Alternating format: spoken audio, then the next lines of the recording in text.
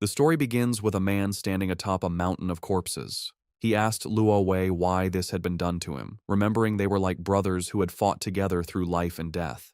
Luo Wei reminded him of the beginning of the calamity. Monsters emerged from strange spatial rifts, sowing chaos everywhere. Over time, these rifts were named dungeons, and those who came into contact with them gained mysterious powers known as classes. For this reason, the class core was formed to conquer the dungeons, and they advanced triumphantly. Luo Wei began to stare intently at the protagonist, revealing that this was precisely why he had to be eliminated. The man had become uncontrollable. Powerful class users could easily disrupt the Empire's order, and he, having surpassed even the Triple S rank, was the most dangerous enemy of all. Supreme power had to remain in the hands of the royal family, as only then could the Empire remain stable. With eyes gleaming with rage, the protagonist questioned if this was an excuse to slaughter his family and comrades. With malice in his eyes, Luo Wei clarified that he was doing this for the stability of the Empire. Just before the protagonist could take another breath, Luo Wei triggered a powerful explosion, revealing that he had tampered with his armor long ago. The explosion would also inject a compound poison into his wounds. Luo Wei knew that after an SSS rank battle, the protagonist would not have the strength to resist.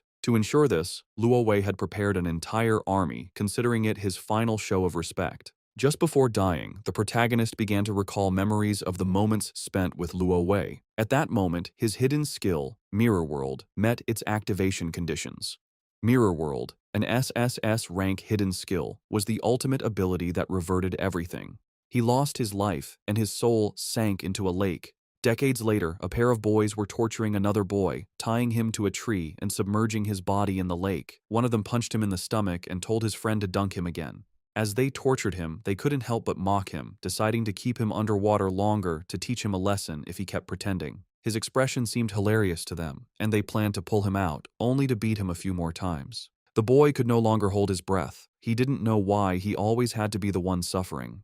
At that moment, the protagonist's soul began to awaken. A boy with glasses approached the bullies and told them to stop, as the other boy was going to die. One of the bullies turned around and, with an arrogant gaze, retorted that if he was about to die, he should just heal himself, as that's what a shanter was for, though he knew it wouldn't be much use. He then mentioned that the boy with glasses was a hypocrite, as he had been the one to lead them all to find him. Therefore, if the boy died, it would be his fault. The boy with glasses panicked, explaining that he only did it because they had forced him. This angered the bully, who prepared to hit him, but then something strange happened, and a powerful light began to emerge from the lake. The bullies started to flee the scene, screaming in terror about the appearance of a dungeon and the need to escape, as a new dungeon was beyond their capabilities. The attention of the boy with glasses was fixed on the boy they were torturing. Seeing that he was still submerged in the water, he started running toward the rope, knowing he had to save him. At that moment, the lake dried up completely, and monsters began to appear.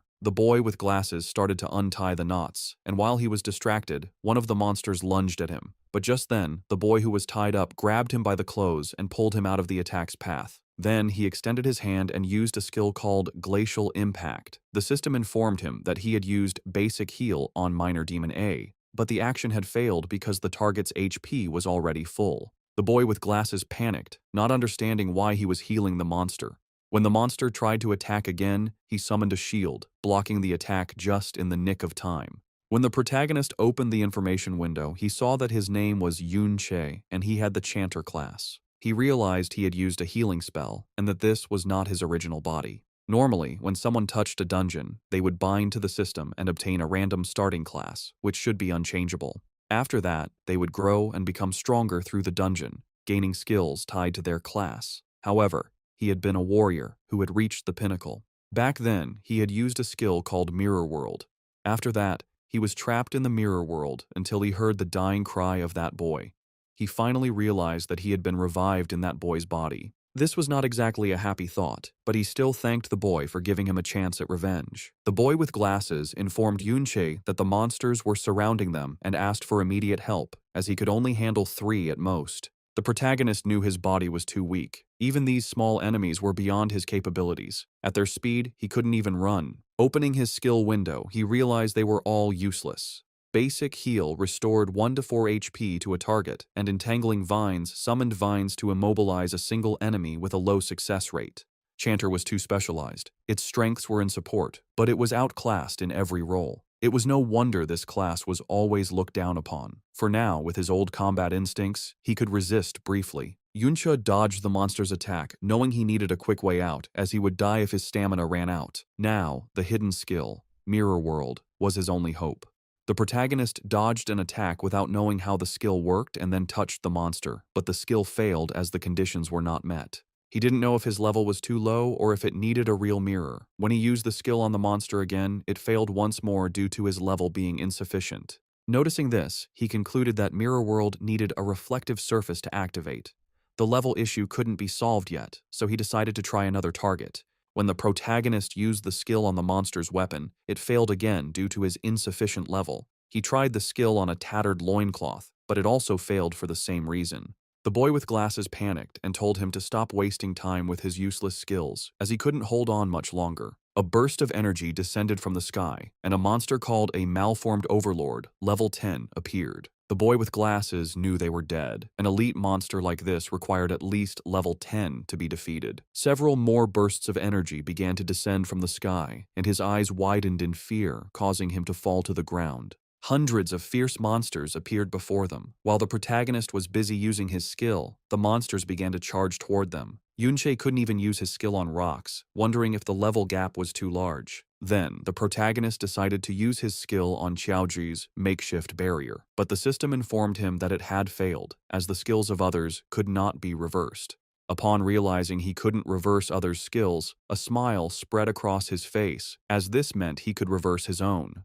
Once the protagonist used the skill on his own ability, it revealed that Mirror World had successfully reversed his Entangling Vines skill. Yunche used Chaotic Thorns, causing thousands of thorns to erupt from the ground. When one of the monsters tried to attack, another monster surrounded by a red aura struck it, saving Qiaoji. He was somewhat confused, not knowing what was happening, but the protagonist realized that the skill's effect had been completely inverted. Instead of immobilize, it now inflicted confusion. The Entangling Vines skill normally entangled a single enemy with a low chance of immobilizing it. However, its reversed upgrade, Chaotic Thorns, now caused thorns to lash out at a target with a low chance of inflicting confusion.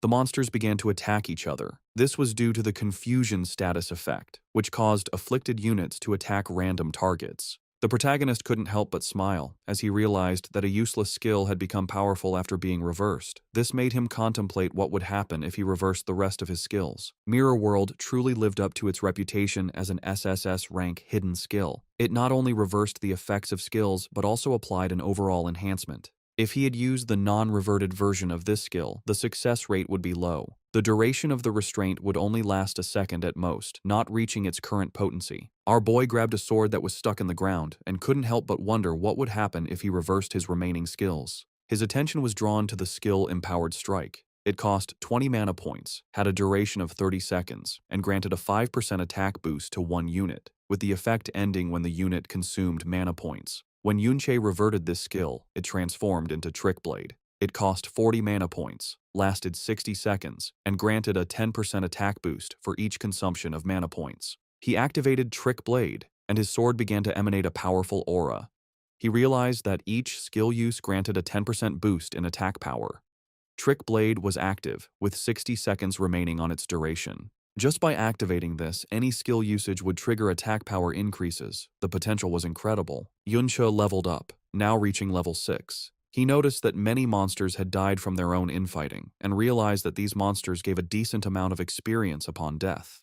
When one of the monsters tried a surprise attack, our boy reacted in time and blocked the attack. Yunche's attention was drawn to his own HP bar, which had 480 HP and 120 mana points. He realized that leveling up fully restored his mana points. While the monsters remained chaotic, he decided to test this Trick Blade. Yunche activated Chaotic Thorns, consuming mana points. This triggered the effect of Trick Blade, causing a rapid decrease in his mana points, while his attack repeatedly increased by a 10% boost with each consumption. He now had 12 mana points, but his Trick Blade had resulted in a 120% attack increase, with 44 seconds remaining on its duration. His eyes began to gleam, and his attention fixed on one of the monsters charging towards him. He realized that this skill broke all conventions by allowing him to reach 2.2 times his attack power so easily. When the monster attacked, our boy deflected the blow, moved behind it, and dealt a deep gash on its back and then its stomach. Chaoji was in shock. He couldn't believe this was Yunche, observing his movements. He wondered how a level 5 chanter could have such capability, and since when did chanters possess such skills? Our boy continued to fight the monsters, killing them one by one.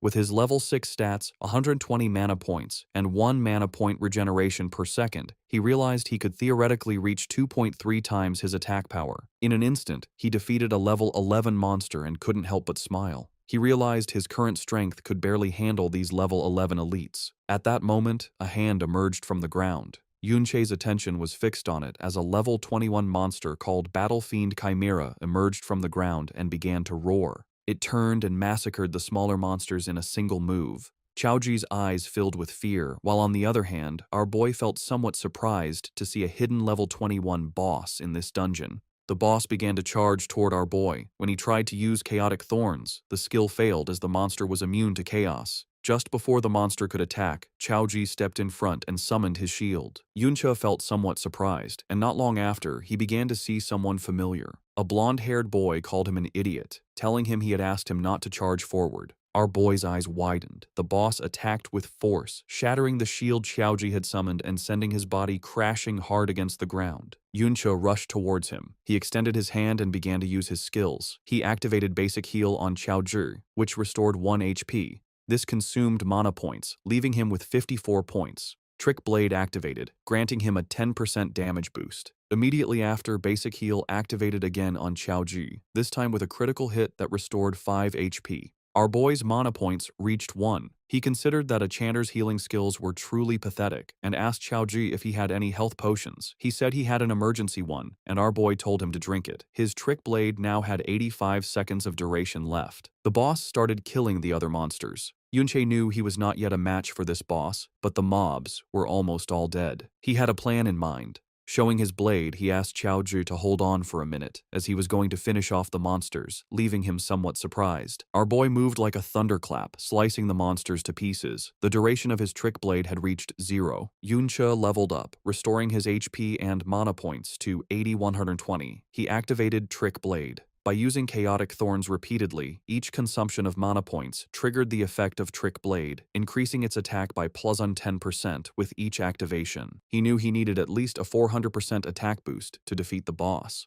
He began to slaughter more monsters, leveling up again. This restored his mana points to 110. He activated Chaotic Thorns, which granted him a 10% attack damage boost and reduced his mana points to 101. He repeated the activation of Chaotic Thorns, gaining another 10% attack boost as his mana points dropped to 92. He realized he had to cast Chaotic Thorns 40 times in 50 seconds, which meant he needed to reach level 10. Chaoji was in shock, unable to believe what his eyes were seeing. Yunche leveled up several times. The boss prepared to attack, but our boy began to glow. He was now level 12. His Trick Blade had a 510% boost and a duration of 95 seconds, which was more than enough to face this boss. Yunche moved like lightning, cutting off its arm, then appeared behind it and launched a chain of slashes, causing the monster terrible pain. Just before it had time to react, our boy sliced its body to pieces. In the blink of an eye, he had defeated a level 21 boss that had over 10,000 HP. After killing this boss, our boy gained 3 levels, now being level 15. Chaoji was in shock and didn't know if he was dreaming, wondering if a level 5 chanter had just solo cleared an entirely new dungeon. Now that the dungeon lord had been defeated, the dungeon was cleared.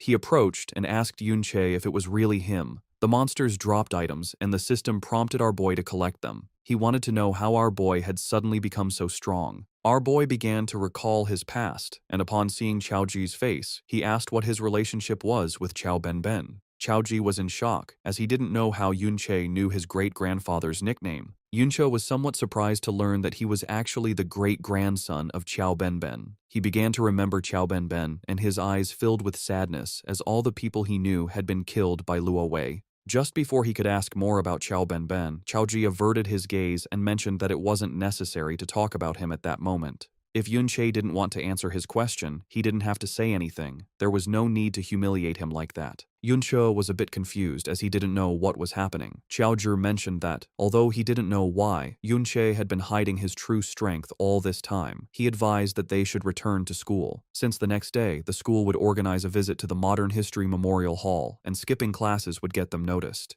Yunche couldn't help but clench his fist tightly and feel furious. He decided to listen to him, but deep down, he knew he couldn't reveal his identity yet. If Qiaozhi investigated too much, he could become suspicious. Yunche thought about the Modern History Memorial Hall. It should have records of what happened after he died. The next day, they boarded the subway on their way to school. The students were very excited. Times had changed a lot. After being dead for so many years, the world had mutated enormously. He couldn't believe they now used products from the dungeons to power carriages. Many things had appeared that he had never seen before. However, he had seen some of them in dungeons in the past. He opened his system inventory. He wondered if only items dropped by monsters could be taken out of a dungeon. He equipped the Chimera Bone Ring. It was a level 14 ring, formed from the rib of the Dungeon Lord of Flesh and Bone, the Battlefield Chimera. It allowed the wearer to attach a chimera limb to their body. He took the robust physique skill book from his inventory. It was of excellent quality, a passive skill type, and its learnable class was universal.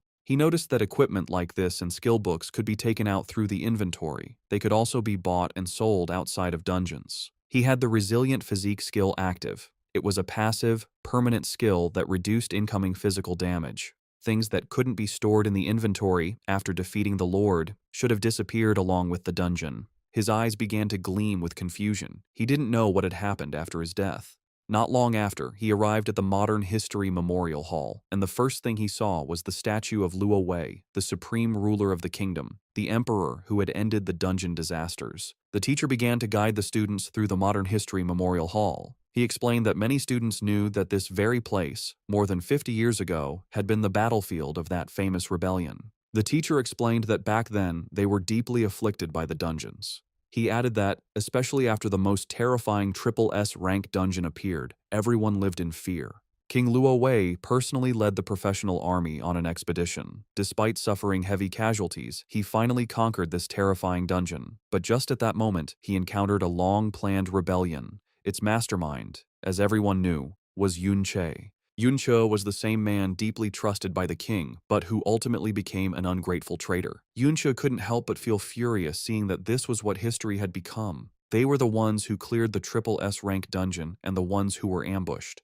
The teacher clenched his fist, mentioning that they couldn't imagine the pain of being betrayed under such circumstances. But their king overcame this sorrow and fought with blood and courage. Finally, with the help of the hero Ding Kun, he successfully suppressed the rebellion. Yunche's eyes filled with curiosity upon hearing the name Ding Kun. He wondered if such a person existed. The bullies who had been torturing Yunche in the lake appeared and felt somewhat confused to notice that they were still alive. They wondered how this was possible since he and Qiaozhi had been dragged into the newly formed dungeon. One of the bullies mentioned that the dungeon had been cleared. He thought that for a new dungeon to be cleared so quickly, a master must have been nearby. According to him, they were incredibly lucky to have found that master. Our boy's attention fixed on them, realizing that they were the bastards who had been torturing the owner of his body. Everyone began to approach Ding Shu to find out what he was talking about, reacting with total disbelief. They wondered if he had really encountered a new dungeon and, more shockingly, if he had survived a disaster within it.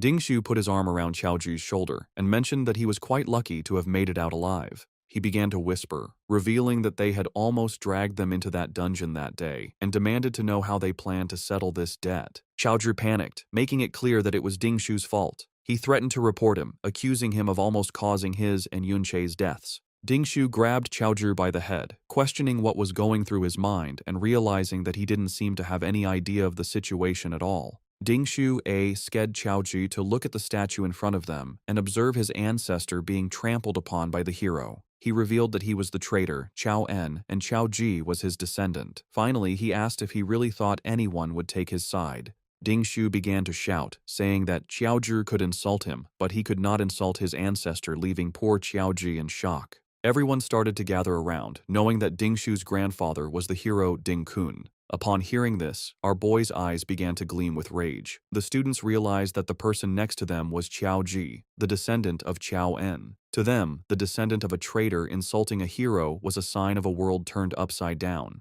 They recalled that his ancestor, Qiao En, had slaughtered many people, and if the hero hadn't intervened, who knows how many more would have died. Ding Shu began to feign, making it clear that he didn't care what he said about him behind his back, but he couldn't allow him to insult his ancestor to his face. The teacher approached Qiaozhi, placed a hand on his shoulder, and asked him to apologize. He told him that, as his teacher, he had always been fair and reminded him that the hero had forgiven his family in the past. He concluded that, even if he didn't feel gratitude for this, he had no right to defame him. After saying this, the teacher left.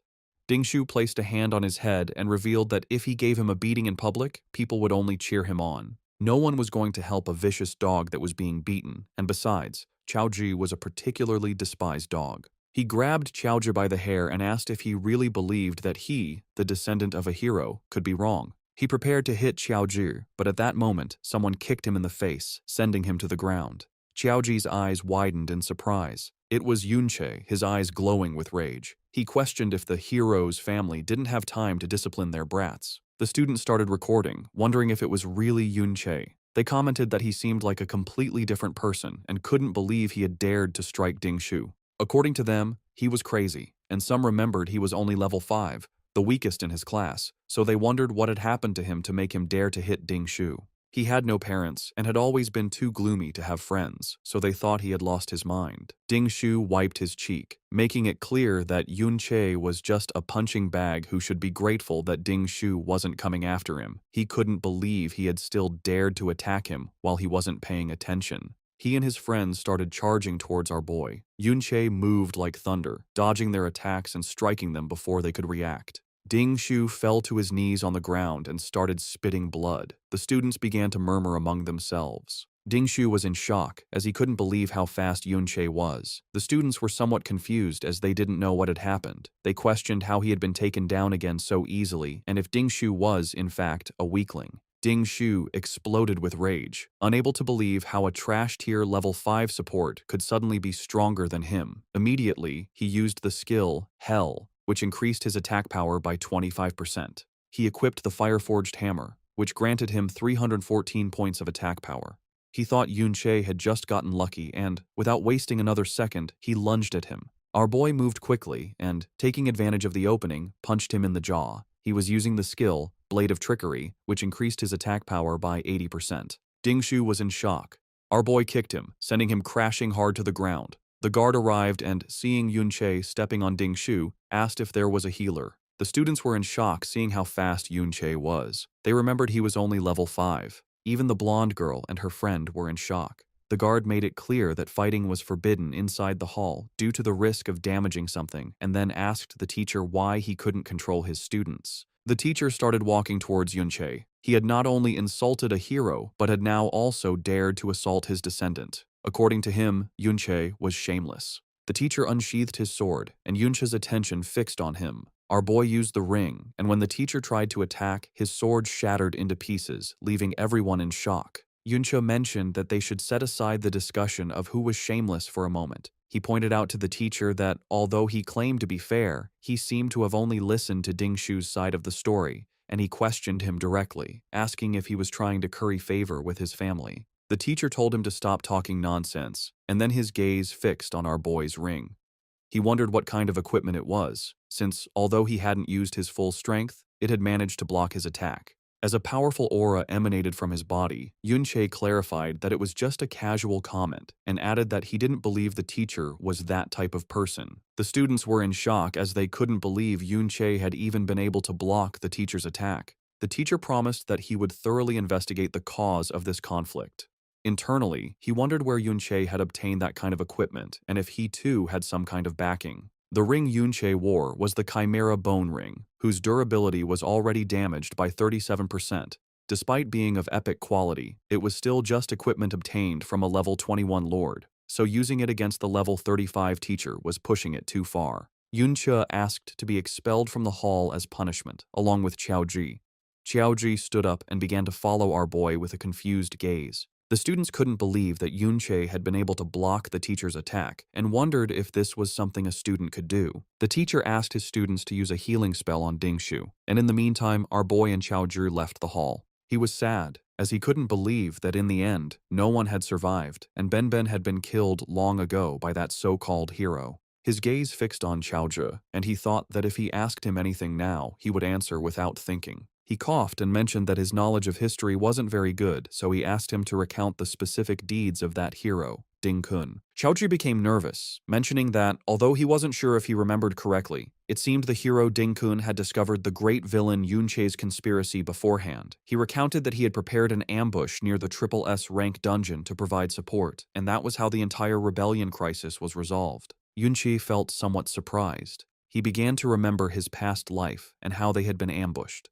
Qiao Zhi explained that the hero Ding Kun aspired to solve the dungeon crisis since he was young and always trained hard for it. After being promoted by the king, he fought across the country for years, saving various places from crises, like the very famous Great Cataclysm of Winterfell City. Yun Che began to gaze at the ground and ponder. The image of his past self standing on a mountain of corpses came to his mind. With a sad expression, Yun Che asked about the sword held by the hero's statue.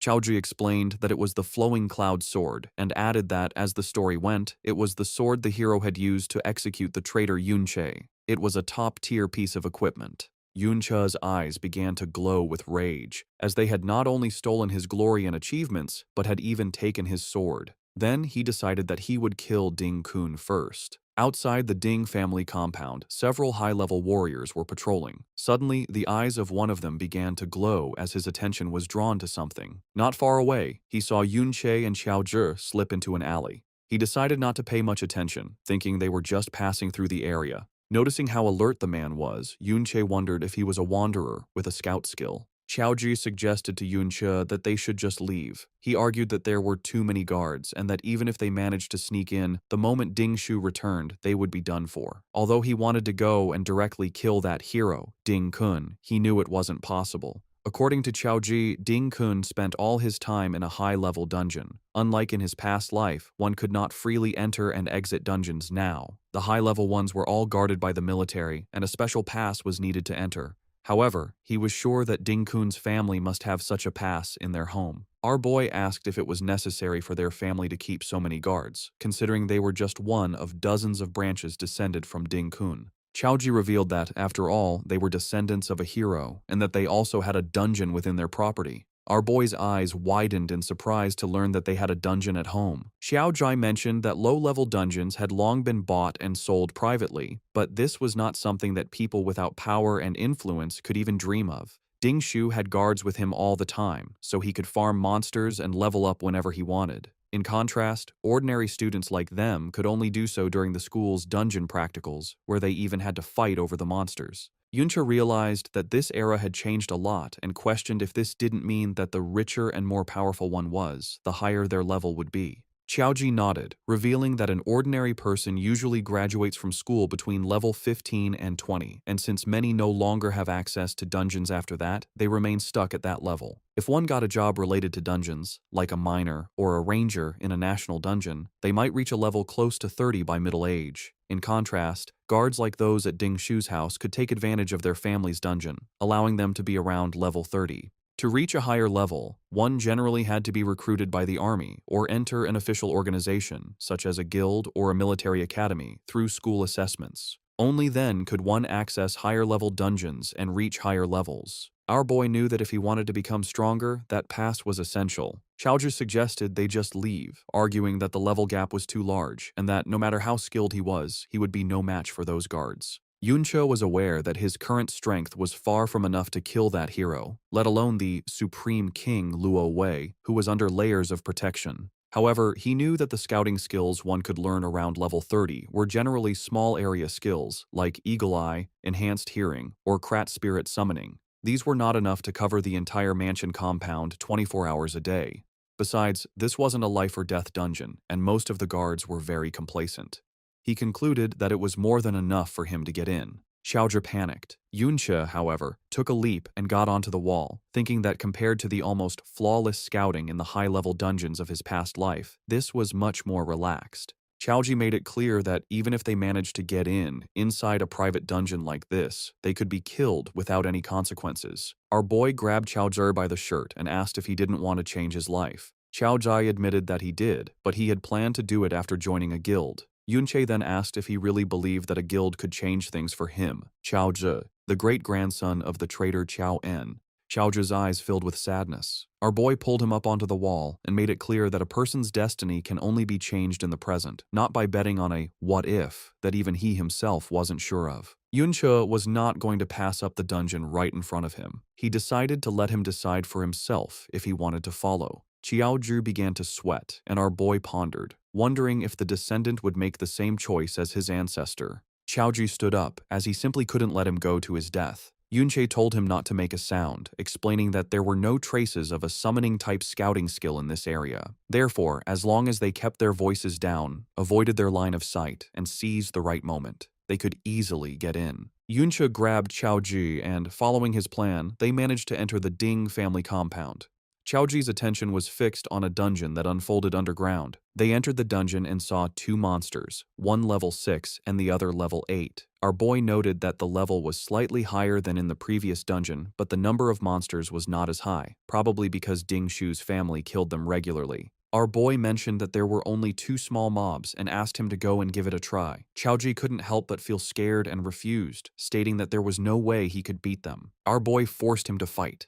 The monsters attacked, and he summoned his shield to defend himself, still unable to believe that Yunche trusted him to win. Qiaozhi grew nervous and thought he shouldn't have come. Now he wanted to go home. Yunche suggested he try fighting back, but Qiaozhi asked how he was supposed to find an opportunity to fight back. Yunche assured him that he was watching and nothing bad would happen.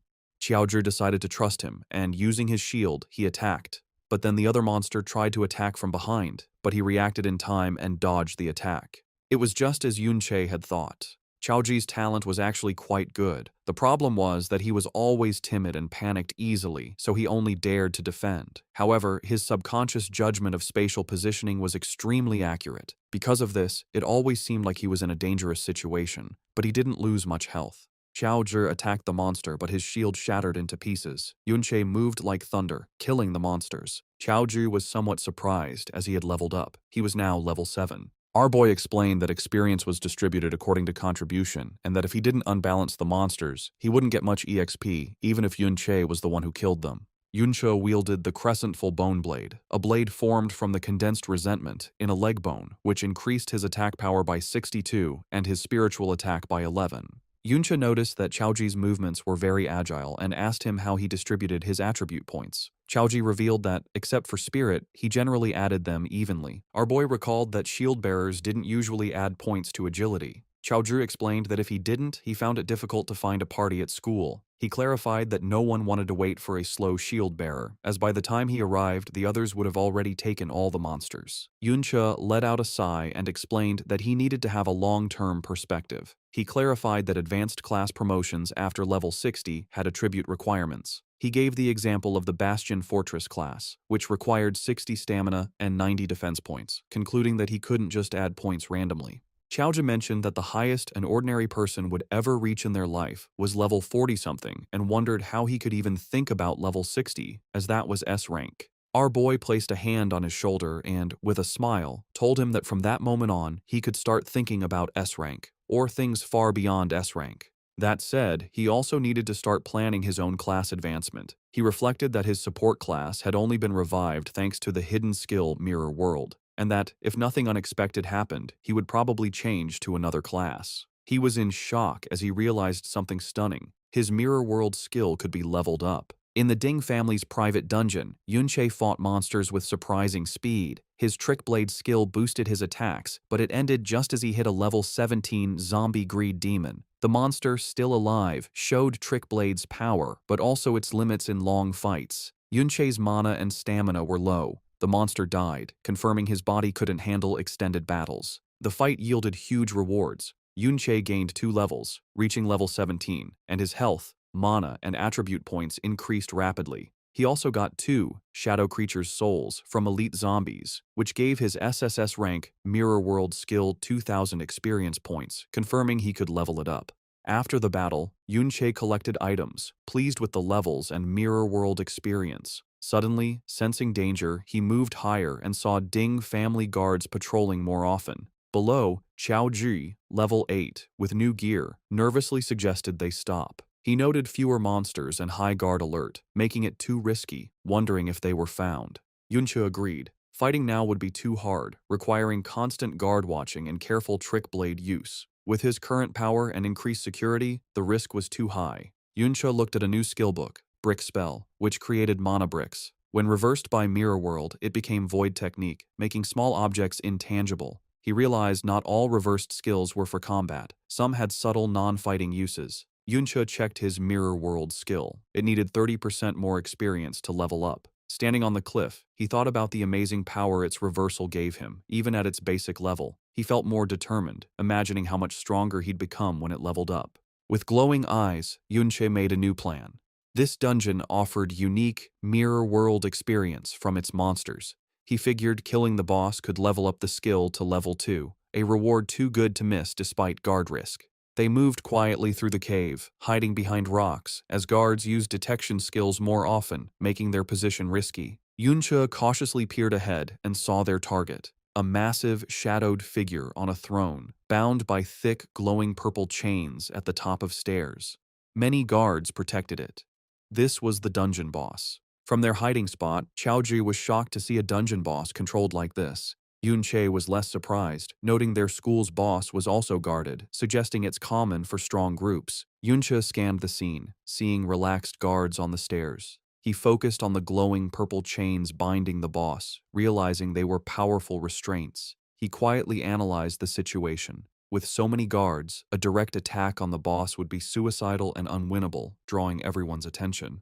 Yuncha knew he couldn't kill the boss with all the guards, but he saw an opportunity. A guard wandered off alone. He decided to take them out one by one. Covering his face, he used Trick Blade, 150% attack boost, and ambushed the guard. The ambush worked perfectly. The guard was instantly crippled and fell as Chaoji watched. Yunche stood over him with a dark presence, telling him to talk, to get information. Terrified, the guard begged for his life, offering any information, admitting the Ding family didn't pay him enough to die for them.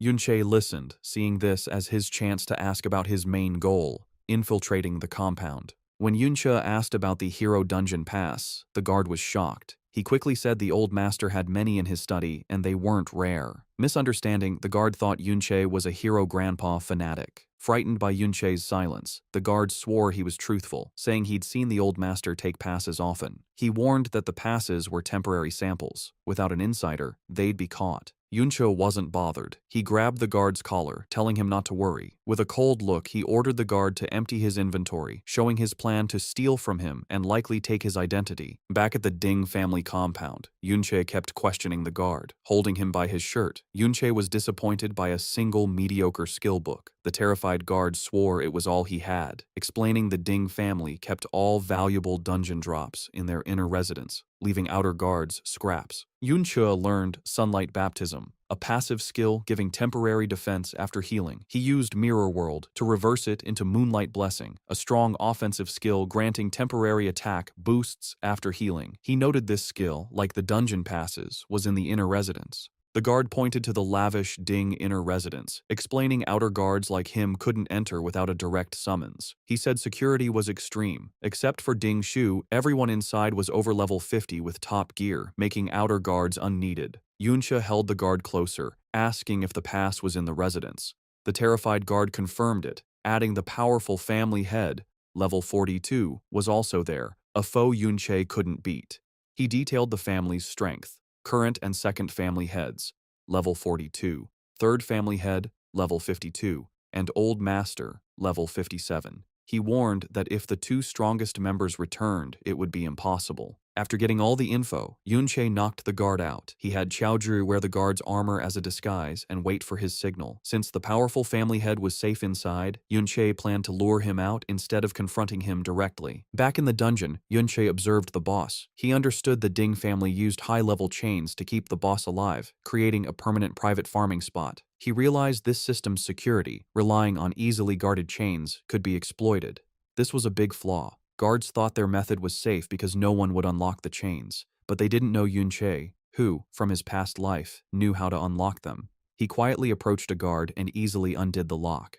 The chains fell, and the enraged boss broke free, going wild. Guards panicked as the huge monster rampaged. This chaos was exactly what Yunche needed to lure the family head out of the inner residence, using the perfect method to do so. The plan worked. Alarms blared as the level 42 family head rushed from the unguarded inner residence, ordering immediate dungeon reinforcement. As he and his guards charged to handle the crisis, Yunche used the distraction to grab the powerful level 60 combat chains that bound the boss. Holding the pulsing high-level gear, Yunche knew his plan succeeded. With the family head and elite guards busy, he and Chaozhi could easily enter the inner residence. As Yunche's plan opened the way, new people arrived at the main entrance of the Ding family home. Servants greeted the returning second master, Ding Hao, level 42, and his son Ding Shu, who drove up in a fancy car. Ding Hao brushed off Ding Shu's recent loss to Yunche as a small mistake, but Ding Shu shot back that greeting his father wasn't why he was there.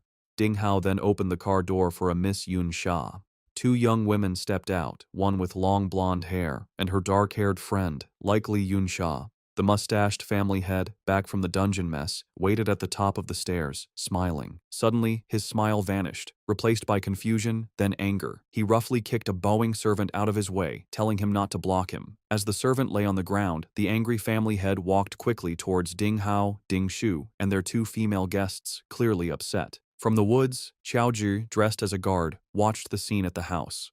Yunche suddenly appeared behind him, surprising the boy. Chaozhi said he was worried, noting that with the Ding family back, it wasn't a good time to sneak into the house. Yunche calmly asked why he looked worried, and a surprised Chaozhi asked how he got there so fast. Yunche explained that the creature he let loose was a dungeon lord. Even a level 31 was hard to catch alive, meaning it would keep the Ding family's main fighters busy for a long time. He said they wouldn't defeat the boss anytime soon, making it the perfect chance for them. With that settled, he asked Chaozhi what he had seen. Chaozhi looked back at the house sadly. He said the servant the family head had kicked was his youngest uncle, Chao Li, a level 17 man. Yunche listened as Chaozhi told a dark part of their shared past. He said that when the old Yunche rebelled, his family had already been killed.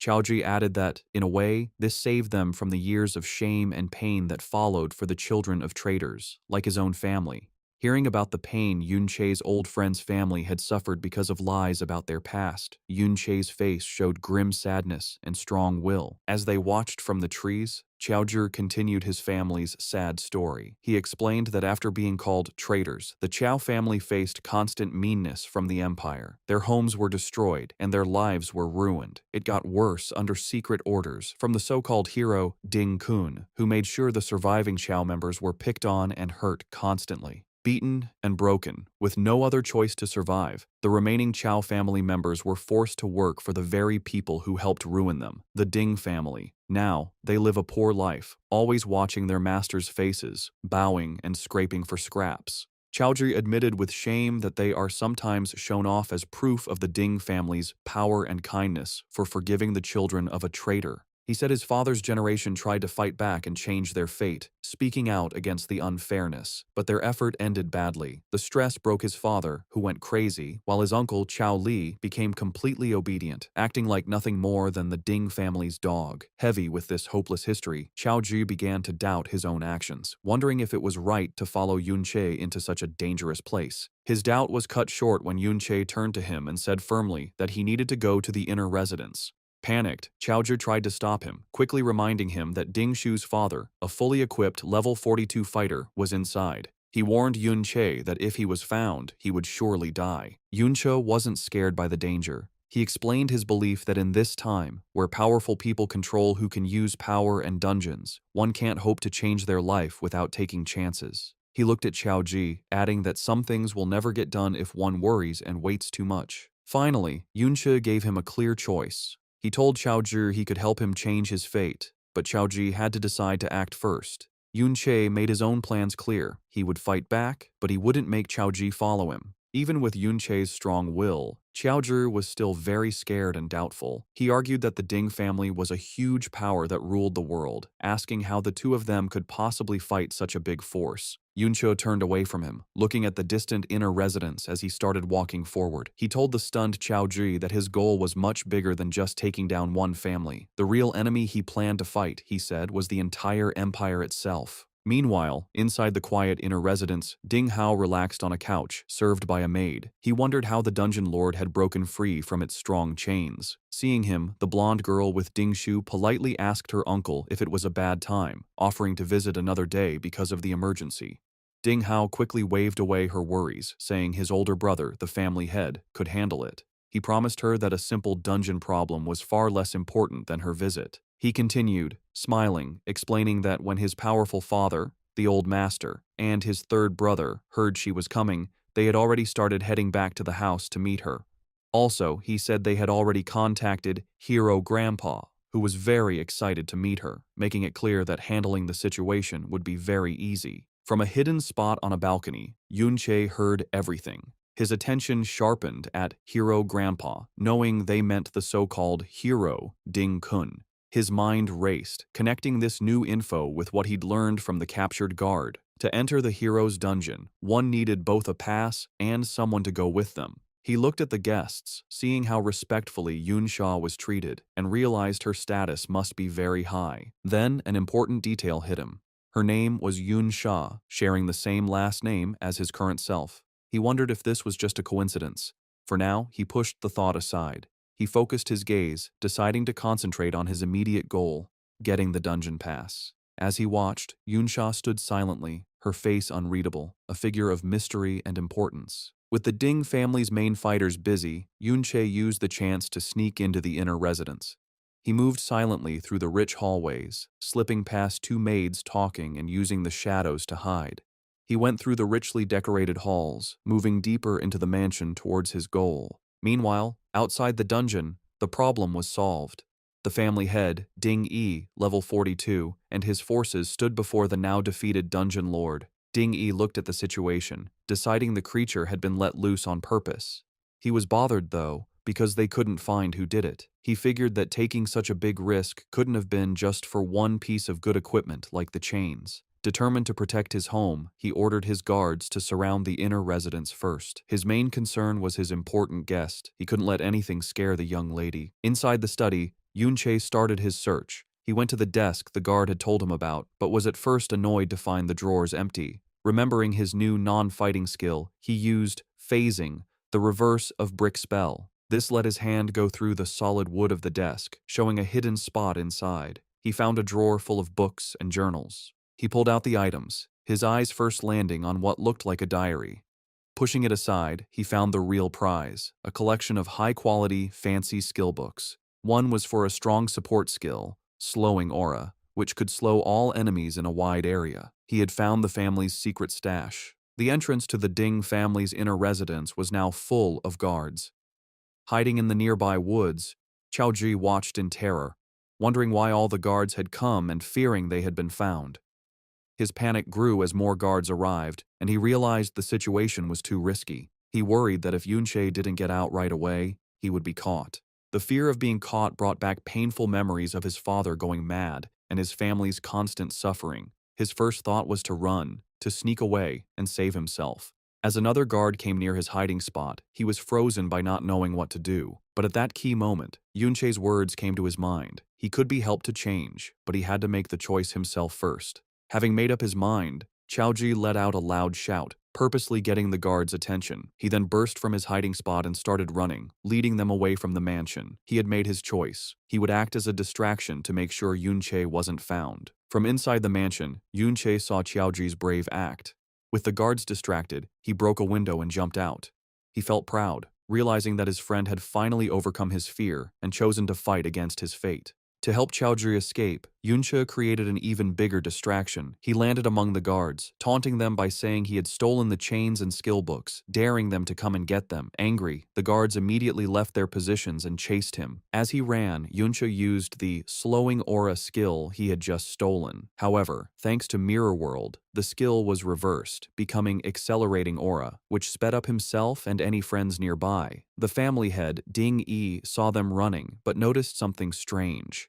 Instead of running away from the house, they were heading back towards the dungeon. Realizing the danger, he ordered two of his squads to stop chasing and go back to protect the dungeon lord. Qiaoji, now running beside Yunqi, was totally confused. He asked why Yunqi was leading everyone in the wrong direction, back towards danger. Yunqi explained his big plan. He knew that with so many guards drawn out to chase them, the remaining forces must have already defeated the Wild Dungeon Lord. To control the powerful boss, they would have had a huge fight. This meant the Lord's health was now at its very lowest point, making it weak. Yunqi checked the status of his ultimate skill, Mirror World, seeing how close it was to getting stronger. With his eyes glowing purple, he knew what he had to do. Killing the weakened Dungeon Lord now would give him the final push he needed to make his most powerful ability stronger. A tense quiet settled in the Ding family's lavish sitting room. The blonde girl sipping tea politely told Ding Hao, her host, he could attend to the outdoor commotion. Smiling confidently, Ding Hao, the second patriarch, dismissed it as a small thief, assuring his guest, his brother, Ding Yi, would handle it easily. But it was far from easy. In the dungeon, Grand Patriarch Ding Yi furiously tried to regain control. He yelled at a guard for being slow and ordered him to go directly after the rampaging overlord. Seeing Yunqi zip past, Ding Yi commanded his fastest units, rogues and archers, to abandon the boss and pursue the intruder at all costs. Their efforts failed. Yunqi moved with incredible speed, leaving them behind. He knew his advantage. He'd put half his attribute points into agility. Combined with his reversed acceleration skills, he was so fast that only specialized level 30 rogues or archers stood any chance of keeping up. He easily reached the main chamber where the skeletal overlord was surrounded. The beast was heavily wounded and crippled, with guards struggling to cast a sealing spell. Yunqi saw his plan worked perfectly. The boss was now at its weakest. With a surge of purple energy, he prepared to deliver one decisive blow to finish the weakened Dungeon Lord. As Yunqi neared, guards around the overlord spotted him. They shouted in alarm, scrambling to block his path. Before they could defend properly, Yunqi unleashed chaotic thorns. Purple, thorny vines erupted from the ground, lashing out at them. The guards were bewildered, having never seen this skill. The thorns tried to inflict a status ailment. Humans usually resist such effects, but Yunqi's skill was unnaturally potent, and several guards failed to resist it. The horrifying result: afflicted guards got confusion. One mage blasted a fellow guard with a powerful spell, throwing their ranks into chaos. The other guards watched in shock, stunned by the skill's impossibly high success rate. With enemies fighting each other, Yunqi seized his chance. He blurred easily through the disorganized guards. His path was clear to his prize, the low HP overlord, ripe for the taking. The guards' defense crumbled as Yunqi slipped through. They panicked, yelling why their shields and crowd control failed, accidentally hitting allies. Yunqi noted their poor coordination, recognizing them as a motley crew with no real team battle experience. He mused that long peace had made them soft, leading to their downfall. A guard captain tried to rally his men, insisting that if they could pin down the intruder, he'd be dead. Just then, First Patriarch Ding Yi arrived, commanding his men to hold Yunqi. The level 42 warrior, in fiery gear, declared he'd deal with the intruder personally. With his blazing weapon, he leaped, preparing a devastating attack on Yunqi. Yunqi watched the Patriarch's approach, readying himself. With a dismissive sound, he decided to face the attack head-on. He pulled out the level 60 combat chains he'd stolen. Though too low-level to fully equip, he knew their immense durability remained. As Ding Yi's fiery attack descended, Yunqi used the chains as a makeshift shield, successfully blocking the powerful blast's full force. Yunqi cleverly turned Ding Yi's powerful attack to his advantage. Instead of just blocking the fiery blast, he used its immense impact to propel himself backwards like a cannonball, shattering the magical seal guards tried to maintain around their boss. He landed perfectly before the crippled Dungeon Lord. With a final taunt, he cheekily thanked the enraged Patriarch for the ride. Before guards reacted, Yunqi declared he'd steal the Overlord's experience. He unleashed a powerful finishing blow, striking the weakened beast and ending its life. The payoff was immediate and huge. Yunqi gained a staggering 3 levels instantly, jumping to level 20 and receiving 9 new attribute points. Most importantly, the Dungeon Lord's massive experience maxed out his hidden skill, Mirror World. A system notification confirmed the skill was upgraded, finally reaching the coveted level 2. Seething with rage after his kill was stolen, First Patriarch Ding Yi screamed in fury and charged Yunqi with his fiery axe. Following his lead, the remaining guards rushed forward, determined to capture the audacious intruder who stood calmly before the massive Dungeon Lord corpse. But Yunche was unafraid. He focused on his spoils, the new power his ultimate skill gained at level 2. As Ding Yi's powerful attack was about to connect, it passed harmlessly through a shimmering image of Yunche, who then vanished. The guards stopped, confused by his sudden disappearance. Yunche found himself in a completely new place. The world had transformed into a silent, crystal, blue-green version of the dungeon. He activated a new ability of his hidden skill, Mirror World. In this strange dimension, he saw ghostly, clear versions of Ding Yi and other guards, unaware of his presence. A timer showed his mirror walk would last almost 30 minutes. He realized with excitement that he could now enter the very world inside the mirror. Inside the strange blue-green world, Yunche started to use his new power. He saw that everything was a perfect mirror image of the real world, flipped left to right. At first, he thought the ghostly shapes of the guards were just tricks, as his hand went right through one. But when he touched the crystal-like ground, he found it was solid, realizing this place was more than just a trick. His exploration led to an amazing find. He picked up a solid crystal piece from the ground, and a message told him he had a mirror shard that, importantly, could be taken out of this world and into the real one.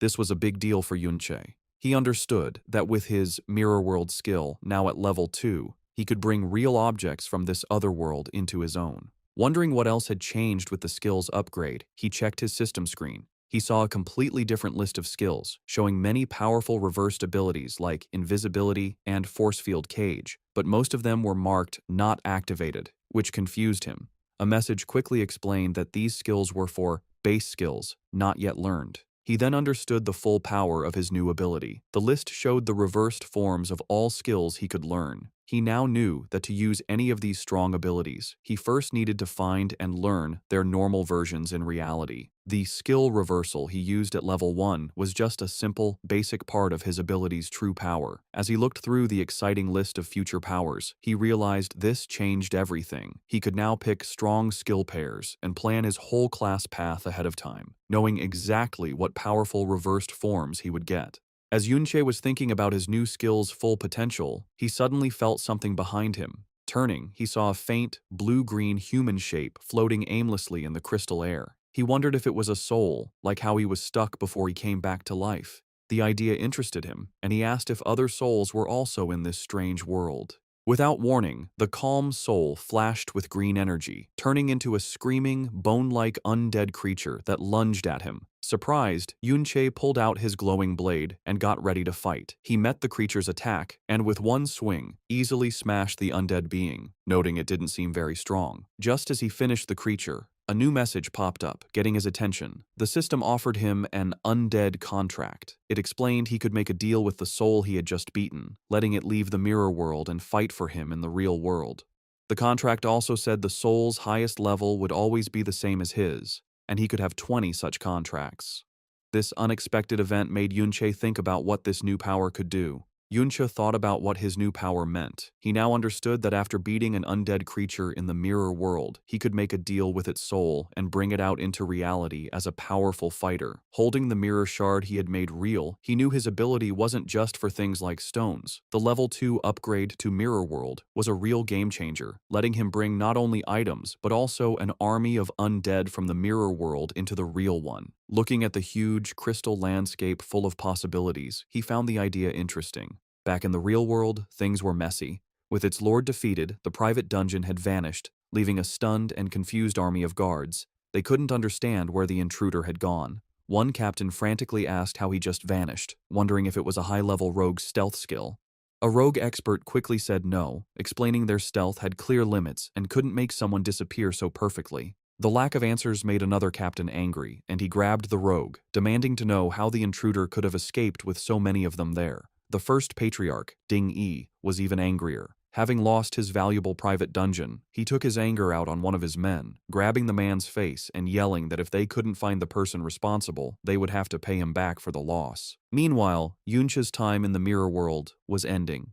As his mirror walk timer counted down, he wondered where he would show up again. Would he go back to his first spot, or were there other rules for leaving the mirror world? He got his answer a moment later when he appeared back in the real world, in the exact same spot where he had vanished.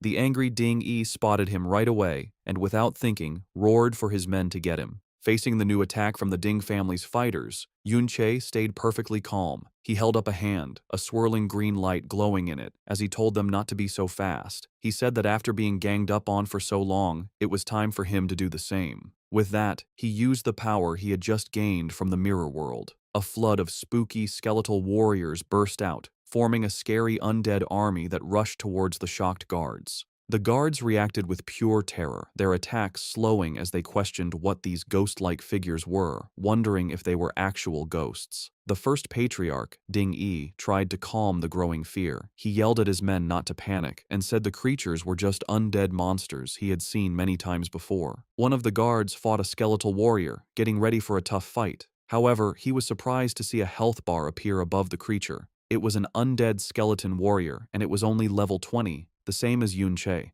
Despite this, the fear was strong. Dingy's face twisted with rage at his men's continued hesitation. To get them to fight, he promised a bonus to everyone if they attacked and caught the intruder. The idea of a reward seemed to make them brave again.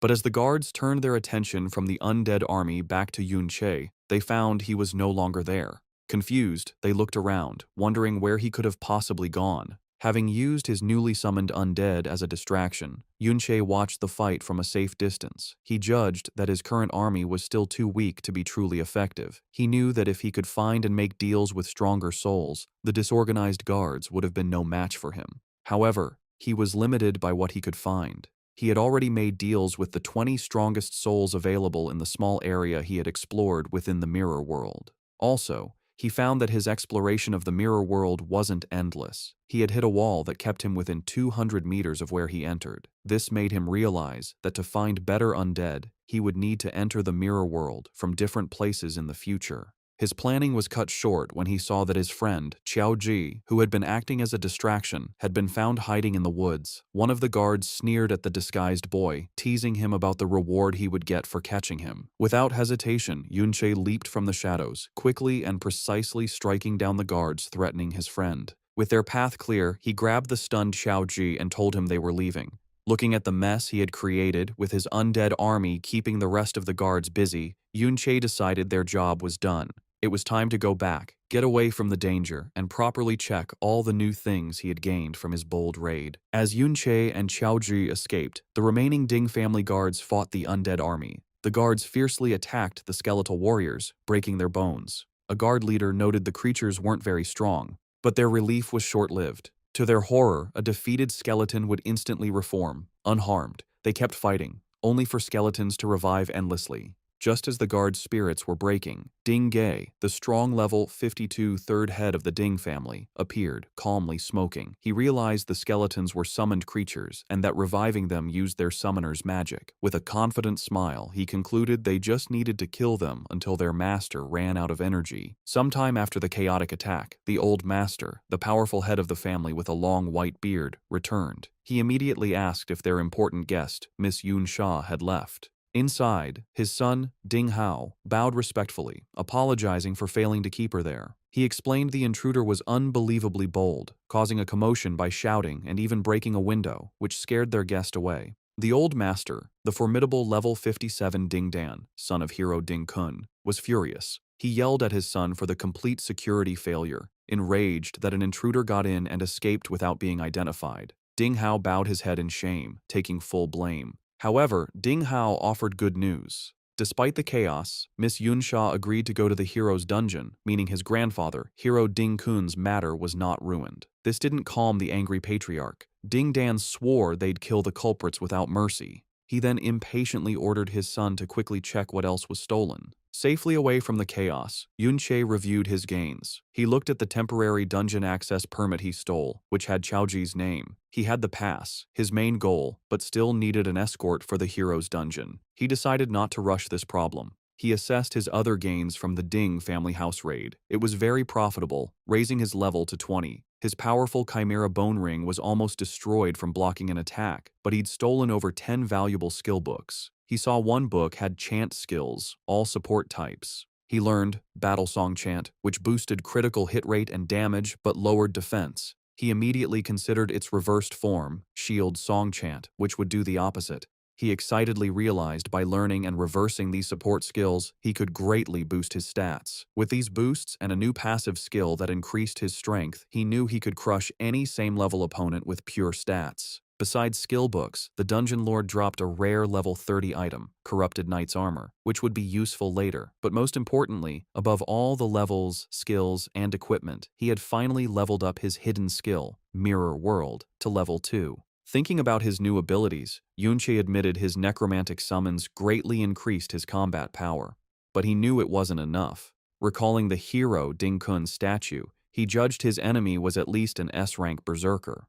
To have any chance of killing him, Yunche figured he'd need to reach level 50 or higher and, more importantly, find and contract an S-rank necromantic spirit. Later, safe from the Ding compound, a still-shaken Chaoji nervously asked Yunche if they wouldn't be followed. Yunche calmly said they'd lost their pursuers and were safe since their faces weren't seen. Still, Chaoji was uneasy, and Yunche noted how hard the experience must have been for him. Seeing his current undead army was too weak, Yunche decided his next step. He asked Chaoji if there were any nearby dungeons where a powerful person had died. When Chaoji looked confused, Yunche explained he needed a higher-level dungeon to level up faster, adding the powerful person was for something he'd find out later. After a moment, Chaoji confirmed there was such a place. However, he hesitated, worried.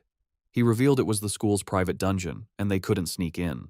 The information made Yunche pause, thinking about a controlled, heavily guarded dungeon. But he didn't waver. He simply decided if normal entry was impossible, he'd use special methods to get what he wanted. As part of his special methods to enter the school's private dungeon, Yunche met his class teacher. He gave the teacher a valuable, rare, purple-quality skill book for his Wanderer class, stolen from the Ding family. The bribe worked. The teacher, now believing Yunche had powerful backing, became more helpful. He admitted dungeon access was usually fixed, and he couldn't easily change things. However, he explained a loophole. The dungeon was open for graduating students. While Yunche wasn't normally qualified, a teacher could recommend an outstanding student. Convinced of Yunche's outstanding potential, he promised to get him a spot. The plan succeeded. Yunche joined students entering the school's Valiant dungeon. Other students were determined or flattering. One grimly noted it might be his last chance to level up, while another thanked the hero. As Yunche walked past the glowing portal, he felt a strange unease, sensing something was wrong with this dungeon. The teacher enthusiastically explained it was where the hero once fought, and traces of his power might remain inside. Nearby, Chaoji listened grimly. He horrifyingly realized the Valiant dungeon was where, according to the Empire's fake history, hero Ding Kun valiantly killed his great-grandfather, traitor Chao En. Knowing the dark truth, Chaoji hesitated. He struggled, wondering if he should tell Yunche what he knew about the dungeon's true history. As students gathered at the dungeon entrance, the teacher gave a final warning. It was a high-level dungeon, and they must be careful within their limits.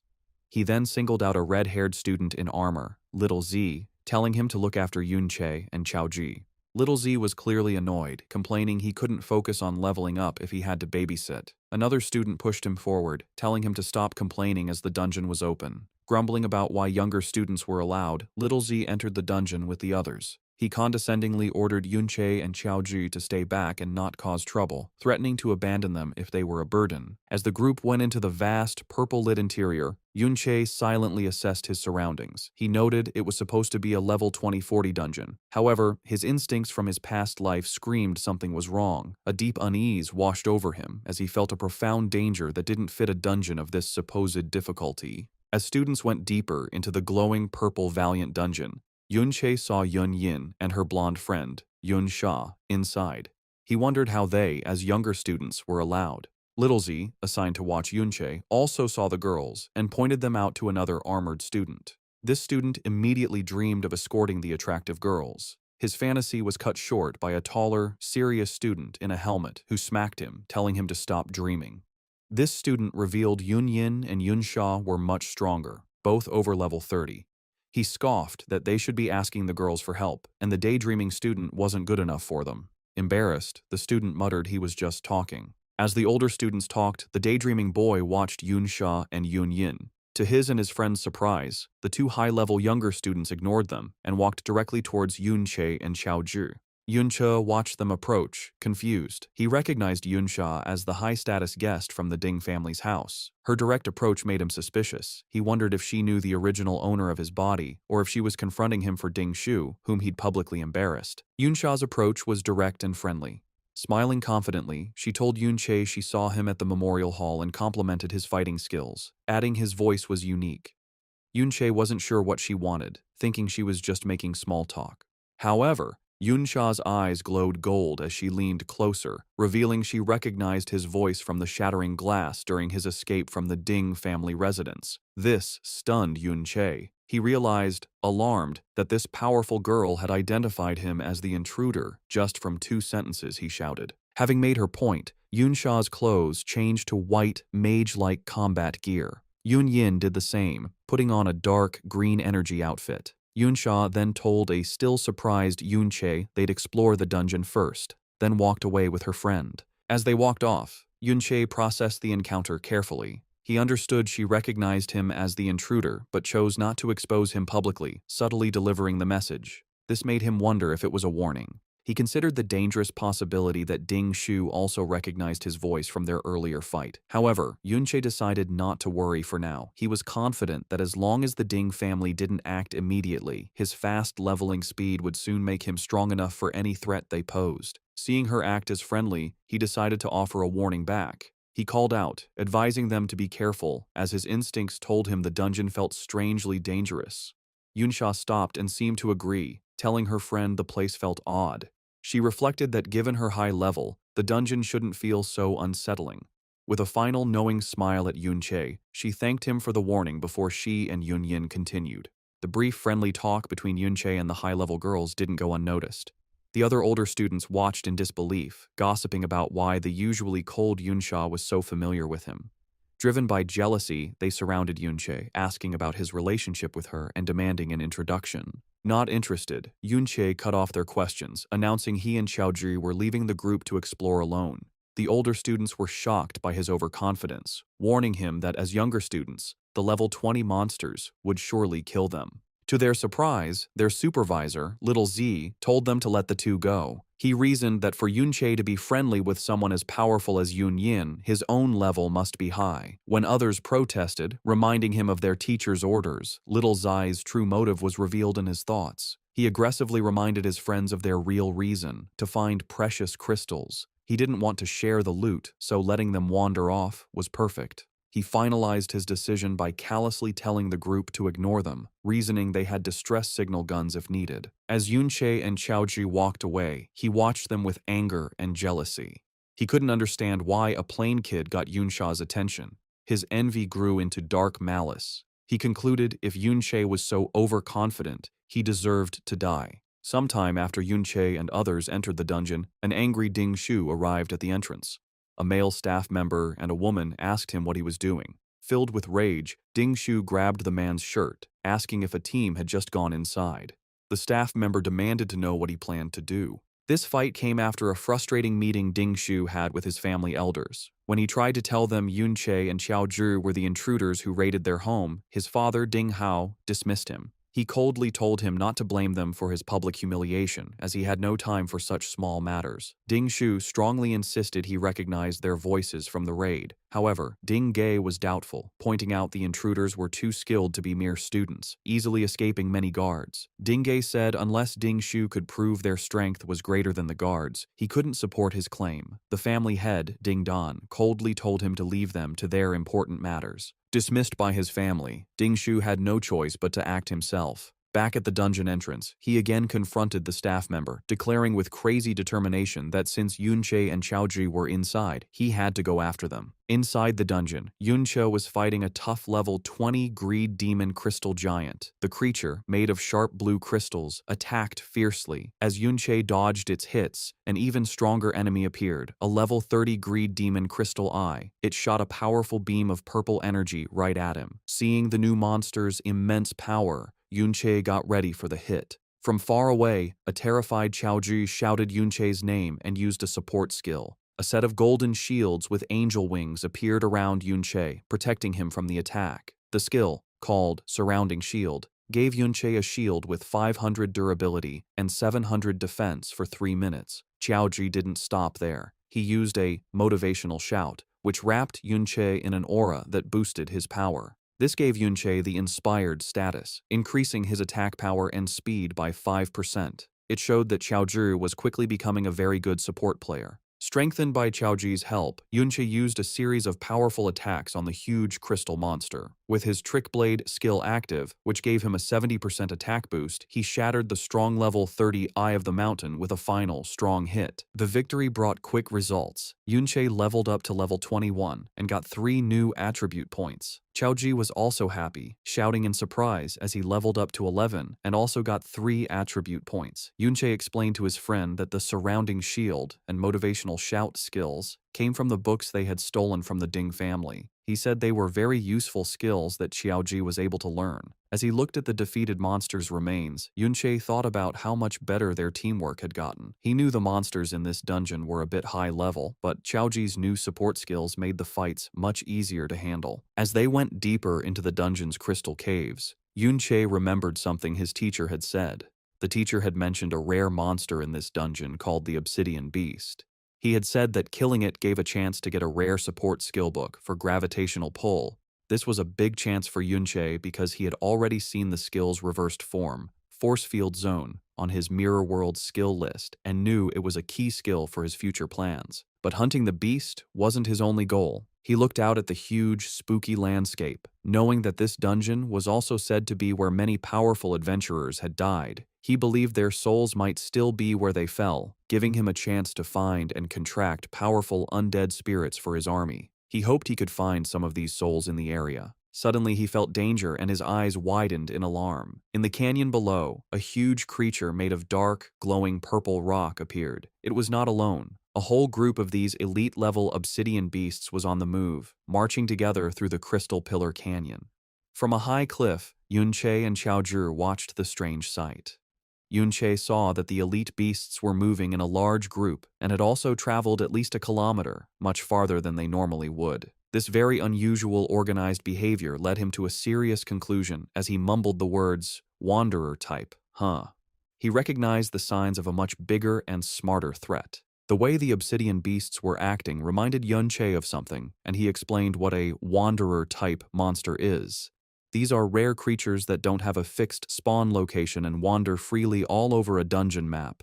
They are much stronger than normal monsters of the same level and can easily beat unprepared adventurers. Back in the early days, before people grew strong and learned to control dungeons, running into a wanderer type often meant a very hard fight to survive. These creatures were especially dangerous because they weren't stuck in the dungeon. They could wander outside and threaten human towns, causing a lot of disasters and death. However, Yunche also knew that this huge risk came with an equally huge reward. The experience and items dropped by wanderer-type monsters were much better than any ordinary creatures, making them a high-risk, high-reward target for any adventurer brave enough to face them. Knowing the huge threat from the group of obsidian beasts, Yunche knew he couldn't be careless. He knew that the monsters were simply too strong to attack directly and decided he would need to test their abilities first to find a weakness. His first look showed a strong defense. The level 30 obsidian crystal beasts had a powerful healing skill that was always on, making them very hard to wear down.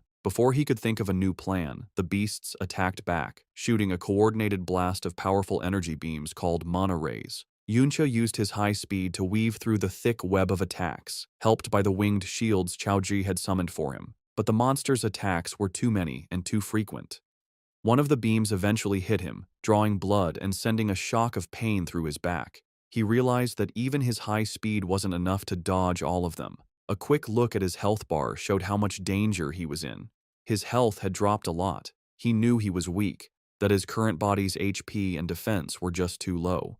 He understood that if it weren't for Qiaoji's surrounding shield, he would have been badly hurt by that single hit. Knowing he was too weak, Yunche tried a different plan. He summoned his undead army, a group of spooky skeletons in green flame, to hold back the obsidian beasts. But the power difference was too big. The elite monsters tore through his summons, and he could see the health bars of his skeletons dropping quickly. He realized with frustration that even his undead army couldn't hold the line against such strong enemies. He made a smart retreat, noting that at least the powerful monsters were pretty slow, which gave him some time.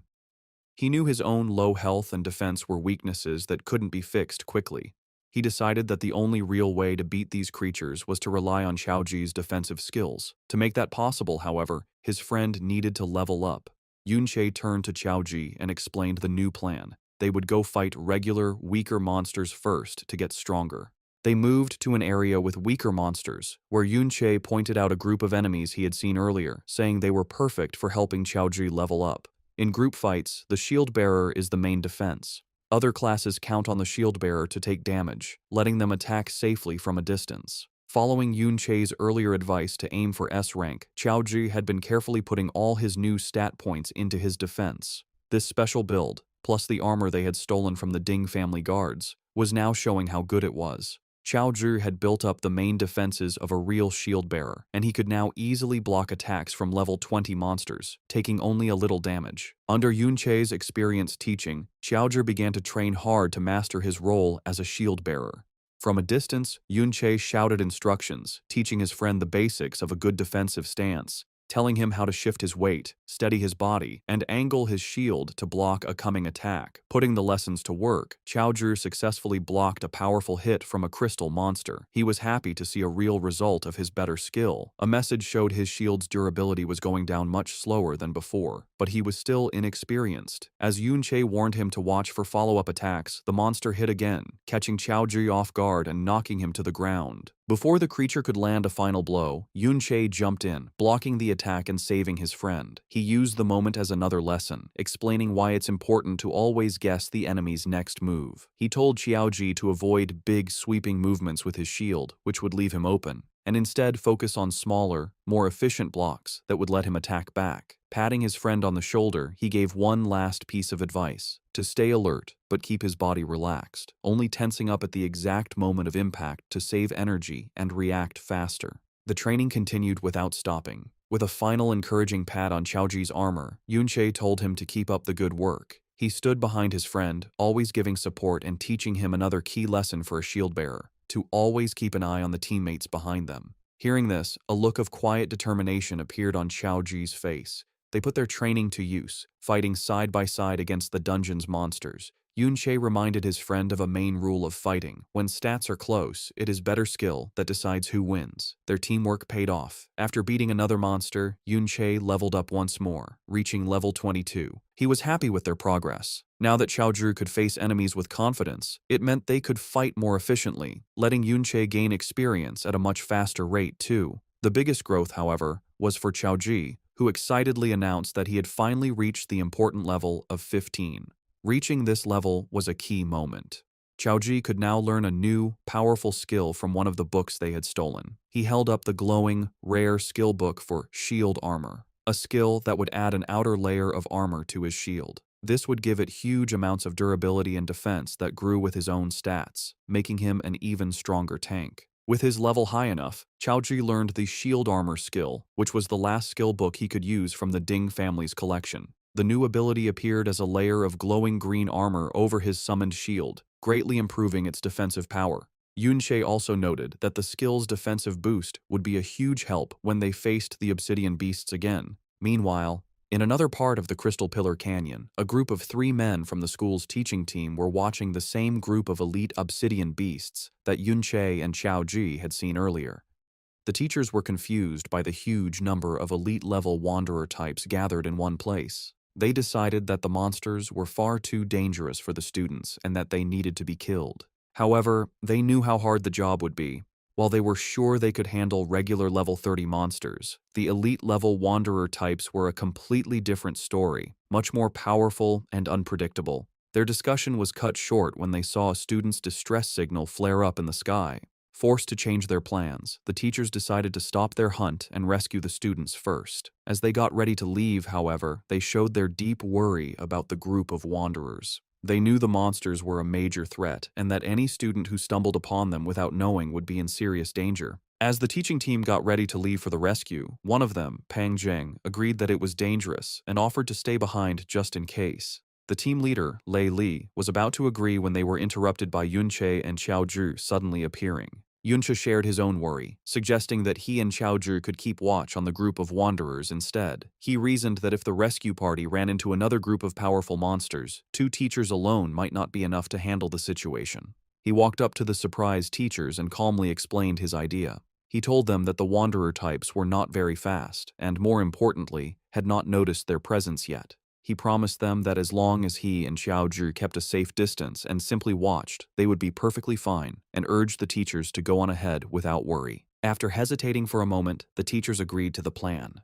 However, before they left, Lei Li gave Yunche a very serious warning. He stressed that the monsters were extremely dangerous and that Yunche and Xiaozhi must absolutely not act on their own or try to fight them. He repeated that they must stay hidden because if the powerful creatures spotted them, they would have no chance of escape. As the teachers hurried away, one of them yelled a final, desperate warning for Yunche to hide well, telling him he would have no way to escape if the monsters found him. But Yunche had no plans to hide. As soon as the teachers were gone, he started his own attack on the group of obsidian beasts, confidently saying that it was the monsters who wouldn't be able to escape from him. He put their new plan into action. He summoned his undead army to act as a front line, taking the first wave of Manhware attacks from the powerful beasts. This time, however, the skeletons were not alone. Xiaozhi, who was now a very strong tank, used both his surround shield and his new shield armor skills. This created a super strong defensive wall to protect the skeletons. The powerful energy beams, which had been a big threat before, now hit the strong shields without doing any damage, barely even scratching the undead warriors they were protecting. With the monster's attention on his unbreakable front line, Yunche moved through the chaos and started his own fierce attack. He landed a series of very strong hits, breaking the crystal bodies of the elite-level monsters with just his fists.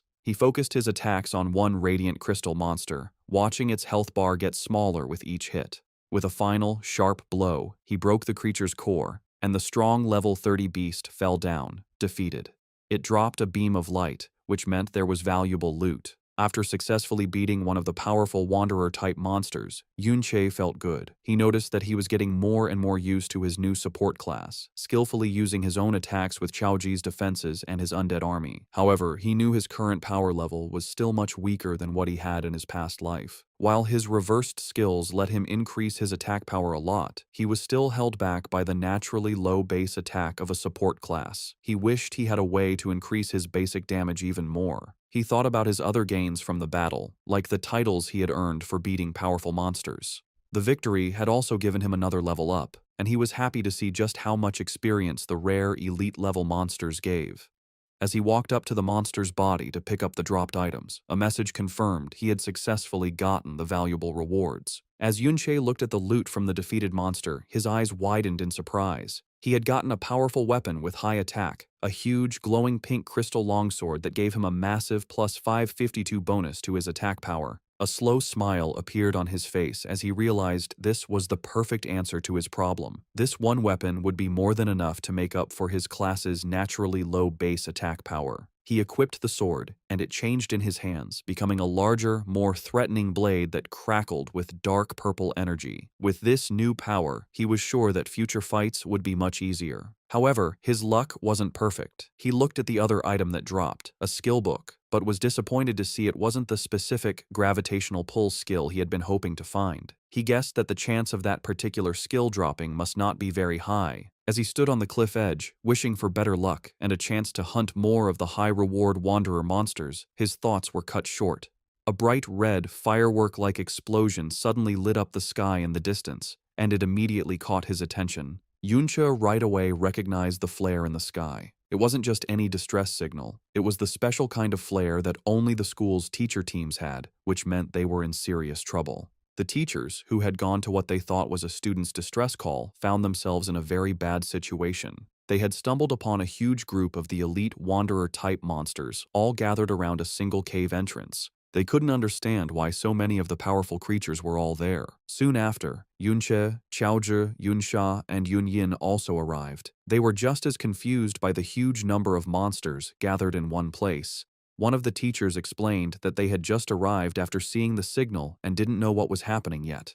He pointed towards the cave, explaining that the signal was coming from inside and that the students they had come to rescue must be trapped in there. Another teacher explained their bad situation. They were trying to organize a rescue, but the group of monsters was simply too big. Even with all the teachers together, they didn't have enough people to break through. Seeing the powerful Yunsha and Yunyin arrive, one of the teachers looked to them for help, saying it would be a great help if they could assist in the rescue. Without hesitating, Yunsha accepted the teacher's request, saying that saving fellow students was their duty. She immediately took control of the battle, summoning a glowing, star-shaped magic object and using a powerful area-wide buffing spell called Starlight Mystic Art. The spell washed over the teachers and students, wrapping them in a golden light that greatly increased their spirit and attack power. The pure strength of the buff stunned everyone, who recognized it as an epic-level skill at the very least. With her allies now stronger, Yunsha turned her attention to the monster group, using a powerful attack spell, Gravitational Pressure, that crushed a huge area of the Wanderer beasts. At the same time, Yunyin joined the fight, using her own devastating attack, Hidden Thorn, which instantly destroyed a level 30 radiant crystal spike, showing her own incredible power.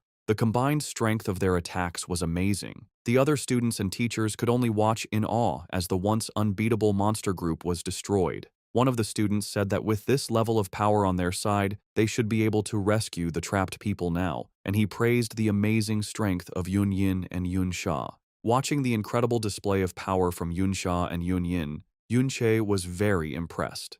He noted that not only was their equipment top level, but their skills were as well.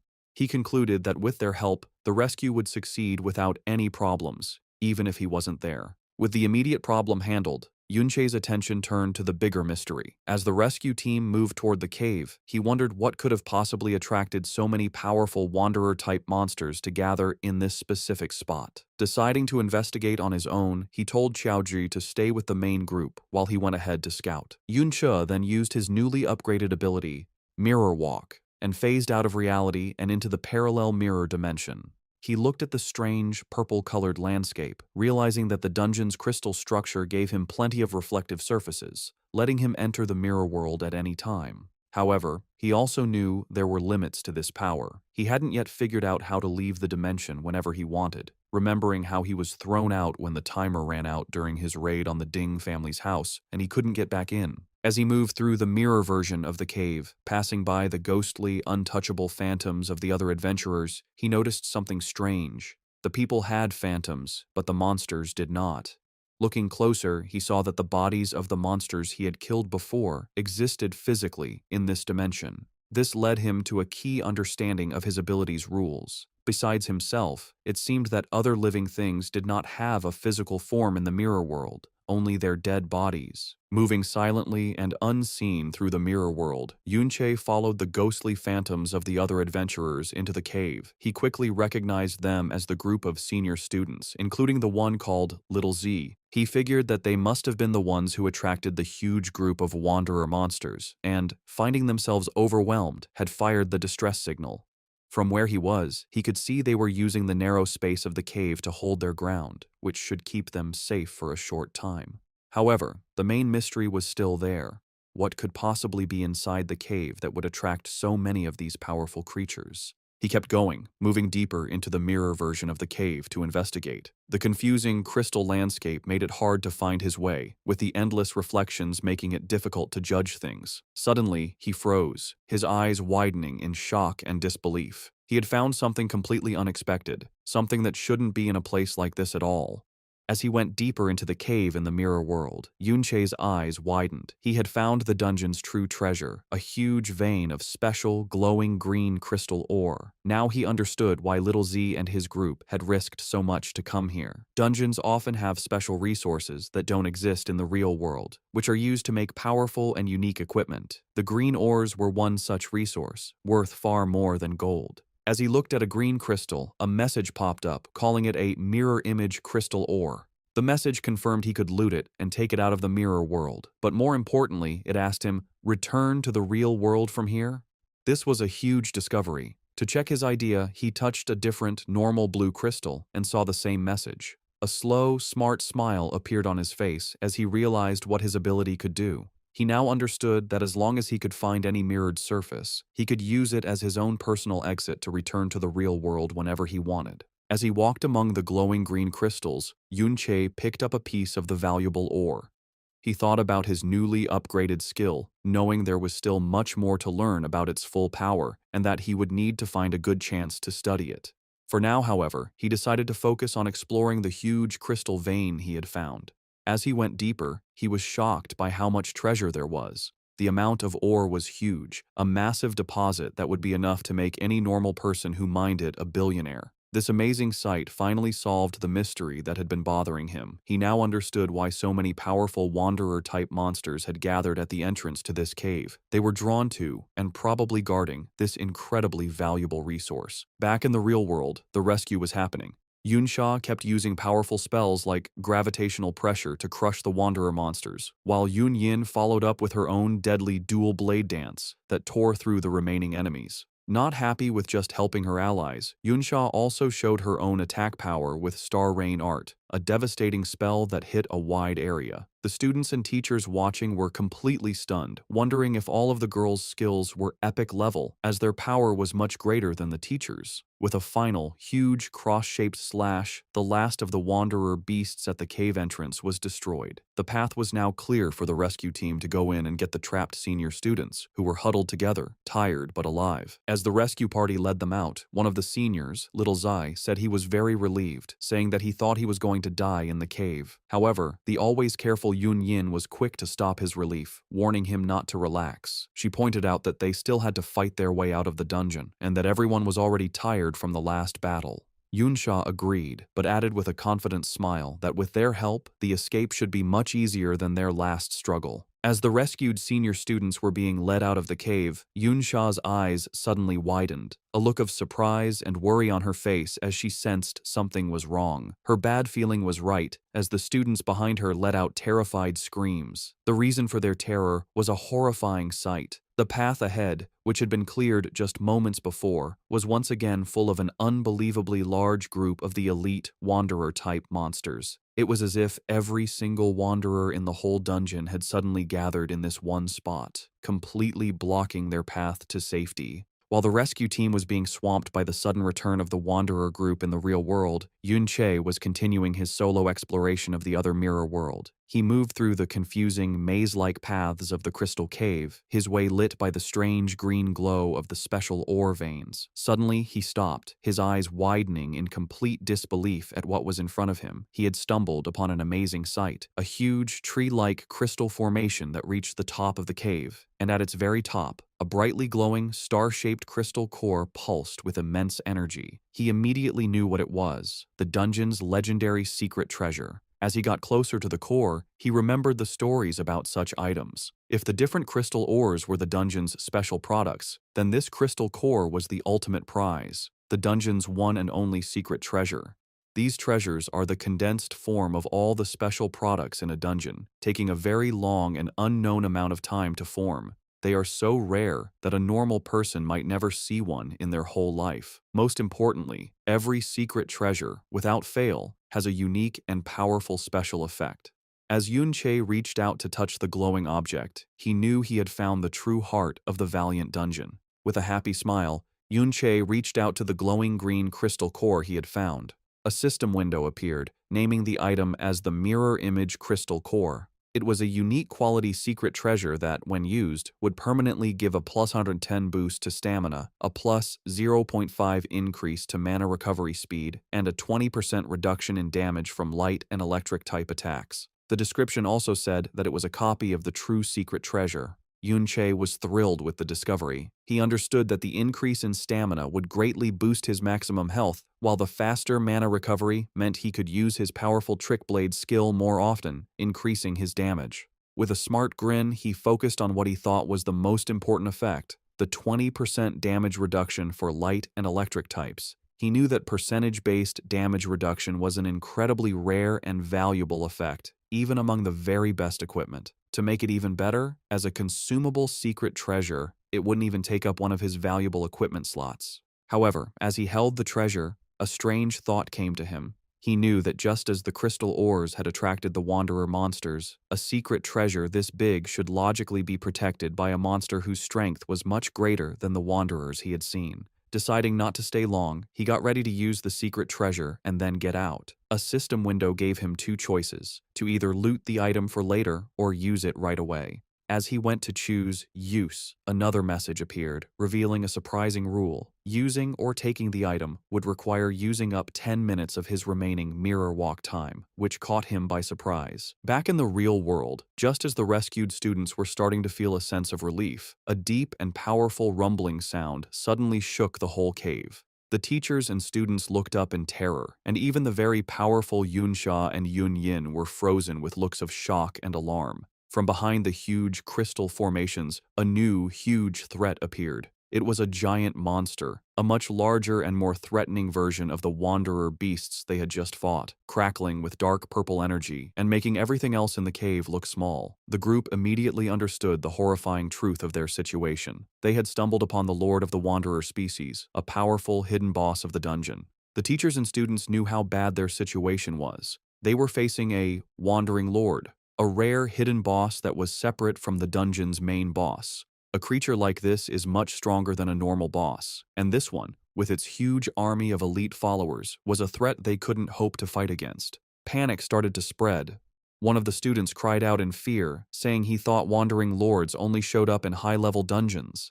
The fear was spreading, and the others began to lose hope, believing they were all going to die. Just as they were about to fall apart, Yunsha's calm, strong voice cut through the chaos. She told everyone to calm down, reminding them that the most important thing was to work together to escape. Taking control, she pointed to a narrow canyon, saying it was their only way out of the basin they were trapped in. She explained a clear plan. As long as they could break through the line of monsters and get out of the basin, their faster speed would let them get away easily. With a final encouraging shout, she used her powerful starlight mystic art again, strengthening the whole group. She ordered everyone not to hold back and to push forward with all their power towards the canyon exit. Inspired by Yunsha's leadership, the teaching team leader, Lei Li, jumped into action. Saying they had to at least get the students out safely, he turned on his light refracting shield. He announced that the teachers would take turns leading the attack, with him going first, and he rushed into the group of monsters to make a path. The other teachers and students followed close behind, their combined attacks creating a powerful push forward. Support class members cast healing and defensive spells on the frontline fighters, making sure they could keep moving. Surrounded on all sides, the group formed a tight defensive circle, slowly but surely pushing their way towards the canyon exit as the teachers urged them to hold on. Just as it seemed they might break through, the huge wandering lord stepped in. It let out a mighty roar, a skill called Battle Cry Rally. In response, the regular crystal monsters from all over the dungeon, which had been inactive before, suddenly started moving and began marching towards the basin. They poured into the canyon, their huge numbers forming what seemed like an endless wave of new enemies that completely surrounded the trapped rescue party. The students and teachers could only watch in despair as their escape route was cut off by thousands of new monsters, wondering where they had all come from. The already bad situation for the students and teachers got even worse. The huge wandering lord used a new ability called Crystal Aura. A massive red aura surrounded all the nearby monsters, strengthening them with a huge 20% increase to their health, attack power, and defense. The students on the front line were immediately beaten, crying out in shock at how much the monster's attack power had suddenly increased. The stronger group quickly got its first victim. A teacher was pierced by several energy beams, screaming that the damage was too high to be healed before he was completely beaten by the attacks and killed. A nearby student shouted in horror, announcing that a teacher was dead. As panic threatened to break them apart, Yunsha took control once more. She ordered the shield guards to the front to form a defensive line and told the priests to focus their healing on the shield bearers to keep them standing. Even with her strong commands, Yunsha knew their situation was very bad. She thought that everyone was already tired and they were now just barely holding on. Most terrifying of all, she realized that the Wandering Lord itself had not yet really started to fight, and they were already being pushed to their limit by its strengthened followers alone. Even with their best efforts, the combined forces of the students and teachers were no match for the strengthened, endless group of monsters. One of the teachers, his face serious, said that their efforts were useless and that they couldn't possibly break through at this rate. Seeing that a group defense was pointless, one of the more cowardly teachers decided to leave the group. He turned on a stealth skill, saying that it was every man for himself now. He tried to run, attempting to sneak past the monsters and escape on his own. The teacher, Lei Li, shouted after him, warning him that his stealth skill wouldn't last long enough for him to get away. His warning turned out to be tragically true. The running teacher was immediately spotted by a smaller, turtle-like crystal monster that came out of the ground, blocking his path. As the teacher froze in terror, the huge wandering lord, which had been watching the battle until now, finally made its move. It shot a devastating beam of pure energy that hit the ground where the lone teacher stood.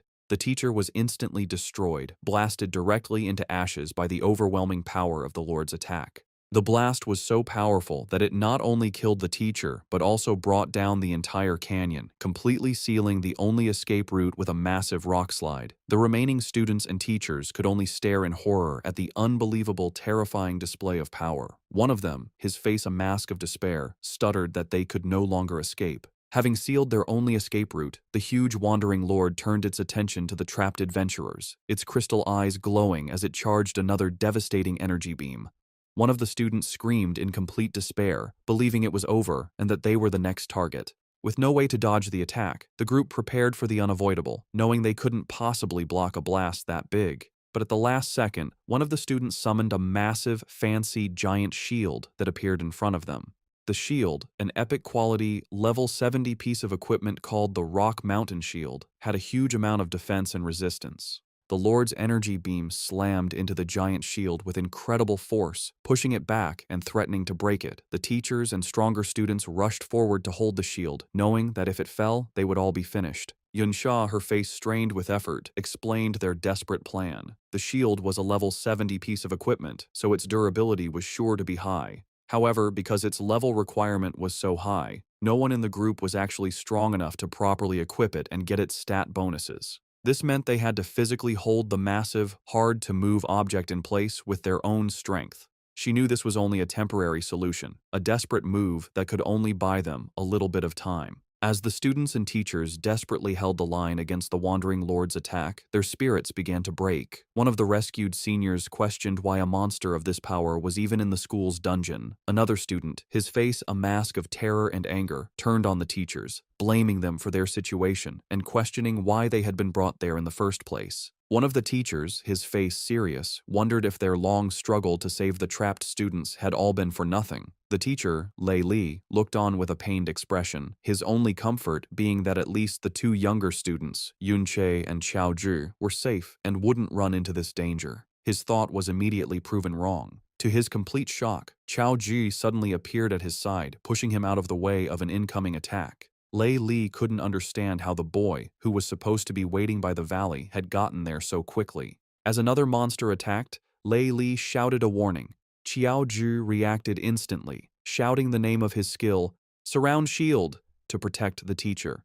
However, the monster's attack was too powerful, shattering Xiao Zhi's defenses and breaking the group's perimeter. With their formation broken and their main tank hurt, the group was left completely open. There was no one left who could stop the advance of the Wanderer group. With their defensive line shattered, the group was left completely open, with no one left to stop the advance of the Wanderer monsters. In a desperate act of bravery, Xiao Zhi single-handedly charged the monsters, successfully blocking several powerful attacks and protecting the injured teacher, Lei Li. The teacher could only stare in amazement, wondering how the younger student he had dismissed as useless had such incredible strength. But Xiao Zhi's solo effort was not enough. The other shield guards' defenses were completely broken, and their entire defensive line was gone. Xiao Zhi himself was finally beaten, his armor breaking as he was sent flying by a powerful blow. He lay on the ground, bleeding and defeated, as the monsters prepared to deliver the final blow. Seeing their last line of defense fall, one of the teachers, his face a mask of sweat and terror, said that their situation was now truly hopeless. Just as the monsters were about to overrun the defenseless group, a blur of motion cut through the chaos. To the amazement of the teacher, Yunche appeared, standing on top of the body of a defeated monster. He held his massive, glowing crystal longsword, his eyes showing a cold, deadly calm. He looked down at his beaten and bleeding friend, Xiao Zhi, and praised him for his bravery. He then turned his attention to the monster group, his voice filled with strong confidence, and said, "Leave the rest to me." A short time ago, back in the mirror world, Yunche stood before the crystal core. He realized that since he had found the replica, the original, real-world version must still exist, This meant that with his mirror world ability, he could effectively double his harvest of any valuable resource. However, he knew there were limits. He had gathered 75 pieces of the valuable crystal ore, but bringing them all out would require 750 minutes of mirror walk time, far more than he had. He understood that like the crystal core, each piece of ore cost 10 minutes of his time to bring out. Faced with this limit, he made a choice. He would loot the real-world crystal core, but for now, he would use the replica he found in the mirror world to get its powerful buffs right away. A system notification confirmed that he had used both the real and mirrored versions of the core, which doubled the stat increases and gave him a powerful 40% immunity to light and electric type damage. After using the core, as he stood on top of the massive crystal formation in the real world, he suddenly felt a powerful vibration shake the whole cave. His eyes widened in alarm as he sensed the new disturbance. Wondering what had happened, he jumped into action, diving off the crystal formation to find the source of the noise. As he leaped from the crystal formation, Yunche decided to test his new ability to exit the mirror world whenever he wanted. He phased through the crystal walls, entering the parallel dimension once more, and noted that he still had almost 13 minutes of his mirror walk time left. With a confident smirk, he confirmed another key part of his power. As long as he had time left on his mirror walk, he could enter and exit the dimension at any time. The ability would only go on cooldown once the entire time was used up. He immediately tested this, phasing back through the crystal walls and successfully returning to reality. When he returned, however, he saw a shocking sight. The number of monsters had grown hugely, far more than the crystal ore alone could explain. Towering over them all was the giant Wandering Lord, and Yunche finally understood that this creature was the true source of the dangerous feeling he had felt from the very beginning. Realizing the huge danger, his first thought was for his friend. He knew that Qiaoji and the others were in great danger, but with his new control over the mirror world, a new plan began to form in his mind. Knowing he could now enter and exit the dimension at any time, he saw a chance to turn the tables on the seemingly unbeatable boss. With his new control over his ultimate skill, Yunche came up with a new strategy. He began to phase in and out of the mirror world, using the other dimension to instantly move around, easily dodging the monster's attacks before reappearing in the real world to strike. This hit-and-run tactic was very effective. After taking down several more of the elite monsters, he reached level 24. He took a moment to check his new power, calculating that with his increased mana and the doubled mana recovery from the crystal cores, he could now stack his Blade of Trickery skill to get a huge 330% increase in his attack power. However, Yunche stayed realistic. He knew that while his current power was crazy, it was still not enough to face the giant Wandering Lord, a creature even stronger than a normal dungeon boss. He decided that he would need to reach at least level 30 to have a real chance of winning, and he knew he was still a long way from his goal. The story then returns to the desperate moment in the real world, with the students and teachers about to be killed. Just as all hope seems lost, Yunche exits the mirror world for the final time and appears in the middle of the battlefield. Standing on the body of a defeated monster, he looks at his beaten but brave friend, Qiaoji, and praises him for his courage. With strong will, he tells his friend to leave the rest to him, ready to face the huge group of monsters alone. Exiting the mirror world for the last time,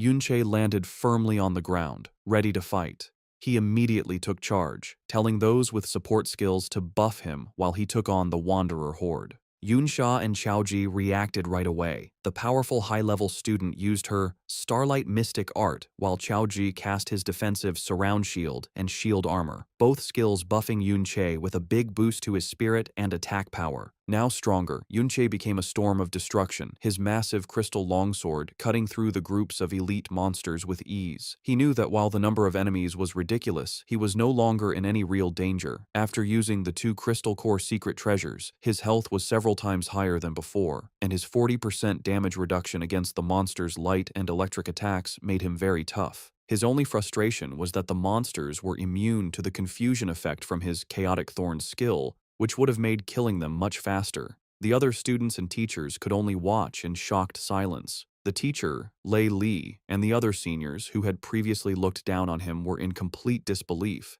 They checked his status bar and confirmed he was a support class chanter, but they couldn't understand how his attack power was so high, or what strange skill let him seem to teleport around the battlefield by phasing through the mirror world. Lei Li, his arm bleeding from an earlier injury, looked on with a mix of shock and awe. He couldn't believe that the younger student he had been so worried about was actually this strong. With his new power and toughness, Yunche became an unstoppable force, tearing through the endless group of elite wanderer monsters. The sheer number of high-quality enemies gave an incredible amount of experience, and he found himself leveling up at an amazingly fast rate. Yunsha, who had earlier identified him as the intruder at the Ding residence, could only watch in amazement. She had first thought he was just a bold thief, but now she had to admit that his strength was far beyond anything she could have imagined. Yunyin was just as stunned, left speechless by the incredible display of power from the boy who shared her last name. Yuncha continued his non-stop attack, phasing in and out of the mirror world to move and strike, his movements a blur of purple energy. He gained level after level, one after another, quickly reaching level 28. The other students and teachers, who had been about to die just moments before, were completely shocked. One of the teachers, Lei Li, wondered if Yunche was some kind of high-level support from outside, but then remembered seeing him before and realized he was a student. His companion, Little Z, was even more shocked, unable to believe that a mere student could have such huge power. Despite Yunche's incredible performance, the Wandering Lord was still a massive threat. As the giant beast got ready to shoot another of its devastating energy beams, the students and teachers cried out in alarm. Yunche, his face serious, knew that even with all his recent power-ups, he would not be able to survive a direct hit from that attack. As the Wandering Lord began to move forward, its energy beam still blazing, the students and teachers behind their makeshift shield wall knew their time was running out. Once the giant beast got close, the two shields would not be enough to protect them. The teacher, Lei Li, seeing that Yunche had greatly reduced the number of smaller monsters, shouted for everyone to break out and head for the other exit. He knew that no matter how strong the mysterious student was, there was no way he could fight the Wandering Lord alone. However, his plan was immediately met with pushback. One of the other students pointed out the problem. The two massive shields were too hard to move. If they left them to make a run for it, they would be completely open to the Lord's devastating attacks.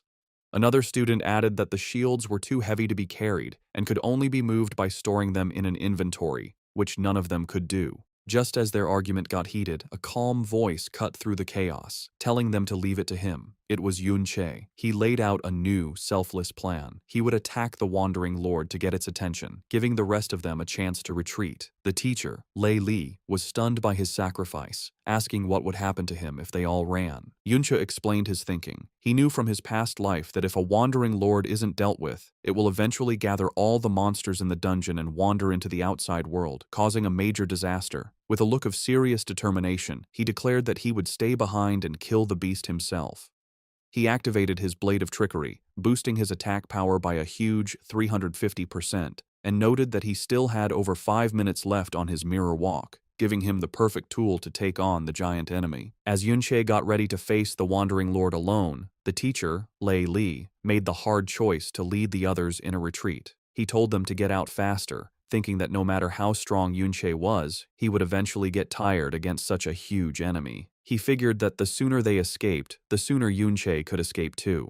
When a student questioned Yunche's bold claim that he could kill the Lord, Lei Li said it was just a brave act to make them feel better, because he knew how powerful a real Wandering Lord was. As he was forced to run with the group, Chaozhi felt completely useless. He looked back with a sad face, hating that all he could do at a time like this was run while his friend faced incredible danger. Silently, he prayed for Yunche's safety. Meanwhile, Yunche was not helpless at all. He kept fighting through the smaller monsters, getting stronger with every kill, and he quickly gained another level. As the huge Wandering Lord shot its powerful energy beam, Yunche used his mirror walk to phase out of reality. The beam passed right through the space where he had just been. He then reappeared behind the beast and hit it with a powerful slash from his glowing sword. However, his attack showed a hard truth. The Wandering Lord, a level 42 stone golem, had such a strong defense and a powerful healing skill that the small amount of damage he did was healed right away. He realized that at his current level, it was no use. Its defense was just too high. As he dodged the Wandering Lord's attacks, Yunche's first tests confirmed what he thought.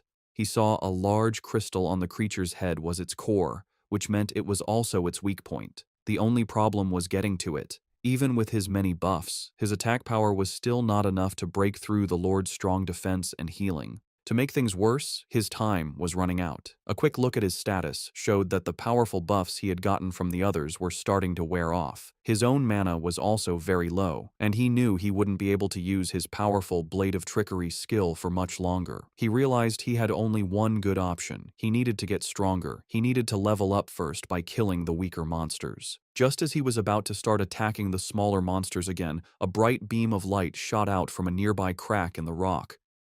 Yunche's eyes widened in surprise as he recognized the light.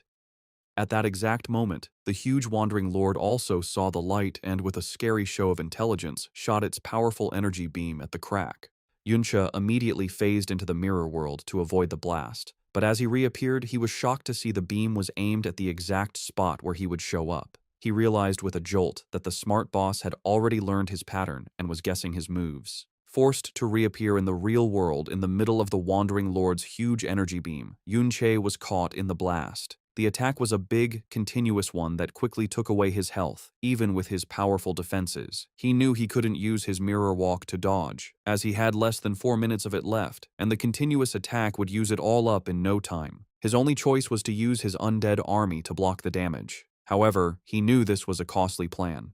Bringing his summons back to life would use a lot of his already low mana, leaving him with nothing left to build up his attack power for a counterattack. He began to wonder if he should retreat and regroup first. Just as he was about to be beaten, another powerful blast hit the Lord's attack. To his surprise, he saw that Yunsha, Yunyin, and even Xiaoji had come back to the fight. Yunsha explained with a playful smile that this little brother of his, meaning Xiaoji, had begged and pleaded for them to come back and help him. Xiaoji, with his back turned, quickly said that he hadn't begged. He explained that since the number of smaller monsters had gone down, the rest of the group now had enough people to escape on their own, which meant he was free to come back and help. Hearing his friend's brave decision, a real, thankful smile appeared on Yunche's face as he simply said, "Thanks." With their group now stronger, Yunsha took a commanding position. She told Yunche that the hidden boss was still too dangerous and that she and the others would cover him so he could make a slow retreat. However, Yunche completely refused her offer. He said that with their help, there was no longer any need for him to hold back, and he used the full power he had. With the help of his powerful allies, he kept farming the smaller monsters, and his mirror walk time finally ran out as he reached the key level of 30. Now at his target level, he knew his attack power was finally enough to take on the Lord. He immediately put on the rare, level 30, Corrupted Knight's armor he had gotten from the Ding family's dungeon, which greatly increased his defenses. Yunsha watched him,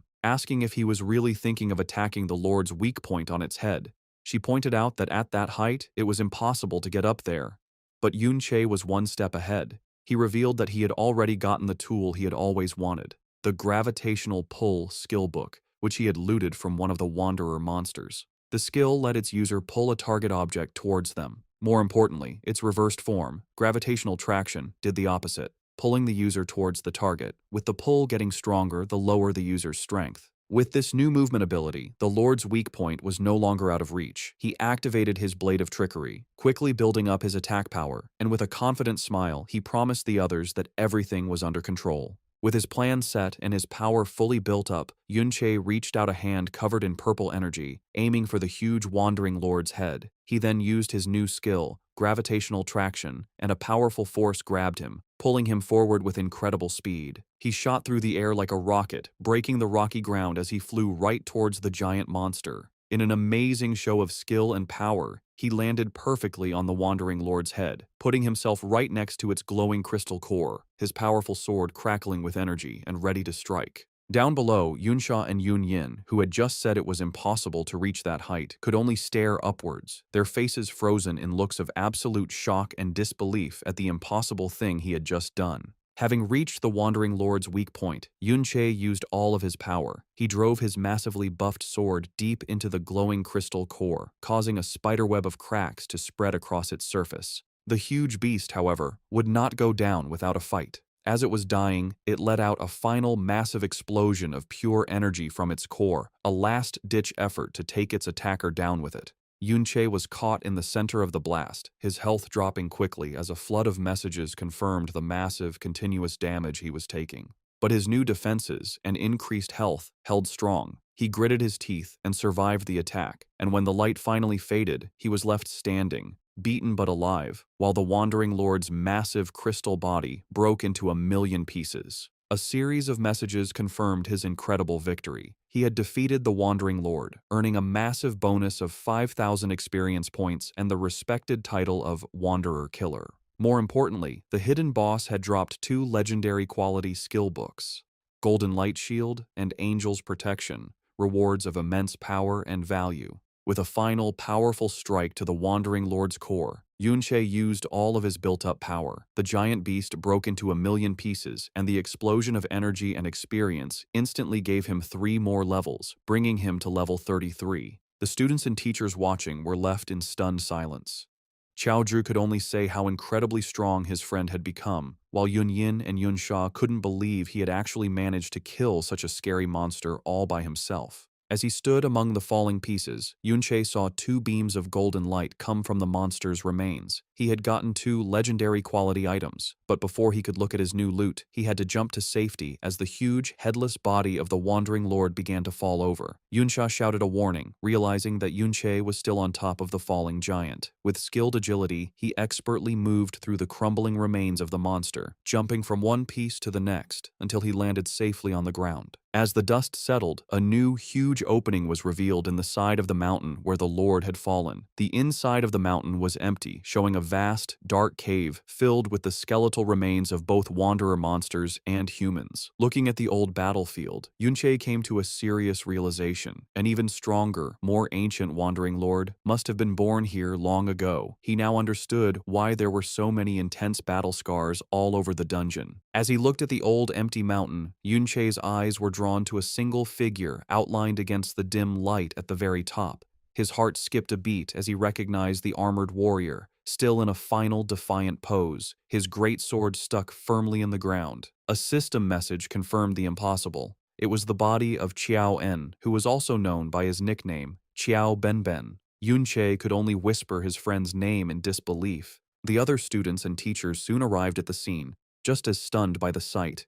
Yunsha, her voice full of awe, identified the figure as the famous traitor Qiao En. She admitted that while she had heard this was the place where he was killed by the hero Ding Kun, she had never expected the scene to be like this. The battlefield was a sign of a desperate last stand against countless monsters and people. She noted that the heroic, defiant figure before them was completely different from the statue in the Modern History Memorial Hall, which showed him being stepped on. This, she declared, did not look like someone who would be so easily beaten. Yunsha stayed silent, his face a mask of grief and sadness as he looked at the remains of his fallen friend. Qiaoji, his great-grandson, finally spoke. He told Yunche that while he probably wouldn't believe him, he now thought that his great-grandfather might not have been a bad person at all. As Qiaoji stood before his great-grandfather's remains, he began to explain the truth he had found. He told Yunche that he had spent his childhood looking through the historical records of his great-grandfather, but whenever he got to the parts about his experiences, the descriptions were always frustratingly unclear. Despite this, he had managed to find some key details. He had discovered that his great-grandfather had a habit of going into dungeons that were far below his actual level. This led him to the main question: why would an S-rank professional, someone over level 60, come to a low-level dungeon like this one?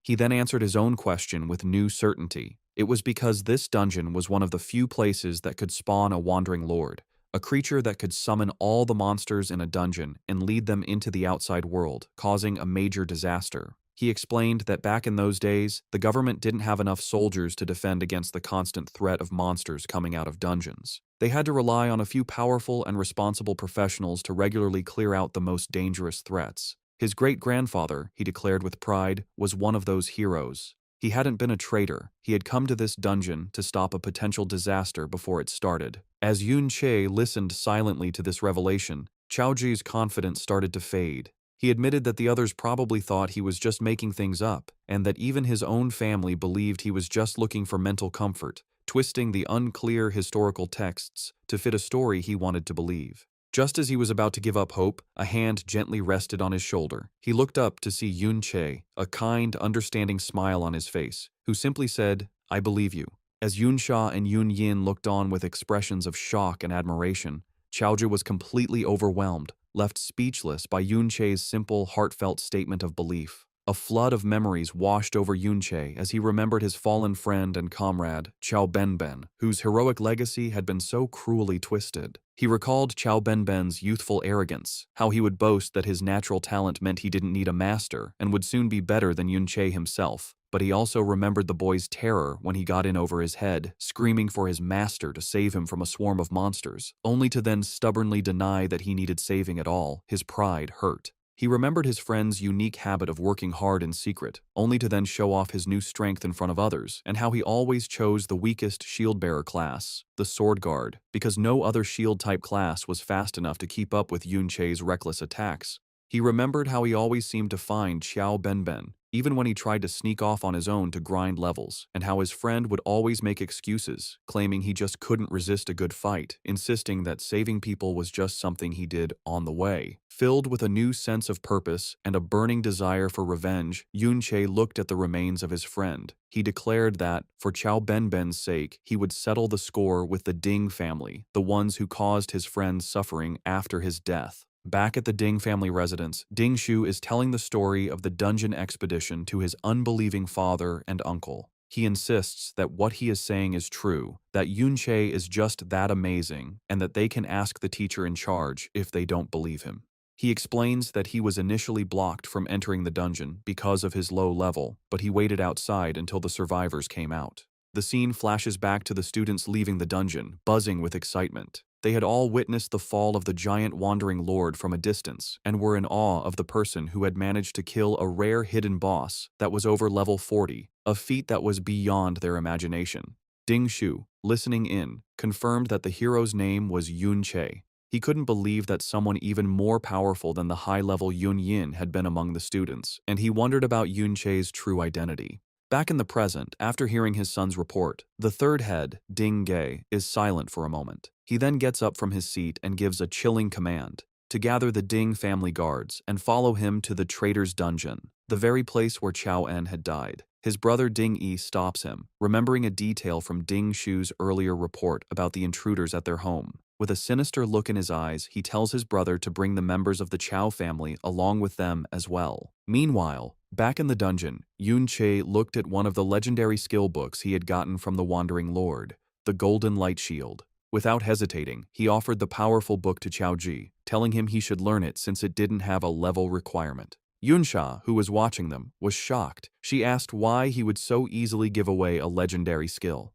Yunsha calmly explained that the skill was only for shield bearers, so it was useless for him. He then added an important detail, suggesting that Chao Ji's great-grandfather, Chao En, probably used this very skill in his time. Moved by this, Chao Ji accepted the book.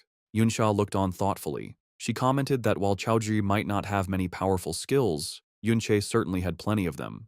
She admitted that even though her own skills were considered high level, she felt she was far behind him, mentioning his ability to seemingly teleport and his power to summon a large number of undead creatures. Her mention of the undead made Yunche's expression turn serious as his eyes glowed. He suddenly remembered a key detail about his power. His undead summons were created from souls he found in the mirror world. This led him to a deep realization. If other souls also went to the mirror world after they died, then it was possible that his old friend Chao En's soul was waiting there as well. After his sudden realization, a look of nervous excitement crossed Yunche's face. A system message confirmed that his mirror walk ability was ready again, giving him a full 30 minutes to explore the mirror world. He immediately wondered if he could use this chance to find his old friend's soul. With a determined look, he activated the skill, his body covered in a familiar purple light as he stepped into the other dimension. Inside the strange blue-green landscape of the mirror world, he found what he was looking for, a powerful, ghostly figure in full armor, with a calm but strong presence.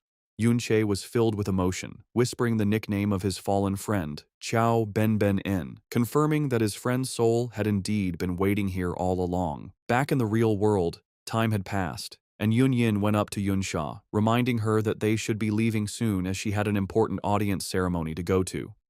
Yunsha seemed unwilling to go, admitting they had been there for a while, but that the events happening were much more interesting. Her eyes drifted to where Yunche had been, and she wondered out loud to the others what he could possibly be doing and why he had been gone for so long, not knowing about the reunion he was having in another dimension. Inside the mirror world, Yunche stood with a serious expression. He spoke to the armored soul of his old friend, Chao Ben, saying he couldn't believe they could meet again. He mentioned having so much he wanted to say to him. However, his reunion was cut short. He noted with sadness that it was a shame his friend wouldn't be able to answer, as the calm spirit was suddenly taken over by a dark, evil energy, twisting its form into a monstrous, roaring, undead creature. Yuncho realized with a heavy heart that his friend had truly become an undead spirit, a being driven by instinct instead of memory. He admitted that he really didn't want to fight him, but he had no other choice. He launched himself into the air, dodging an attack and getting ready for a difficult battle. As their battle began, Yunche's eyes glowed with purple energy as he focused on his opponent. As they fought, something strange happened. Yunche found himself surrounded by floating crystal pieces, each one showing a different scene. He recognized them as moments from Ben's life and experiences. One piece in particular caught his attention, showing a clear memory of Ben's final battle against the man known as the hero, Ding Kun. As he watched the memory of the fight, Yunche noticed something odd about Ding Kun's posture and fighting style, finding it strangely familiar. Suddenly, the entire mirrored landscape around them shattered like glass. When the pieces settled, Yunche saw that the monstrous undead form had vanished, leaving only the calm, armored soul of Chao standing before him once more. He was left completely confused, wondering what had just happened. Still trapped in the mirror world, Yunche hesitantly called out his friend's name again, only for the calm soul of Chao to once more burst into a monstrous, roaring undead creature, swinging a shadowy purple energy blade. Yunche blocked the fierce attack, his expression serious as he realized the truth. The two then started a frantic battle, their purple energy-filled strikes clashing with immense force.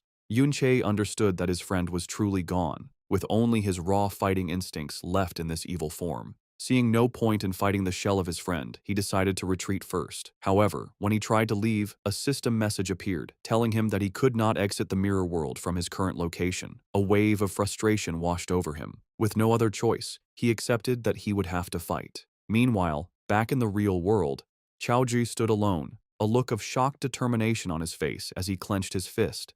His solitude was broken by the arrival of a large group led by Ding Ge and Ding Yi. One of them asked why Chaoji was all alone, and wondered out loud if Yunche had sensed their approach and run away in fear. Ding Ge looked down on the boy with a smug grin, saying that this was only half the fun. Chaoji, trying to act like he didn't know what was going on, asked Ding Shu why he had come and if he was also there to level up. Ding Ge scoffed at the act, telling the little brat from the Chao family to stop pretending. He directly accused Chaoji of being the one who helped Yunche sneak into his house and steal their property. When Chaoji tried to deny it, Ding Shu leaned in threateningly, asking if he thought he wouldn't recognize the sound of his screams. The threat sent a chill down Chaoji's spine, his face turning pale with fear. Brushing the matter aside with a cruel wave of his hand, Ding Ge announced with a sinister smile that none of that was important now, as he had brought Chaoji a little gift. Chaoji's face showed pure terror as Ding Ge repeated his sinister offer, revealing his little gift. As Chaoji's eyes widened in horror, a group of tired-looking people were brought forward by the Ding family guards. It was his own family. He recognized them in disbelief, whispering the names of his grand-uncles, grand-aunts, and finally, his own mother, who looked back at him with a tired, defeated expression. Before he could understand the situation, one of his elderly relatives, his second grand-uncle, exploded with rage. He screamed at Chaoji, telling him to kneel and apologize to the hero's family and to Ding Shu. Chaoji, looking down, started to say that he didn't want to live like this anymore, but his granduncle cut him off, angrily asking what he had taught him about how to act in front of the Ding family, screaming at him to kneel once more. This was the last straw for Chaoji. He snapped, his voice filled with years of held-back anger and shame as he shouted back, asking if the Chao family was meant to be the Ding family's dogs for generations. His defiance shocked his family members, who looked on in horror. However, another one of his relatives, Qiao Li, stepped forward and strongly agreed with the old man, shouting that for the descendants of a terrible traitor, being dogs was more than good enough. The pressure on Chaoji grew as another female relative tearfully asked if he was trying to get their whole family killed, begging him to think of his father. She reminded him of how hard his mother had worked to support the family ever since his father had gone mad, trying to make him feel guilty and give in. After a moment of silence, Chaoji's attitude changed completely. He turned and pointed with passion towards the skeletal remains of his ancestor on the mountain. He declared to everyone that the truth was that his great-grandfather had come to this very dungeon to stop a cataclysm before it could happen. He insisted that his ancestor was only defeated because so many people had ambushed him, causing his heroic sacrifice. He explained that he had been collecting information about his great-grandfather for a long time, but had always been missing the final, clear evidence. Now, with the scene of that final battle right before their eyes, he had the proof he needed. With fire in his eyes, he proclaimed that his ancestor was no traitor, and that the official history was just propaganda. He turned to his stunned family, telling them that if they made this truth public, they could finally clear their ancestor's name and escape their life of servitude. His voice rose with righteous anger as he declared that the Ding family had no right to treat them this way, and that their other relatives should never have died for such a lie. His passionate speech was met not with denial, but with a burst of condescending laughter from Ding Ge, who found it childishly amusing. He then calmly walked forward, a smug look on his face, and confirmed that everything Qiao Ji had just said was, in fact, correct. He admitted that Qiao En was indeed killed in an ambush and was not an evil man. Then, with a chilling lack of regret, he revealed the final damning truth. His own grandfather, the hero Ding Kun, was the one who had planned that ambush to make his fortune. Qiao Ji could only listen, stunned into silence by the casual confession of the crime that had ruined his family for generations. With a manic grin, Ding Ge leaned in close to the horrified Qiao Ji and cruelly dismissed the truth, asking who even cared about it. He declared that the official story was all that mattered. Qiao En was an imperial traitor, and therefore he was vile. Spreading his arms wide before his armored guards, he mocked Qiao Zhi further, asking what it mattered if he drove his father mad or killed his relatives, proclaiming that as descendants of traitors, they deserved their lowly fate. He then delivered the most devastating blow. Pointing a finger at the terrified Qiao family, he revealed that they had known the truth all along. He asked Qiao Zhi how else he thought the relatives he'd mentioned had died, implying they were silenced for knowing too much. With the mental torment complete, Ding Yi adjusted his tie with a smug smile and gave a simple, chilling command for them to kneel. Immediately, and without a word of protest, the entire Qiao family, including the elderly, fell to their knees in submission. Qiao Ji's mother, now kneeling on the cold ground, pleaded with her son, whom she called Ah Ji. She begged him to admit he was wrong and stop resisting, telling him it was useless. With tears streaming down her face, she confessed her deepest fear. After his father went mad, she couldn't bear to lose her son as well. Hearing his mother's heartbreaking plea, Qiao Ji stood frozen, his body filled with despair and conflict. Just as his spirit was about to break, a new, gentle voice cut through the tension. A woman with long brown hair reached out a hand towards him, telling him not to listen to them. She looked at him with a kind smile and told him that he was the best. The woman's words of encouragement seemed to vanish as Ding Shu, his face covered in bandages from his last encounter with Yun Che, stepped forward with a sneer. Annoyed by Qiao Ji's hesitation, he called him clueless and launched a vicious kick, shouting that he would force him to kneel one way or another. But this time was different. To Ding Shu's shock, Qiao Ji's eyes glowed with power as he effortlessly blocked the kick with his forearm. Before Ding Shu could react, Qiao Ji grabbed his leg and with a powerful roar, slammed him into the rocky ground, shattering it on impact. Standing tall amidst the broken pieces, Qiao Ji looked at his fallen tormentor with a new resolve and declared firmly that he would never kneel again. Breathing heavily with rage and humiliation, Ding Shu scrambled to his feet. He couldn't believe this was happening. He furiously summoned a massive, glowing crystal hammer, screaming that Qiao Ji had grown a backbone and dared to fight back. He charged forward, vowing to remind him of his place as a punching bag. As the powerful hammer was about to crash down, Qiao Ji went through a stunning transformation. In a flash of light, he was suddenly dressed in full plate armor, holding a massive shield that appeared just in time to block Ding Shu's furious blow with a deafening clang. The attack was completely stopped, leaving Ding Shu gritting his teeth in disbelief. Now, a formidable protector, Qiao Ji stood firmly between Ding Shu and his kneeling family, shielding them from harm. He glanced back at his mother, then turned his gaze back to his attacker, his voice ringing with conviction. With a powerful punch, he sent Ding Shu staggering back, shouting that they were not the descendants of a traitor, but the descendants of a true hero. Xiaozhu's sudden show of strength left Ding Ge speechless, while Ding Shu stumbled back in complete disbelief. His mind was spinning, and he clutched his head, unable to understand how the boy he had always bullied could suddenly become so much stronger. Blinded by anger, he charged again, screaming that Xiaozhu was just a punching bag he had been beating up since they were children. He swung his weapon in a wide, powerful circle, furious that his old victim would dare to fight back. However, Xiaozhi met the hit head-on, his armored body easily taking the impact and sending Ding Shu crashing to the ground once more. As his family watched in stunned silence, Xiaozhi looked down at his defeated tormentor and declared with strong confidence that he was no longer the person he used to be. At the same time, in the mirror world, a much more desperate battle was happening. Yunche was locked in a fierce fight with the evil soul of Qiao Benben-en. He knew that he was facing his friend in his prime, a warrior of incredible power. The difference between their current strengths was huge. Yunche knew that if it weren't for the fact that Benben was a defensive class and was currently mindless, he would have been beaten in an instant. However, Yunche had one very important advantage. He was the one who had taught Benben all of his fighting moves. He knew his friend's weaknesses like the back of his hand, which allowed him to guess and counter his moves. But even with this knowledge, the fight was incredibly difficult.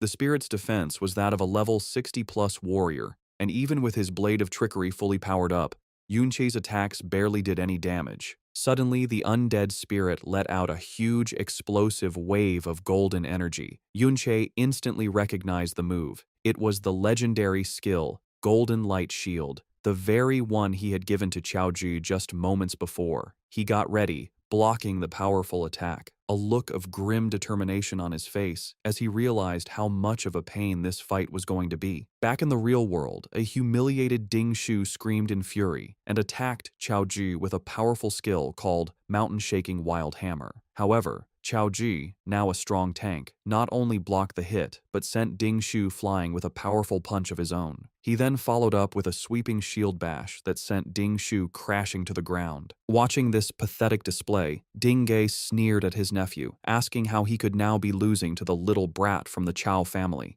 Deciding to take matters into his own hands, he announced that he would take out Ding Shu's anger for him and lunged at Xiaozhu with a powerful, energy-filled strike. As his fist was about to hit, he was met with a blinding flash of golden light. He looked on in disbelief as he realized Xiaozhi had summoned a huge, crackling energy barrier, the legendary Golden Light Shield. With his new power, Xiaozhi taunted his attackers, calling the so-called hero family nothing but cowards who didn't even dare to fight one-on-one. At the same time, in the mirror world, Yunche was facing the very same legendary skill. The undead spirit of his friend was protected by the same bright golden shield, and Yunche was letting out a relentless series of purple energy slashes against it. He knew exactly how the skill worked. As a legendary ability, the Golden Light Shield's defensive power was not just based on the user's stats. As long as it wasn't hit by a single attack that was more than double its endurance limit, it could take at least 10 direct hits. However, it had a critical weakness. It was a consumable skill. Even the smallest amount of damage would drain its energy, and Yunche was using this flaw, chipping away at its power with each strike. Back in the real world, the Golden Light Shield, protecting Xiaozhi, finally broke under the relentless attack from the Ding family members.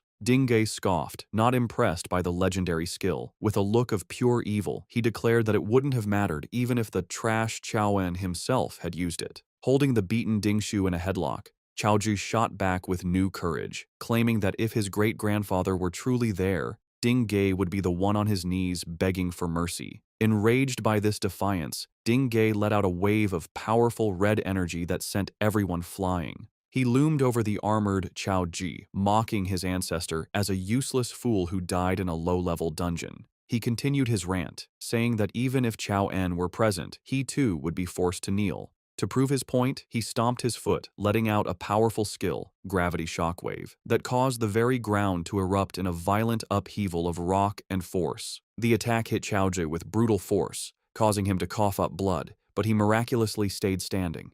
Ding Ge looked on with a surprised smirk, commenting on how tough the boy was. He then summoned a huge glowing crystal axe, his expression turning sadistic as he wondered out loud how Xiaozhi would stand after he chopped off his legs. As he raised the axe to strike, Xiaozhi's mother threw herself in front of her son, desperately pleading with the third master to spare him, claiming he was just young and foolish. She fell to her knees, offering herself in his place, begging Dingay to do whatever he wanted to her instead. Her desperate plea gave Dingay a new, cruel idea. A wicked smile spread across his face as he looked from the mother to her son. He then gave a horrific ultimatum to the bloodied and cornered Chao Ji. If he refused to kneel, he would kill his mother right in front of him. Losing his patience with the standoff, Dingay casually dismissed his threat, claiming there were plenty of other people to kill as he swung his axe towards Chao Ji's mother. Panicked, Chao Ji screamed for him to wait, his resolve finally breaking as he prepared to give up. But before he could say another word, the entire area was rocked by a massive explosion of dust and debris that erupted from the ground, blocking everyone's vision. When the dust finally began to settle, the Ding family guards and the Chow family were left staring in stunned silence at what had appeared. Before them stood a towering, ghostly figure in full dark armor, radiating an intimidating blue aura. Dingay, his axe still raised, could only stare in utter disbelief, recognizing the impossible figure before him. He stammered out the name, Qiao En. The revelation sent shockwaves through the crowd. Qiaoji's mother looked on, whispering, "Grandfather?" in a mix of awe and terror, while the Ding family guards erupted in panicked confusion, questioning how a dead person could possibly be resurrected. One of the Chow family elders, however, recognized the ghostly form for what it was, identifying it as an undead. At that moment, another figure emerged from the dust cloud, standing calmly beside the formidable undead warrior. It was Yun Che. He looked at the stunned crowd with a cold, accusing glare, reminding them of how they had all looked down on Xiao En just moments before. With a smirk of grim satisfaction, he declared that it was only natural for Qiao En to crawl back from the depths of hell to settle the score with them all. The tall, ghostly form of the undead Qiao En stood as a silent protector before the stunned crowd. After his initial shock, Dingay scoffed at what he thought was just a trick and angrily ordered his guards to attack. A squad of armored warriors rushed forward with their weapons raised. However, they were met with a display of skill they couldn't understand.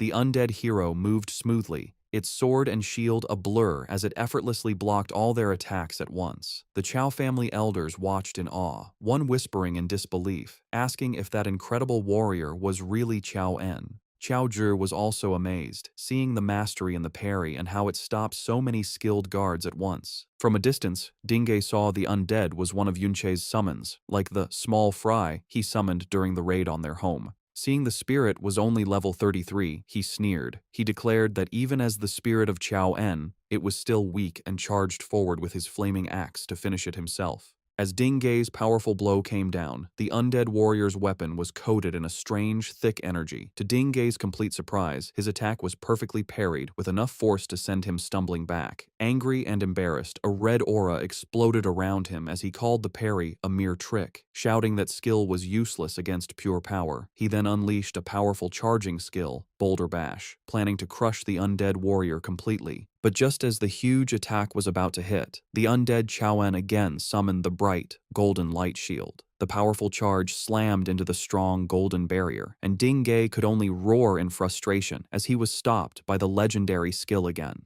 From a safe distance, Yunche smirked as he watched the standoff. He taunted the struggling Dingay, explaining that even as an undead, Ben was still an S-class spirit, and the legendary Golden Light Shield alone was more than enough to keep him busy for a long time. Pushed back by the shield's great power, a furious Dingay realized its weakness. He ordered all his men to attack at once, hoping to overwhelm the shield and drain its energy with numbers. However, their attack was stopped by a new wave of summons. A group of skeletal warriors glowing with a scary green aura erupted from the ground, fighting the rest of the Ding family guards and stopping them from helping their master. Annoyed by this new delay, Dingay changed his plan. Calling the summons a small problem, he activated his own power, putting on a full set of strong glowing red armor. With his power now boosted by a skill called Blazing Fury, he declared the summons didn't matter. He realized the real target was the summoner himself. With a roar, he unleashed a powerful skill, Accumulated Pressure Punch, directly at Yunche, knowing that if he could kill him, all the summoned creatures would disappear. With his eyes glowing with evil intent, Dingay charged forward, bragging about the high-level gear his grandfather gave him. He was sure Yunche had no chance, but just as his attack was about to land, it was met with a flash of purple light. A single, clean slice cut right through his attack. Dingo was shocked, Unable to understand how Yunche was unharmed, before he could figure out what happened, Yunche unleashed a rush of red energy slashes, a skill called Tearing Claw, that completely erased Dingay's attack. Dingay could only stare in disbelief as his powerful skill vanished. In that moment of confusion, Yunche appeared behind him in a flash and stabbed him with his sword. As Dingay stumbled from the surprise attack, Yunche saw his opening and called to his ghostly ally. The undead Xiao En responded right away, its sword crackling with bright blue energy. In a perfectly timed move, Yunche leaped high into the air, using the undead hero's outstretched sword as a launch pad to launch himself forward with great force.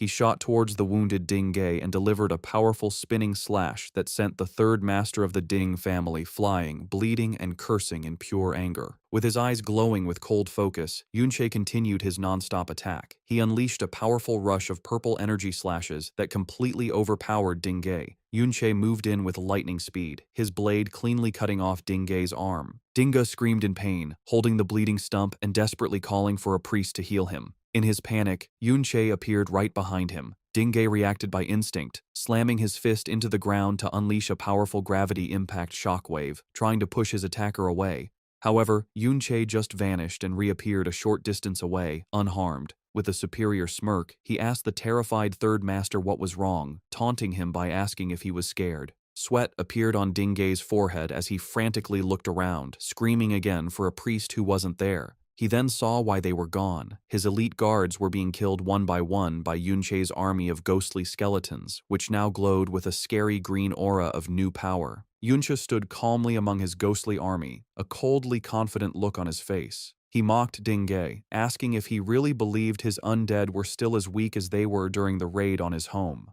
A system window showed the source of their new strength. A reversed skill that gave all his summons a huge 30% boost to both attack and defense, and a damaging aura that always harmed nearby enemies. Yunche explained that with the power of this legendary level skill, his army was now too strong for the Ding family guards to handle, his face a look of pure terror.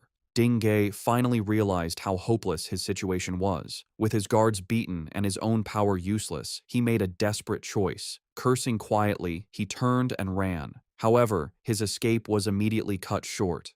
The ground behind him burst open as the undead Xiao En stuck its huge sword into the ground, making the ground shake hard. From the broken ground, a prison of huge, ghostly swords rose up, completely surrounding the terrified Dingay and trapping him in a cage of blue energy he couldn't escape.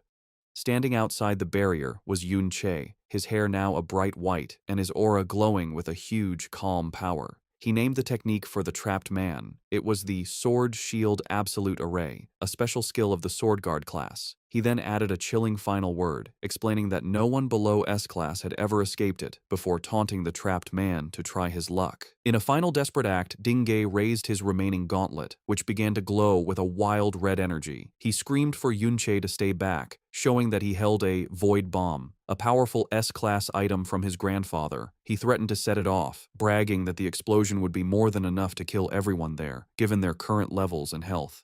Yunche, however, remained completely unmoved. His expression was calm, almost bored, as he looked at the desperate man. With a single, chilling word, he called Dingay's bluff, telling him to go ahead and set it off. The command caught Dingay completely by surprise. He hesitated, screaming that Yunche must want to die. He then tried to get his confidence back, claiming that with his own high health, he would survive the blast, even if everyone else died. But Yunche had one final, powerful counterbluff. He calmly stated that it didn't matter because even if the bomb managed to kill the undead Xiao En, he could simply bring him back to life again. As Dingay sweated in the trap he was in, Yunche appeared behind him like a ghost, his voice cutting through the quiet. He continued what he was saying, telling the trapped man that while he might survive the bomb, Yunche himself would be completely unharmed by the blast. Before Dingay could even react to the unbelievable claim, Yunche moved with amazing speed, his glowing blade flashing as it cleanly cut off the man's remaining arm, the one holding the powerful void bomb. The severed arm and its dangerous weapon fell uselessly to the ground with a heavy thud. With his enemy now completely unarmed and helpless, Yunche, still glowing with a huge calm power, gave a single, cold command for him to kneel. As if forced by an unseen power, the ground around Dingay's legs shattered and reformed, pinning him down and forcing his broken body to kneel. Watching this show of complete power, Xiaoji, despite the blood on his face, couldn't help but smile with pride and relief. Nearby, the sad form of Ding Shu was seen trapped in the ghostly sword cage, crying without stopping. Yunsha then walked up to the defeated third master, placing his foot firmly on his back. He looked down at the man who had caused so much pain, his glowing sword held ready. With a coldly calm look, he asked the broken man to tell him what worth he thought he had left. After the hard battle, Yunche looked at the items he got from Ding Ge. He saw he had a lot of different things, including hundreds of life potions. Looking at one of the potions, he noticed it gave 100 health points over 10 seconds. But he knew that even if Ding Ge had used these potions, the healing would have been too slow to save him from the damage. He was meant to die no matter what. His thought was proven right as he saw the new figure by his side, the undead spirit of Ding Ge, covered in a dark blue aura. Yunche remembered that after killing him, Ding Ge's soul had appeared in the mirror world. He took the chance and successfully made him one of his undead. A serious thought came to Yunche's mind. He could grow his army of high-level undead by killing strong human enemies. Nearby, Ding Shu's unconscious body lay on the ground, a quiet reminder of how brutal the fight was. Meanwhile, the members of the Chao family watched Yunche in amazement. The second granduncle couldn't believe that someone so young could be so powerful. He looked at Xiaozhi, who was comforting his mother, and realized that it was Yunche who had helped Aji, helping him to become stronger in his heart and mind. But fear soon took over. Xiao Li, with panic in his eyes, asked what they were going to do now. He was scared, sure that the Ding family would get terrible revenge for the third master's death. Another family member agreed, saying that no matter how strong the young man was, he would have no chance if the hero, Ding Kun, got involved. He thought that if the hero was able to kill their powerful ancestor decades ago, he would only be stronger now. Yunche heard their worries, and in his mind, he agreed with them. He knew that once the news of what happened got out, the time he had left to get stronger would be very short. With the powerful image of the hero in his mind, he knew he needed to level up quickly to have any chance of fighting an opponent like Ding Kun. Just then, a system message appeared before him, surprising him as he wondered if something had leveled up. The system message that surprised Yunche was a warning that his undead army had leveled up. He thought that sending his scattered undead minions to fight monsters all over the dungeon had worked well. With their current level and equipment, his undead army could now completely control this dungeon. However, he knew that this dungeon was not enough for him to level up quickly anymore. This was why he had sent his undead out with a more important goal in mind. His main goal was for them to find the dungeon's real final boss, the Dungeon Lord. He knew that this creature, a level 41 monster named the Giant Eye Demon, was different from a hidden boss, like the Wandering Lord he had fought earlier. The Dungeon Lord was the heart of the whole dungeon. By killing it, the dungeon would be finished, and the whole area would fall apart and disappear. This was all part of a bigger, more urgent plan. From a distance, Yunche watched the dungeon's entrance, which was still being guarded by the teacher and the other students. He knew that they must have seen Ding Ge bring the Chao family into the dungeon. If the Chao family were to leave on their own now, it would make people suspicious right away. So, his only real choice was to create a big distraction. By beating the Dungeon Lord and making the dungeon fall apart, the chaos that followed would be the perfect cover for the Chao family to escape without being questioned.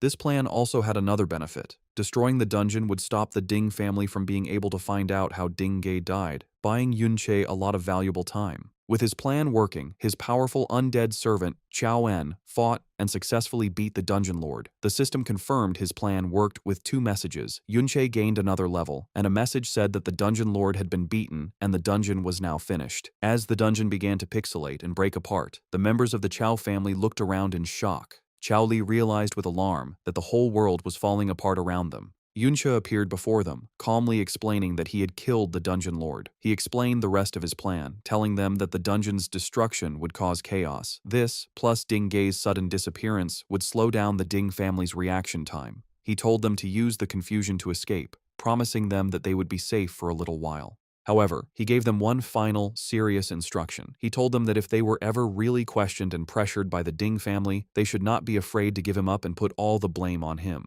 As the world crumbled into digital pieces, Yunchi began to call back his undead servants, a golden light forming in his hand. Just then, a system message surprised him. It showed that his hidden skill, Mirror World, had gained 5,000 experience points. The message explained that by killing the Dungeon Lord, he had gotten a Dungeon Core Spirit, which was then turned into elements for his skill. A very important realization came to him. The only way to get the experience needed to level up Mirror World was by killing dungeon lords. He thought about the huge power boost the last upgrade had given him. With this new knowledge, a clear path forward opened up. He concluded that if he could level up this ultimate skill again, he would be able to quickly close the huge power gap between himself and his final target, the hero Ding Kun.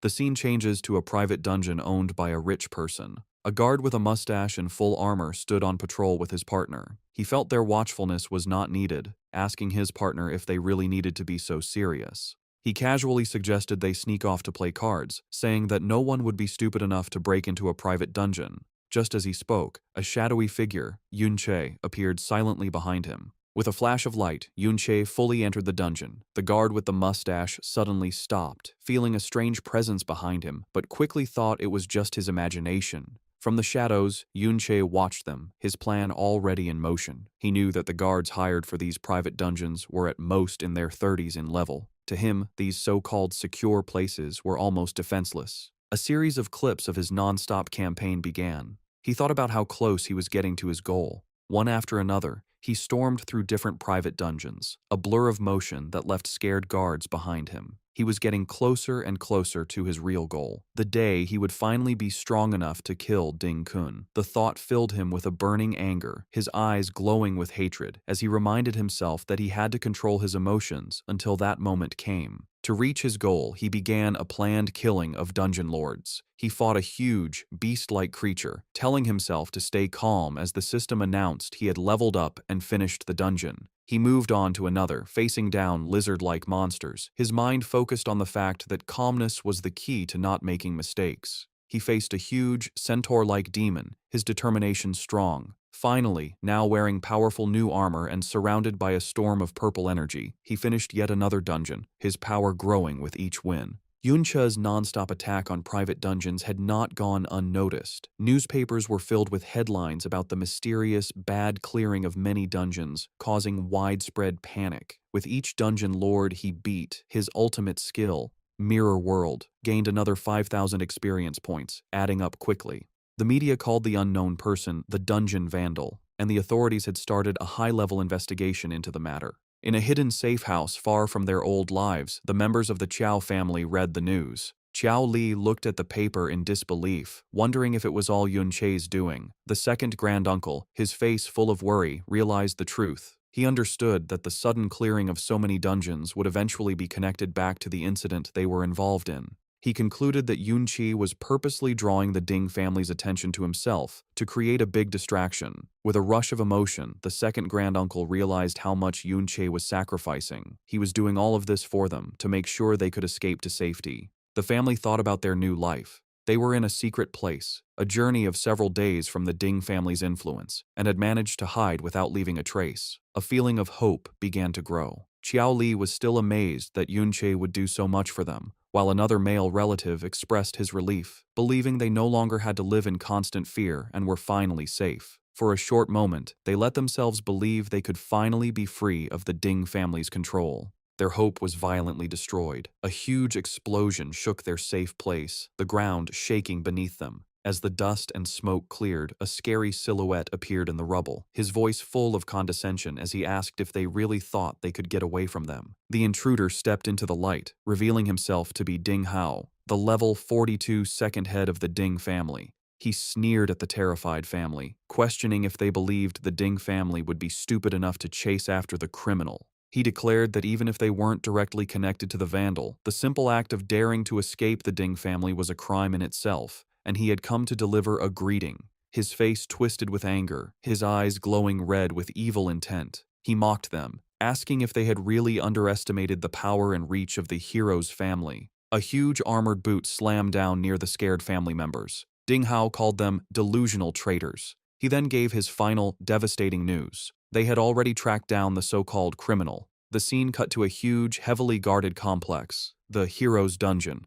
where Yun-sha and Yun-yin were seen watching from a distance. At that very moment, Yun-che, now level 42, stood at the entrance to that same dungeon. His journey had led him here, and with a voice full of cold determination, he announced that he had come for Ding Kun. As he prepared to enter, a final message appeared. His non-stop efforts had paid off. His hidden skill, Mirror World, had finally reached level 3. Having reached his goal, Yunche stood with Yunsha, looking at the heavily guarded hero's dungeon from a distance. He knew the private dungeons he had been clearing were only in the level 30 range, and continuing to farm them was an inefficient way to level up. The problem was that all other high-level dungeons were like this one, state-controlled and heavily guarded by the military, with a 2-kilometer perimeter that no one could get near. This was a major obstacle, as his mirror world skill was limited. He knew that when he entered the parallel world, he could only explore within a 200-meter radius of where he entered, making it impossible to sneak past the wide security area without being seen. Turning to the person he had arranged to meet, he realized he would have to rely on Yunsha for help. Yunsha, with a playful and knowing smirk, correctly guessed what he wanted. She asked if he had invited her all the way out here just to get her to take him inside the dungeon, before cheekily telling him it was impossible. She explained that no matter what he knew about her, even she couldn't simply walk in without a proper pass. At that moment, Yunche showed her 2 temporary access permits, the same ones he had stolen from the Ding family. He had come prepared. Seeing this, Yunsha took the passes. However, she pointed out a key detail. A temporary pass needed an official escort to avoid being investigated. Her expression then turned serious, her eyes glowing with intensity. She asked him for his real reason. Why did he need to get past the Ding family and enter this specific dungeon so secretly? Yunche began to explain, pointing to a distant mountain. He reminded her of what she saw in the traitor's dungeon, the heroic last stand of Chao En. He argued that since Chao En was clearly not the evil person propaganda said he was, it was very likely that the entire story of the rebellion was also suspicious and worth looking into. Yunsha was not convinced by Yunche's explanation. With a flat expression, she asked if he was treating her like a fool. She began to list the problems with his story, pointing out that it made no sense for him, a total stranger, to risk upsetting a powerful hero just for Chao Ji. More importantly, she reminded him that he had already broken into the Ding family's home before the events in the traitor's dungeon ever happened. She questioned him, asking if he was trying to say that he had somehow foreseen the truth about Chao En and had stolen the access passes ahead of time just for this. She then revealed another key piece of information she had. Not long ago, Dingge had entered that same traitor's dungeon specifically to cause trouble for both Yunche and Chao Ji. However, he had gone missing shortly after and had not been found since. Putting all the pieces together, Yunsha looked at him with sharp, analytical eyes. She concluded that his actions were clearly not those of someone just trying to confront a hero. Instead, it seemed he had a deep, personal hatred towards the hero himself. As she spoke, her gaze hardened. A slow, dangerous realization came to her as she connected the final dots. She noted his name, Yunche. Her eyes narrowed as she voiced her suspicion, asking if he was somehow related to the original traitor from the rebellion, who was also named Yunche. Yunche met her accusation with a playful, disarming smile. Instead of answering directly, he turned the question back on her, pointing out that her last name was also Yun. He asked if that meant she was also related to the famous traitor. The counter question clearly made her nervous. She stammered, insisting that she hadn't done all the suspicious things that he had. Then, in a moment of frustration, she revealed a secret. Her last name wasn't actually Yun. She confessed that she had only changed her name to avoid being bothered. Yunche immediately used her confession, playfully pointing out that if her name wasn't real, how could she be so certain that his was? His tone then shifted, becoming more challenging. He reminded her that her attitude wasn't like someone asking for a favor, and questioned if she wasn't afraid that he might just reveal her own secret. Regaining her composure, Yunsha held up the access pass with a cool, threatening smirk. She warned him that if she were to simply report him to the guards, he would be the one who was truly finished. The two stood in a tense, silent standoff, their secrets and threats hanging in the air between them. When Yunsha threatened to expose him, Yunche simply smiled and stated with confidence that he believed she wouldn't do it. This left her flustered and annoyed. He explained the reason for his trust, reminding her of her actions back in the dungeon. He believed that someone who would risk their own safety to protect fellow students would never side with people like the Ding family. To prove his point, he offered her the diary he had stolen from their home. He revealed that it contained evidence of the many evil deeds done by the descendants of the hero Ding Kun, who used their family's reputation to bully and harass innocent people. Yunsha took the diary but was unimpressed, asking if that was his only reason. She claimed that if he was counting on her sense of justice, he was wrong, as she didn't care about such things. With a superior smile, she mocked him for being so naive as to place his life in someone else's hands so easily. She then asked him a sharp, personal question. Had he ever experienced betrayal before? A shadow crossed Yunche's face as painful memories of his past life returned, and he quietly acknowledged her question about betrayal. Yunsha was surprised by his reaction. He went on to explain that whether he had been betrayed or not didn't matter. It wouldn't stop him from being able to trust people. He stated that his trust in her was deeper than that. He believed her basic nature was not evil. This unexpected sincerity left Yunsha visibly flustered, muttering that he didn't seem like a good person himself. Having made up her mind, she challenged him. She told him that if he truly trusted her so much, he should follow her. She dared him to see if she would change her mind and betray him along the way. As Yunche followed her without hesitation, a single bead of sweat trickled down her face. She was shocked inside, finding it hard to believe that after everything she had been through, someone could still see her and trust her as a good person. Upon entering the magnificent purple halls of the hero's dungeon, Yunsha and the cloaked Yunche were immediately met by a guard. The man recognized Yunsha instantly, giving a respectful salute. He welcomed Miss Yunsha, informing her that the hero had been expecting her for several days and that she could go directly inside. However, the guard's friendly attitude quickly turned suspicious. He noted that Old Master Ding Dan had just entered moments before and questioned why she hadn't arrived with him. His gaze then fell on the cloaked figure with her, asking if he was her guard. He quickly tried to explain, stating that he wasn't doubting her, but Old Master Ding Dan had given specific instructions. He had warned them that a number of temporary passes had been stolen from the family, so they needed to be extremely careful with all visitors. Yunsha became annoyed, confronting the guard and asking if this was an interrogation. The flustered guard immediately denied it. He then revealed the main reason for the high security. They had received an official notice from the authorities. The malicious criminal who had been rampaging through private dungeons was reportedly heading towards the hero's dungeon. Hearing this, Yunsha shot a knowing, amused smirk in Yunche's direction, fully aware of the irony of the situation. The guard continued his frantic explanation, insisting it was all a routine procedure for her own safety. Yunsha let out a quiet sigh and turned to Yunche, whispering to him that the guard seemed very determined to investigate him now. Faced with the guard's insistence, Yunsha laughed and playfully put her arm over the cloaked Yunche, telling him to go ahead and let them check. She then leaned in towards the guard, her eyes glowing with authority, and condescendingly asked if he truly believed she wouldn't be able to recognize her own guard. She continued to mock him, suggesting that perhaps she was a fake and inviting them to check her as well. Completely intimidated by her display of status, the guard stammered that he wouldn't dare. He quickly agreed that if Miss Yunsha was so certain, then there could be no mistake, and he waved them through. As they walked past the guards, Yunsha let out a quiet, satisfied sigh. While passing through the dungeon's portal, she thought to herself that Yunche's true identity must be even more important than she had first imagined. Once they were safely inside, she turned to him and stated that based on the trust he had placed in her, she had fulfilled her promise and brought him in. She added that she would not interfere with whatever he planned to do next. However, she made it clear that her help ended there. Yunsha simply thanked her. He then summoned a cloaked, skeletal undead minion and told her to take it and leave. He explained that by doing this, anything he did from that point on would not be connected to her, protecting her cover. Yunche then vanished. Yunsha seemed slightly impressed by his thinking, remarking that he had some conscience after all. After she left, Yunche immediately entered the mirror world, the familiar blue-tinted landscape appearing around him. Now uncloaked, he looked at his system, a new, reversed skill displayed before him.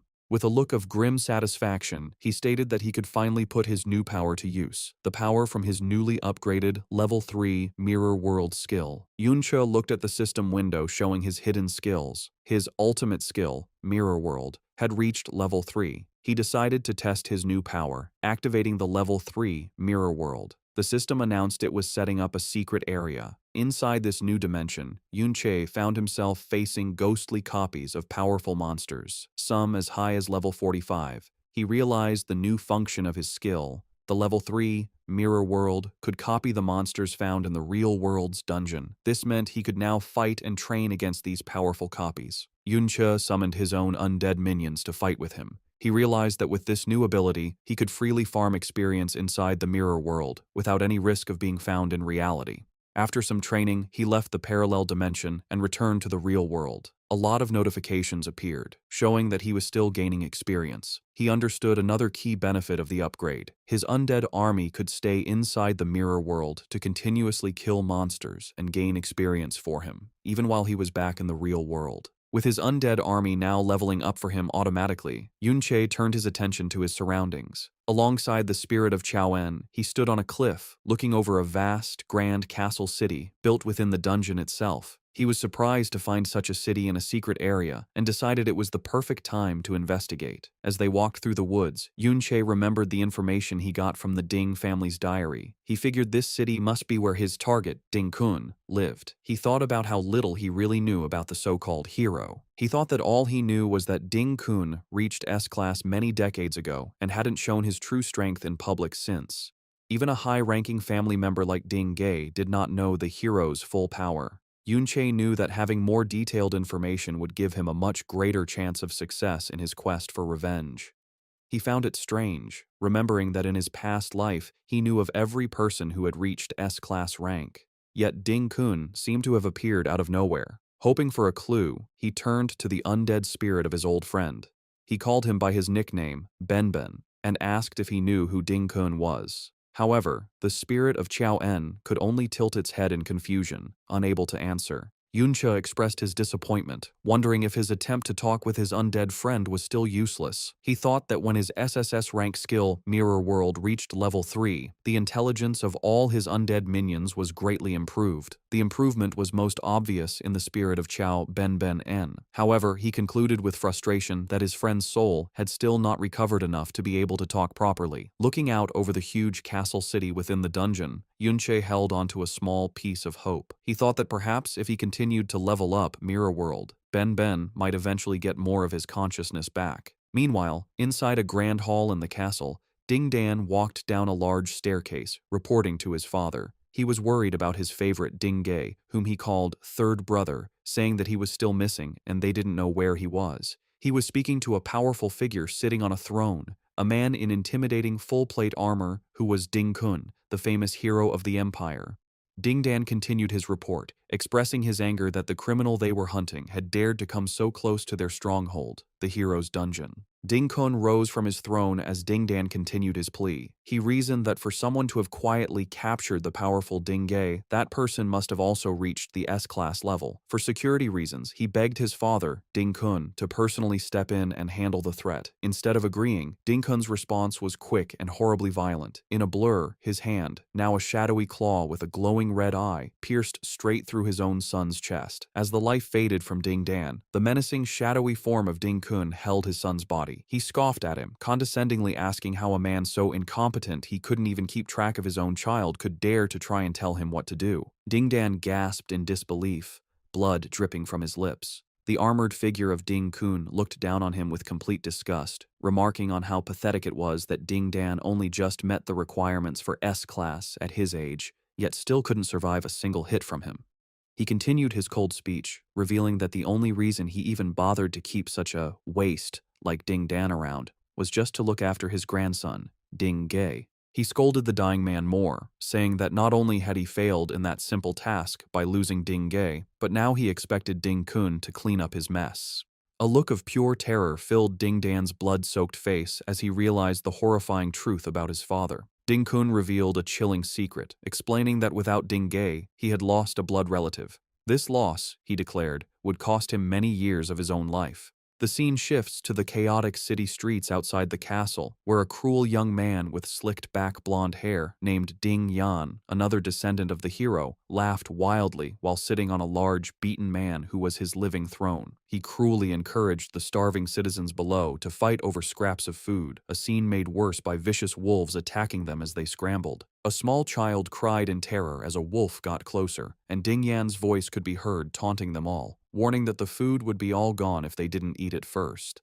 A tall, hooded figure, a level 60 enforcer named Nancy, appeared behind Ding Yan and called him Young Master. Nancy pointed out that Ding Yan's pet, the man he was sitting on, hadn't eaten meat in several days, and he made a dark suggestion. From a distance, Yunche and the spirit of Chao-En watched the horrible scene.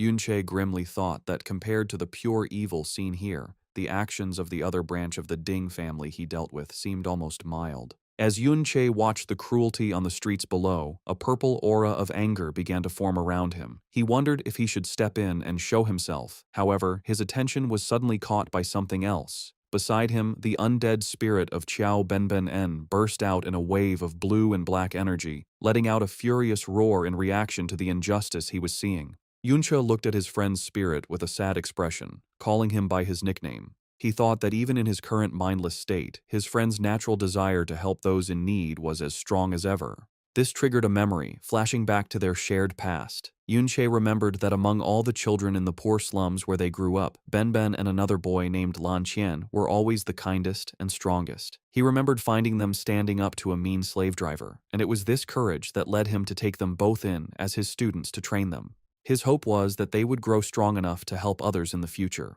The memory faded, and back in the present, Yunche was filled with a deep sense of guilt. He blamed himself, thinking that it was his fault that his friend was turned into this undead form. Just then, the spirit of Qiaowen turned to him and managed to say a broken, questioning name. Lan Qian? Yunche was completely stunned by this sign of returning consciousness.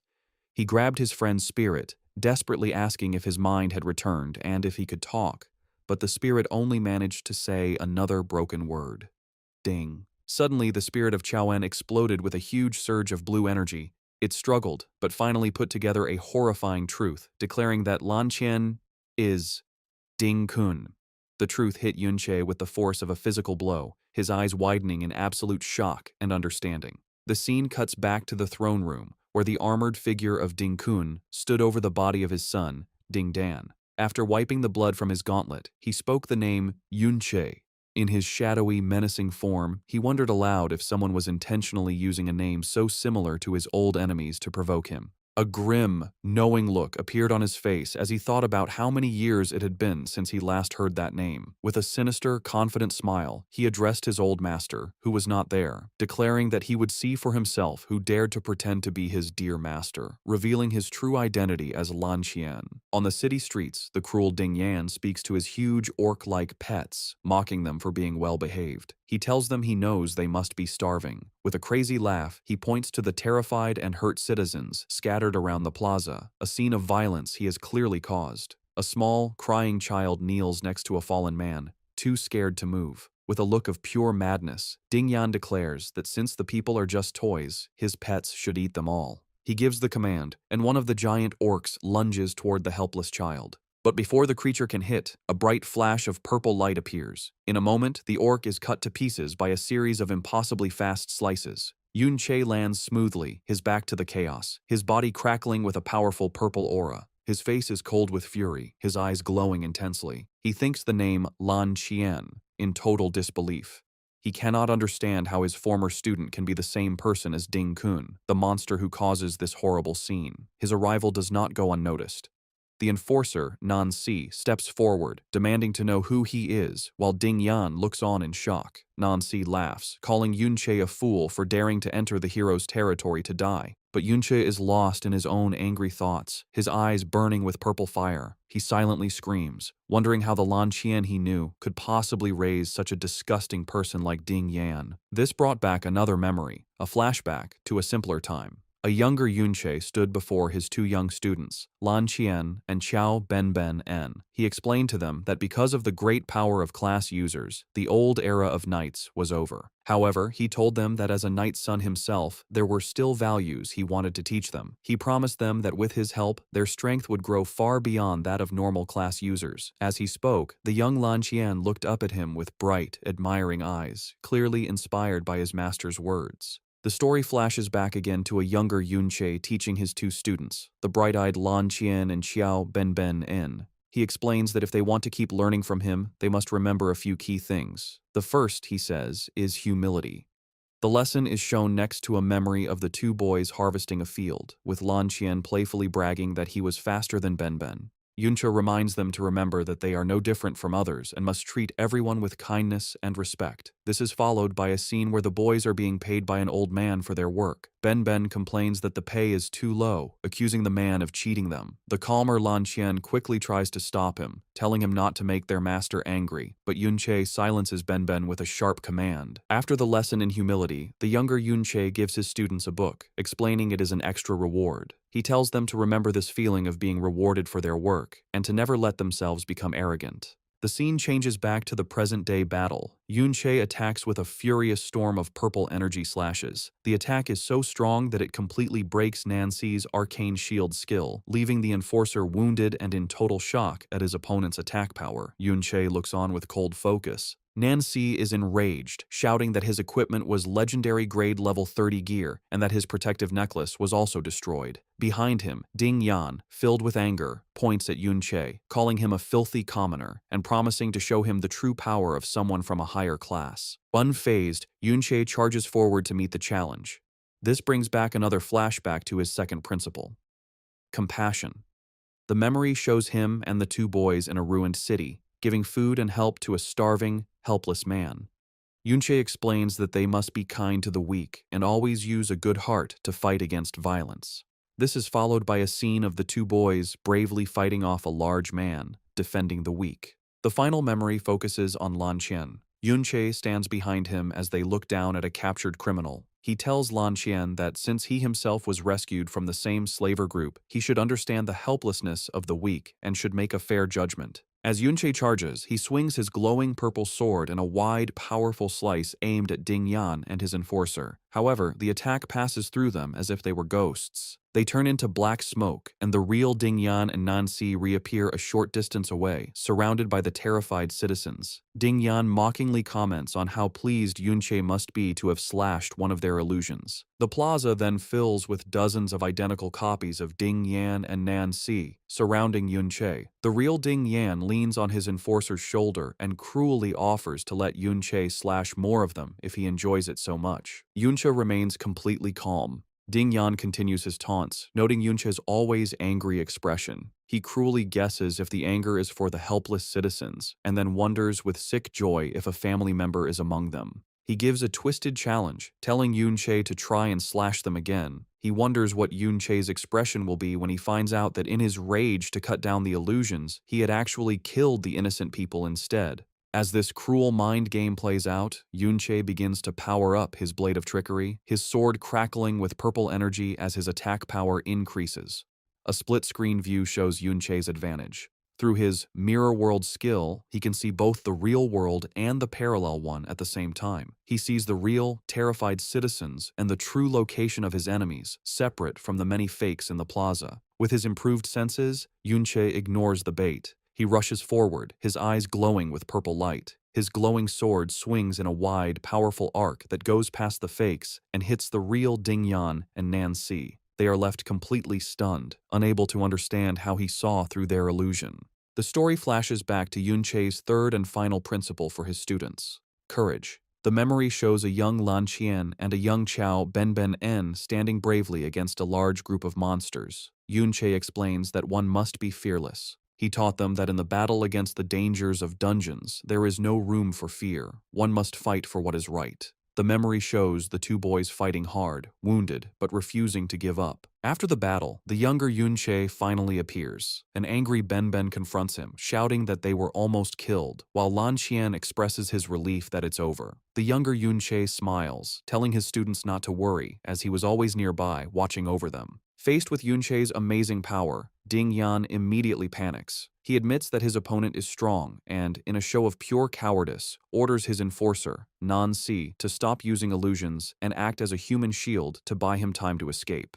As he runs, he screams a threat over his shoulder, warning Nancy that if anything happens to him, his grandfather will surely kill him. Left to face Yunche alone, a terrified Nancy desperately tries to cast a powerful spell, summoning a human delusion swamp. He complains that as a caster, he is at a big disadvantage without his illusion magic. Just as he is about to cast, Yunche vanishes from sight. Nancy looks around in a panic, wondering where he went, but it's too late. Yunche instantly reappears directly behind him and, with a single clean swing of his sword, cuts him down. The defeated enforcer desperately begs for his life, claiming he isn't a member of the Ding family and is just a hired mercenary. He pleads with Yunche to go after the escaping Ding Yan instead. Yunche ignores his pleas and delivers the final blow without a word. Meanwhile, Ding Yan's escape is stopped by the ghostly large figure of the undead Qiao En, who blocks his path. Terrified, Ding Yan immediately tries to use his family name as a shield, asking what this thing is and reminding it that he is the grandson of a hero. He threatens the spirit, promising to make its entire family suffer a terrible death if it dares to touch him. Before the spirit can act, Yunche appears, summoning a huge, shadowy creature that stands over the terrified Ding Yan. As Ding Yan screams in terror, a system window appears before him, showing a list of all his equipped items, his robe, skill books, potions, and belt, being forcefully taken from his inventory. He can only watch in horror, asking what Yunche has done to him. The scene is shown next to the final principles Yunche taught his students, a strong contrast to the evil he now faces. The fifth principle was honesty. The sixth was justice. The seventh was honor, and the eighth and final principle was soul. The huge, shadowy creature summoned by Yunche attacks, causing a volley of dark blue energy swords to shoot up from the ground and rain down upon the city. Its target, Ding Yan, lies lifeless on the ground, his time of terror brought to a quick and brutal end. Standing on a bridge looking over the horrible scene, Yunche looks down at the bodies of citizens stuck on spikes. He thinks of his former student, Lan Qian, thinking with bitterness on how he had not only ignored every principle he was taught, but had also betrayed both him and Qiao Ben in the past. His sadness turns to pure rage as he thinks about the evil that Lan Qian has let his own family commit, and he silently screams the painful question of why it all happened. A voice cuts through his thoughts, asking, "Why what?" The shadowy, armored figure of Ding Kun, who is Lan Qian, suddenly appears behind him. Before Yunche can react, Ding Kun delivers a powerful punch to his back, mockingly commenting on how much fun he seems to be having in his secret place. The force of the punch sends Yunche crashing into the castle walls, causing a huge explosion of rock and dust. Buried in the rubble, Yunche immediately begins to heal himself, casting a series of basic heal spells as he checks his new powerful equipment. He is now wearing the spider pearl necklace, the distant roar robe, the nether serpent's pants, the nether cave belt, and the nether cave pottery boots, all while his blade of trickery continues to power up his attack. Bloodied but determined, he pulls himself from the wreckage, his mind still filled with the question for his old student. Lan Qian. Why? The shadowy figure of his former student, now fully identified by the system as the level 71 S-Class Berserker, Lan Qian, also known as Ding Kun, walks towards him through the destruction. Instead of facing him directly, Yunche uses a new plan, throwing a volley of shiny mirror-like shards toward his enemy. Ding Kun easily blocks the objects, confused by what they are and asking if they are mirrors. The shards are a distraction, and Yunche uses them as portals, appearing instantly behind his former student. With his enemy caught off guard, Yunche brings his glowing purple sword down in a powerful strike, his voice filled with the pain and rage of a decades-old betrayal as he screams the question that has been bothering him. Why did you betray us? The strong blow from Yunche's surprise attack shattered a piece of Ding Kun's armor. Ding Kun, touching his damaged helmet, grinned and noted that for someone to break his armor, their speed and attack power must be unusually high. Yunche's eyes glowed with an intense purple light, filled with rage and pain. Clenching his fist, he screamed Lan Qian's name, confirming it was his former student. He desperately asked why he chose to betray them years ago. Unimpressed, Lan Qian questioned the word betrayal as he summoned a huge, pixelated greatsword. He thought to himself that this intruder knew his old name and was also using the name Yunche.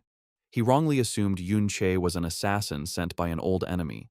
With a wild grin, Lan Qian charged forward, unleashing a powerful swing with his sword that sent a wave of red energy across the area. After Yunche dodged the attack, Lan Qian appeared behind him, mockingly asking if he was trying to impersonate his old master, calling it a bad joke. Ignoring the taunt, Yunche struck again, screaming his question about the betrayal once more, but Lan Qian easily blocked the attack. With a look of pure disgust, Lan Qian dismissed him, saying he was just a tool and that talking was useless. He immediately countered with a powerful swing of his own. The force of their weapons clashing shattered the ground, creating a large crater and forcing both fighters to jump back. As the dust settled, the undead spirit of Qiaoen appeared at Yunche's side. With a grim look, Yunche challenged his old student, asking what he planned to do about their other friend. Filled with rage, the ghost of Qiaoen charged forward, roaring Lan Qian's name. Lan Qian looked on in shock at the ghostly form of his old friend. In a flash, he appeared before Qiaoen's spirit, grabbing him by the neck. With a furious roar, he smashed the spirit's head into the ground, demanding to know how he was still alive. As Lan Qian raised his fist to strike again, Qiaoen's spirit summoned a golden barrier to protect itself, but Lan Qian shattered it with a single, powerful punch. As the barrier broke, Lan Qian realized the truth. He understood his former friend was now an undead spirit. He noted that while Qiaoen was revived, he didn't seem to have much intelligence.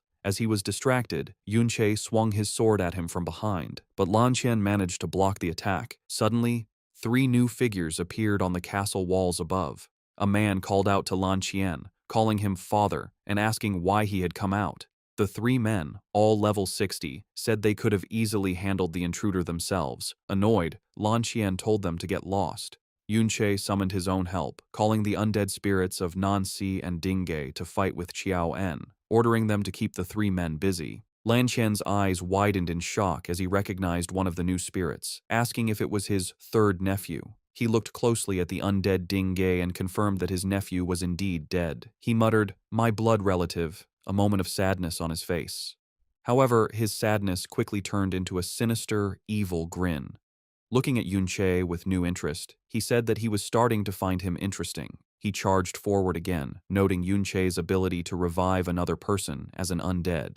As Yunche barely dodged a swipe from his former student's claws, Lan Qian stood over him, his form growing more monstrous and his eyes glowing with a mad light. He called Yunche master, desperately pleading with him to prove that he was who he said he was. With a look of pure insanity, he screamed that Yunche must be his beloved master. Bloodied but determined, Yunche looked at him with cold fury. He thought back to the person Lan Qian used to be, someone who would help others even when he was a suffering prisoner. As his blade of trickery continued to drain his magic to increase its power, Yunche swung his glowing purple sword, screaming in frustration, wondering how his student could have become so crazy and twisted. Lan Qian managed to block the powerful blow. Lan Qian responded with a crazed shout, blaming everything on his dear master. Angered by this, Yunche grabbed him, firing back with furious questions. He demanded to know what nonsense he was talking, reminding him that Yunche had saved him from slavery and gave him power. He asked if Lan Qian had forgotten everything he was taught, but was met with only hysterical laughter. Suddenly, Lan Qian's laughter turned to pure rage as he screamed the real reason for his anger, questioning why Yunche took so long to rescue him in the first place as they clashed again. His twisted thinking was revealed in a painful flashback to his past, where he lay beaten by a slaver. He questioned why he had to suffer so much before being rescued. He then ranted about his life after, questioning why, as the student of a mere knight's son, he was expected to live a comfortable life where everyone was polite. A memory showed townspeople greeting the younger Yunche with respect. Lan Qian bitterly asked why Chao Ben, who never suffered such horrors, was allowed to enjoy the same respected life. His deep jealousy exploded as he asked why Ben was always stronger than him. He screamed at Yunche, accusing him of favoring Ben simply because his past was cleaner. Finally, he asked the question that seemed to bother him the most, demanding to know why Yunche had him change his class to a berserker. He argued with twisted logic that because he was shy and fearful, he should have been made a guardian knight with stronger defenses, not a reckless attacker. Stunned into silence for a moment, Yunche finally responded. He asked when he ever showed favoritism, reminding Lan Qian that he had always wanted to become braver and stronger, and that was the reason for his choice. Lan Qian furiously rejected this, screaming that it was all because Yunche preferred people like Ben. He insisted that he also tried his best to act brave, but then his tone shifted to mocking laughter. He questioned if his efforts made Yunche favor him more, then accused his former master of looking down on him from the beginning because of his past as a slave, telling him to stop pretending. This accusation finally broke Yunche's calm, his eyes glowing with pure rage. He screamed back, asking about compassion and humility, angrily dismissing all the knightly values he had tried to teach. Lan Qian shot back, asking if any of those values could help him live a better life. He cynically pointed out that the respect Yunche got was only due to his own power. He sneered that unlike Ben, who was fooled by Yunche, he would never waste time and chances for leveling up just to save people. With a look of disgust, he again asked Yunche how he could dare to speak of betrayal. Lan Qian's confession became a proud declaration. He said that since Yunche could choose Ben, he was free to make his own choice. He revealed that good old brother Luo Wei was able to offer him a much higher status and greater power. He crazily told Yunche to look at the results of their choices, comparing Ben's descendants to his own. He laughed with cruel satisfaction, bragging that Ben's family can only serve as slaves under his own Ding family. He mocked Yunche's current state and then pointed to a golden statue of a powerful figure, telling him to look at the high status Luo Wei now holds. As Yunche stood silently, his body crackling with a huge purple aura, Lan Qian delivered his final, taunting question, asking him who he thinks made the right choice in the end. The immense purple energy around Yunche surged violently. His blood-streaked face twisted into a mask of pure fury as he finally snapped, screaming at Lan Qian and calling him a heartless, ungrateful bastard. Fueled by his rage, Yunche leaped into the air and threw a volley of glowing mirror shards at his former student. He then unleashed a blindingly fast and complex attack, teleporting between the shards to strike from multiple angles at once. A storm of purple energy slashes overwhelmed Lan Qian, who desperately tried to fight off the attack. The force was too much, and Lan Qian's strong armor began to crack and shatter under the continuous blows, breaking apart completely. After the devastating attack, Yunche landed, looking down at his hand. He spoke with cold, final judgment, agreeing with his former student on one thing: he truly cannot compare to Qiao Ben. With a look of complete disgust, he delivered his final, crushing insult, declaring that Lan Qian isn't even worthy of being compared to one of Ben's toes. Lying defeated on the ground in his shattered armor, Lan Qian started to laugh wildly. A system window appeared, announcing that the conditions for his skill, Berserker's brand, had been met. Surrounded by a furious red aura, his scarred body now bare, he rose to his feet, laughing like a madman as he screamed that Yunche had finally admitted he had a favorite. Another system notification showed his incredible power boost. His attack power had increased by 300% and his speed by 200%. The skill explained that the lower his health, the more his power and speed would grow. Now, in a full rampage state, he screamed that Yunche had confirmed his bias towards Ben, calling him a hypocrite as he dashed forward with blinding speed. The system added that the Berserker-exclusive rampage skill greatly increased strength and speed, but lowered intelligence and defense. Yunche was completely shocked by his former student's new speed. Lan Qian moved so fast that Yunche had to retreat into the mirror world just to survive. Lan Qian's powerful strike sliced through a mirror shard instead of him. The force of the missed attack was so great that it cut a massive trench through the battlefield, slicing the castle itself in half. As Yunche reappeared from another shard in the rubble, Lan Qian correctly figured out that he was using the mirrors to teleport and dodge his attacks. To counter this, he activated another berserker skill, Furious Blood Rain, mocking Yunche for being helpless without his tricks. A storm of sharp, blood-red projectiles rained down from the sky, shattering the ground. Lan Qian challenged him to a direct fight, sarcastically reminding him that knights were supposed to be brave. Caught in the downpour, Yunche began to take constant damage. Meanwhile, Lan Qian walked through his own damaging aura, while he also took small amounts of damage. Each hit activated his Berserker's brand, continuously increasing his attack power and speed even more. Convinced he was right, he sneered that Yunche only preached about virtue when he was safe, calling him a spoiled noble who had never truly suffered and therefore understood nothing. He charged forward once more, screaming that someone who had never felt his pain had no right to talk about compassion. As Lan Qian swung with incredible force, Yunche barely managed to dodge the powerful attack. Lan Qian suddenly appeared right in front of a shocked Yunche, mocking his former master's ideals as nothing more than a childish game. With a powerful swing, he unleashed a huge wave of red energy, laughing at the naive idea that friends and students would stay loyal forever.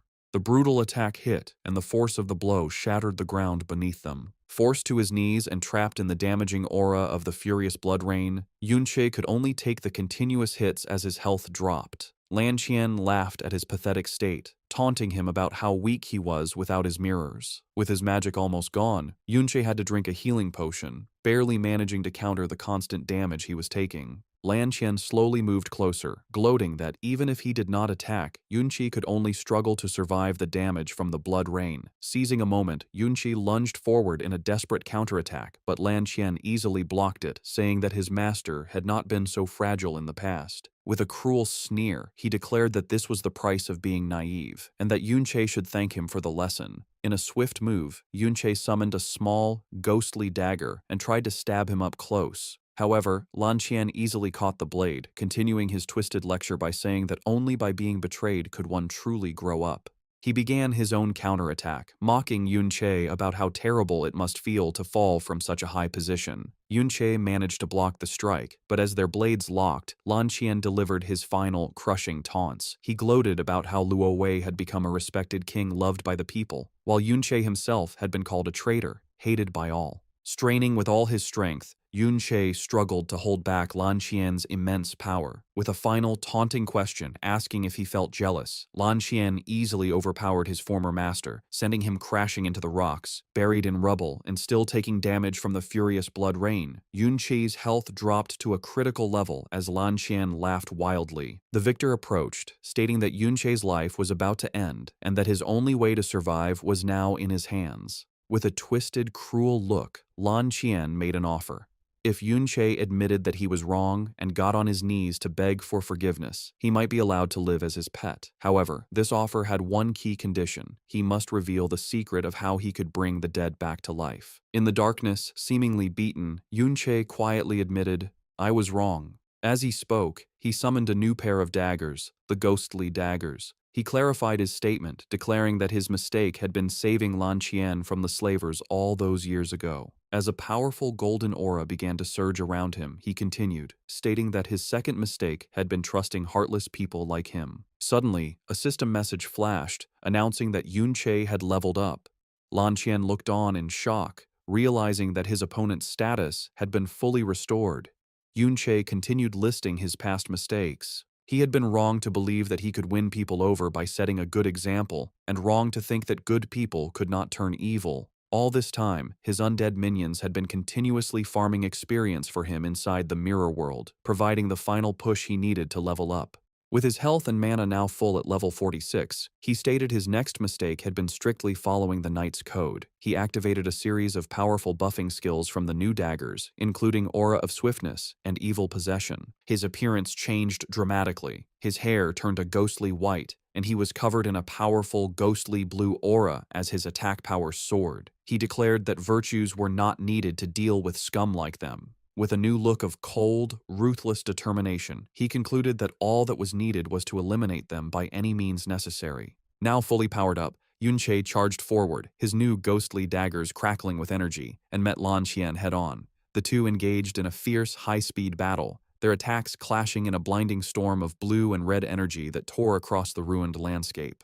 Lan Qian laughed wildly, thrilled by the fight, screaming that this was how it should be. However, after easily blocking one of Yunche's strikes, he began to mock his former master. He had thought Yunche had learned a new dual-wielding class, but he now saw that he was just awkwardly holding two daggers. He scolded him, saying that using an unfamiliar fighting style in a real battle was suicide, and that Yunche seemed to have forgotten the lessons he had once taught him.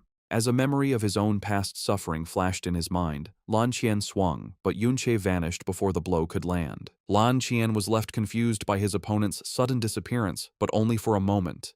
Yunche instantly reappeared behind him and drove a dagger deep into his back, causing him to spit up blood. Enraged and in pain, Lan Qian spun around to counterattack, but Yunche vanished again. He screamed in frustration, demanding to know how it was possible when all his mirrors were shattered. Frantically searching, his eyes landed on a pool of his own blood on the ground. He saw a reflection and realized the horrifying truth. Yunche did not need mirrors, but could use any reflective surface, even blood, to teleport. Furious at being tricked, Lan Qian unleashed a powerful ability, causing tendrils of blood to erupt from the ground and cover the entire area. He admitted that Yunche had found a loophole, but declared that this new move would leave him with nowhere left to run. Activating his ultimate skill, Blood Frenzy, he confidently stated that now there was nothing left for his master to use for reflection. Just as he finished his boast, a shadowy blade pierced straight through his chest from behind. He turned in utter disbelief to see the ghostly form of his other former friend, the undead Chao En, standing right behind him. He weakly questioned when he had gotten there and how they could have performed a sneak attack. Across the battlefield, Yunche, now back to his original appearance, calmly recalled his undead minions. He stated that there was no need to follow the knight's code when dealing with someone like him. The battle was over. Surrounded by the ghostly flames of his undead army, Yunche stood over the fallen body of Lan Qian. With a look of absolute, cold hatred, he delivered his final sentence, declaring that he only wanted one thing, for Lan Qian to die. Even with a deadly wound, Lan Qian was still defiant. He called the undead spirit of Qiao Benben and a loser from 60 years ago, who was no match for him now, and easily cut the spirit in half. He screamed that the more he was hurt, the stronger he got, because of his berserker skills. But Yunche instantly appeared and stabbed him again. In his powered-up form, Yunche coldly told his former student that he knew all his weaknesses. Enraged, Lan Qian cursed at him, but Yunche calmly explained the two main weaknesses of the berserker class. The first, he said, was low defense. As Lan Qian swung wildly, Yunche teleported away, and the undead spirit of Dingge took his place, swinging its axe at the berserker. Lan Qian furiously turned and sliced the new enemy in half. Yunche explained that the berserker class needs a lot of points in attack and speed, which leaves little for defense. To prove his point, a volley of energy arrows from another undead archer hit Lan Qian in the back. Now surrounded by a growing army of Yunche's minions, he learned the hard truth of his build. Yunche explained that with the defense-lowering effects of his own skills, even low-level skeletons could now hurt him. With a furious roar, Lan Qian used a powerful whirlwind slash, cutting down the minions right around him. He boasted that he just needed to clear out these low-level spirits, but as the dust settled, he saw Yunche and more undead on the cliffs above. Yunche then revealed the second major weakness, a lack of wide-area attacks. He explained that besides the basic whirlwind slash and some straight energy slashes, Lan Qian had no way to deal with a large, spread-out army. The final, inescapable trap was revealed as a huge army of undead spirits appeared from the shadows behind Yunche. He told his former student that his mana regenerated fast enough to keep an endless army of undead, making it impossible for Lan Qian to ever kill them all. Refusing to accept his weakness, Lan Qian furiously declared that he did have a wide-range attack and used his furious blood rain again. But Yunche was ready and calmly summoned huge ghostly shields from the ground to protect his army. He then revealed his former student's biggest weakness, having no one he could truly count on. Yunche reminded him of the past, explaining that he and Qiao Benben used to work together, covering each other's weaknesses. He pointed out the sad irony that the shield that once protected him, Benben, was now the sword trying to strike him down. He reasoned that as someone who gained power through betrayal, it was only natural that no one would ever truly get close to him. As the ghostly form of Chao En appeared behind the traitor, Yunche asked if this lonely, bitter life was what he had really wanted. Enraged, Lan Qian rejected the idea of friendship and trust, swinging his weapon wildly as Yunche dodged. He screamed that while he had enjoyed 60 years of absolute power, Yunche had been nothing but a dead man. He insisted that he was the one who had been right and that he didn't need allies. To prove his point, he moved back towards the city, calling for his family members, Ding Jian, Ding Qiang, and Ding Shun, to come out and fight for him. He landed with a proud look, boasting that he didn't need allies because his own family would be his army. In a flash, Yunche appeared right behind him, calmly questioning his confidence. Before Lan Qian could react, Yunche swung his blade in a clean, quick move, cutting off his former student's arm at the shoulder. Lan Qian screamed in pain and disbelief as his 3 family members watched from the rooftops in stunned horror, calling out to their father. A wave of pure panic hit Ding Jian as he stuttered, unable to believe that his seemingly unbeatable father was being so completely defeated.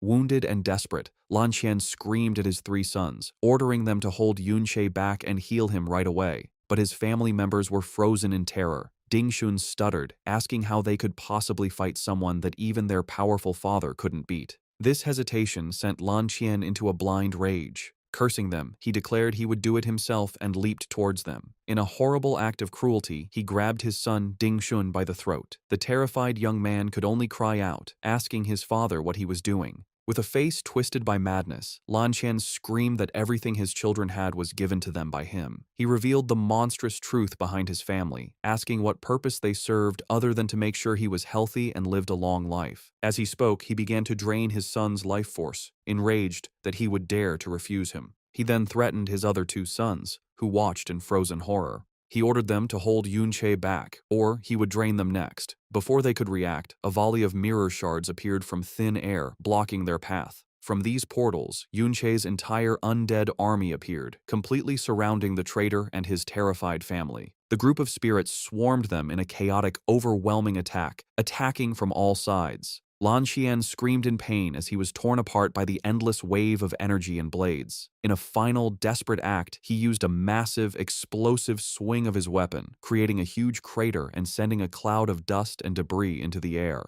When the dust finally settled, Lan Qian was left standing alone in the ruined landscape, breathing heavily. He looked around the now empty battlefield, wondering where everyone had gone. A bloodied Yunche, still in his powered-up form, looked down on his exhausted former student with a smirk, asking if his energy was finally running out. He then revealed his final, most cruel act of revenge. Behind him, the newly resurrected undead spirits of Lan Qian's own sons, Ding Jian, Ding Shun, and Ding Qiang, rose from the shadows. Yunche coldly remarked that despite his youthful look, Lan Qian was still just an old man on the inside, and mockingly told him to enjoy his family happiness. A wave of absolute terror and despair washed over Lan Qian as he realized that his own children had been turned into undead puppets. Utterly broken, he let out a choked sound and made a desperate attempt to run away. Yunche chased after him, calmly asking if he truly believed he could escape now. Lan Qian's desperate escape was immediately cut short. He was surrounded and relentlessly attacked by the ghostly blue slashes of his own undead sons. As he was torn apart by the ones he once called family, his mind completely broke. He muttered the word, "comrades,"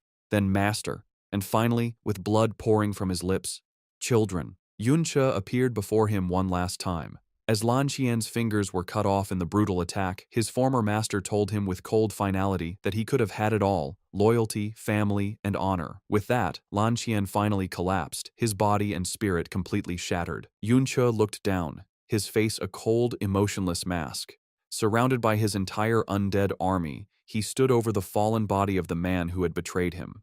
He told him that where he could have had love and loyalty, he now only had the hatred of those he sacrificed. With his final words, Yunche told him to face the dead end that he himself had chosen. The story goes back more than 60 years to a time when Yunche was in a workshop with his two young students. He spoke to both Qiao Ben and Lan Qian, congratulating them on successfully changing their class and reaching the S rank. He told them that as their master, he had gifts for them. Yunche explained that he had sent all the best materials he had saved over the years to a master craftsman. With great luck, he was able to have 2 weapons of mythic quality made. He gave a huge greatsword to an impressed Lan Qian, telling him it was the best weapon he could use at his level and that its style was similar to what he already used, so he should be able to handle it easily. Lan Qian excitedly swung the new sword and sincerely thanked his master. Yunche then turned to Qiao Ben, giving him a large, fancy shield. He explained that the shield was a perfect fit for his new class, and that with his fighting talent, he would surely master it quickly. Qiao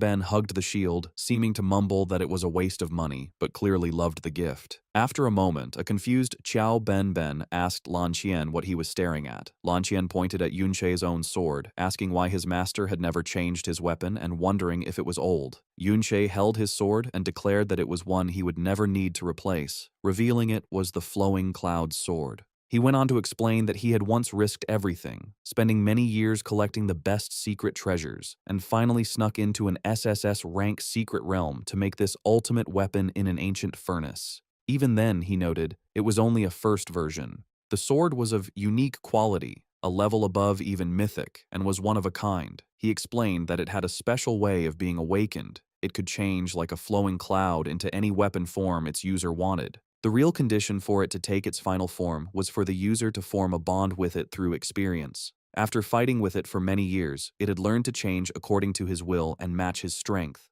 Lan Qian was completely amazed by this. Yunche then offered the incredible sword to him, asking if he would like to try it. Overjoyed, Lan Qian excitedly asked if he really could. As Lan Qian grabbed the handle of the Flowing Cloud sword, the scene flashes back to the past. After a great battle, a man in full plate armor, Lan Qian, stood over the dying body of Yunche, whom he had just stabbed with the same sword. Lan Qian thought that the scene had to be cleaned up to look like a fierce rebellion for the king. With a crazy laugh, Lan Qian celebrated that he had finally gotten the one-of-a-kind, unique quality weapon. As he claimed it, the holy sword began to change shape, becoming twisted by a dark power. The scene shifts back to the present. A powered-up Yunche, his hair glowing with a white energy, stared forward with serious determination. He began to walk forward, thinking about his past life. He remembered that when he faced dangers on the front lines, he never hesitated, even when the path was hard. He believed he could overcome any problem. He grabbed the twisted flowing cloud sword from the ground, its blade now burning with a fiery aura. As the sword began to change shape in his hand, he thought that all his struggles had been for one simple goal: to live a peaceful life with his friends. But now, holding the weapon, he saw that their greed had badly damaged his beloved flowing cloud sword. Yunche then pointed the broken blade at the defeated and bleeding Lan Qian, who finally admitted that he was wrong. Yunche told him that he never cared for the fake title of hero. Terrified, Lan Qian begged for his life. In response, Yunche transformed the sword into a huge, heavy scythe. He looked down at his former student and asked if it was for this power that he betrayed him, and, most importantly, betrayed Xiao Ben. Desperate, Lan Qian reached out, asking if his former master did not want to know the truth of what happened. Yunche ignored his plea, telling him only to face the dead end that he himself had chosen. With a final, quick move, he swung the great scythe and cut off Lan Qian's head, whose last words about the truth were cut short. Standing as a dark silhouette, Yunche made a final, chilling statement, saying that everything Lan Qian knew, he would come to know as well. After the battle, Yunche sat on a throne, looking down at the newly formed undead spirit of Ding Kun, who was once Lan Qian. The spirit, now tied to him, spoke in broken sentences, revealing a shocking truth. He was just bait, used by Luo Wei. Hearing this, a look of cold determination crossed Yunche's face. He realized his path of revenge had only just started. The undead spirit of Lan Qian held up a proof of advancement, a rare item, and seemed to promise that for this revenge, it would become stronger. The story then explains the power system of the world. Because of the strict control over dungeons, ordinary people like miners might only reach level 30 in their whole lives. Even talented people who join official groups and get promoted can, at best, reach level 60. This is because level 60 is a huge barrier. Class advancement. Only by meeting certain conditions can a person's class evolve, which unlocks better equipment, stats, and special skills. Only those who complete this advancement can break the level 60 barrier. As Yunche looked at the proof of advancement he had taken from Lan Qian, he remembered how important this item was for the process. These proofs are incredibly rare. Even in his past life, when dungeons were open to everyone, only 1 in 10,000 people managed to advance. In the current time, the government controls them completely, making them even harder for ordinary people to get. Yunche thought about the fact that within the entire hero family, only Lan Qian himself had a proof of advancement, meaning none of his family were able to advance their class. The power difference between someone before and after advancement is huge. Lan Qian, for example, advanced from a simple warrior to a berserker, learning powerful special skills like Berserker's Brand and increasing his strength several times. Looking at the kneeling spirit of his once very powerful enemy, Yunche knew that if it weren't for his unique SSS rank skill, Mirror World, he would have had no chance of beating Lan Qian. Yunche considered his next move. Having seen the huge power boost that class advancement gave to Lan Qian, he thought about what would happen if he, with the powerful base of his SSS rank skill, Mirror World, also went through the process. He activated the proof of advancement he had gotten, his mind racing with the possibilities as he wondered just how strong he could become. The system began the advancement process, scanning his stats and confirming that he met the requirements to advance. It then showed him 3 possible advanced classes for a chanter, war dancer, bard, and forest musician, asking him to pick one to begin the advancement quest.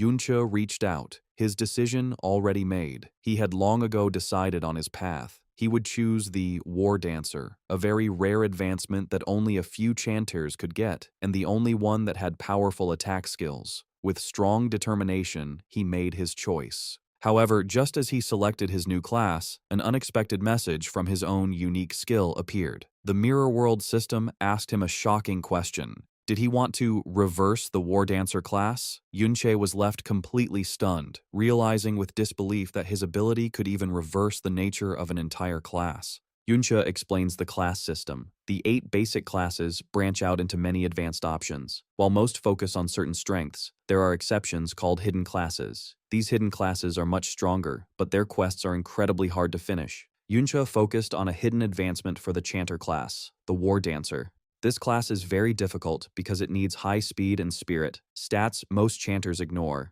The quest also requires a very rare item called a slaughter blood core. This crystal is formed from the energy of mass slaughter, making it almost impossible for a support class with no attack skills to get. Because of this, few ever succeed, even though it's the only chanter path with attack skills. Yunche decided to choose this path, but his mirror world skill stepped in. Just as it reversed his skills, it reversed the class itself. The war dancer was changed into a new, unknown class, the peace dancer. The system said, true peace requires absolute martial protection, making these dancers able to use both healing songs and destructive ones. But the requirements were also reversed and increased. Instead of the slaughter blood core, the quest now needed 5 life saplings. Yunche was stunned by how absurd the request was. He tried to understand the logic, realizing that a life sapling is a legendary treasure that can create endless potions that fully restore health. A single one would be fought over by top professionals because it could replace a healer. To need 5 of them seemed impossible, but Yunche knew that such a high cost meant the Peace Dancer class would be incredibly powerful. He wondered how to find them, thinking about his skill's recent upgrade. He entered the mirror world and found that the level 3 upgrade was more than just a map expansion. Standing before him was a huge orc chieftain, Copy, a dungeon lord.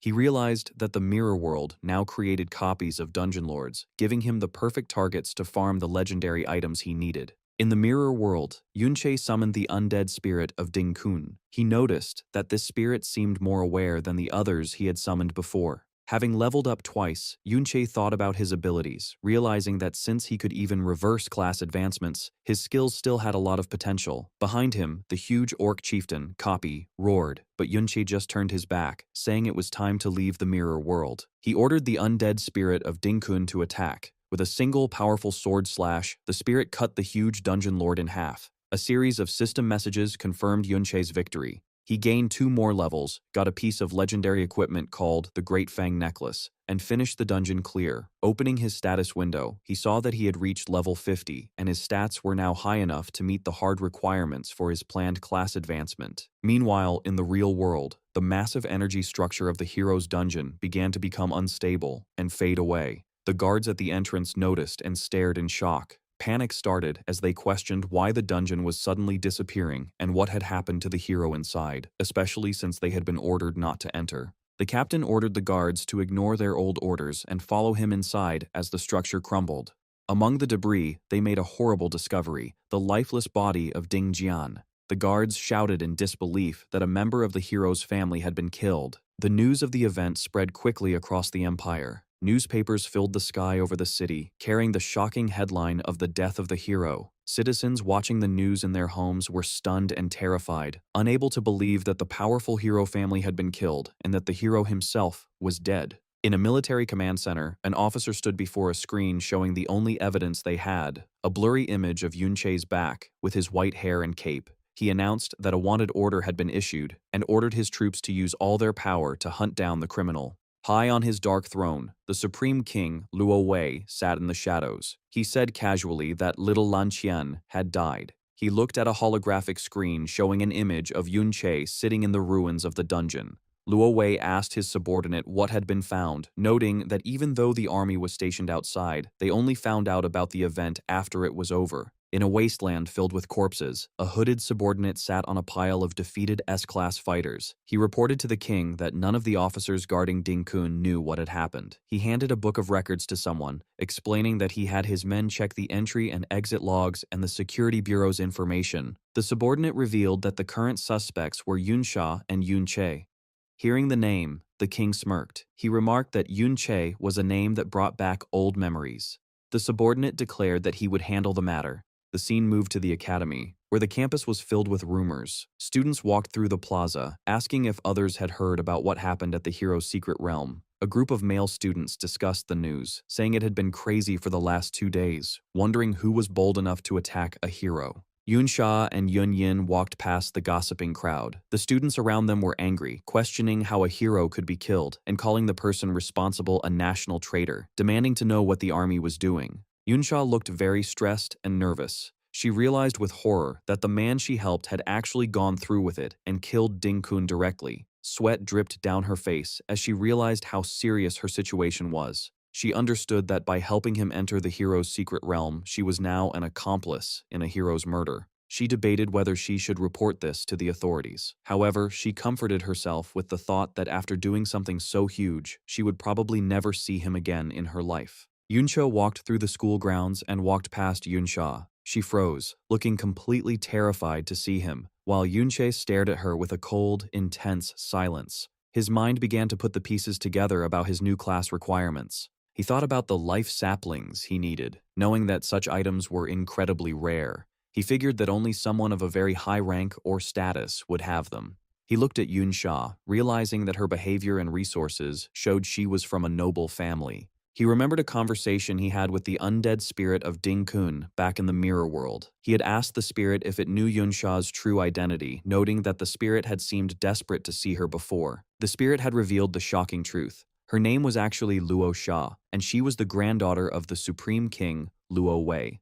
Back in the present, a dark, murderous aura grew around Yunsha as he stood behind her. He glared at her, thinking that he never expected this. He realized that the girl standing right in front of him was the granddaughter of his sworn enemy. Yunsha arrived at the school campus.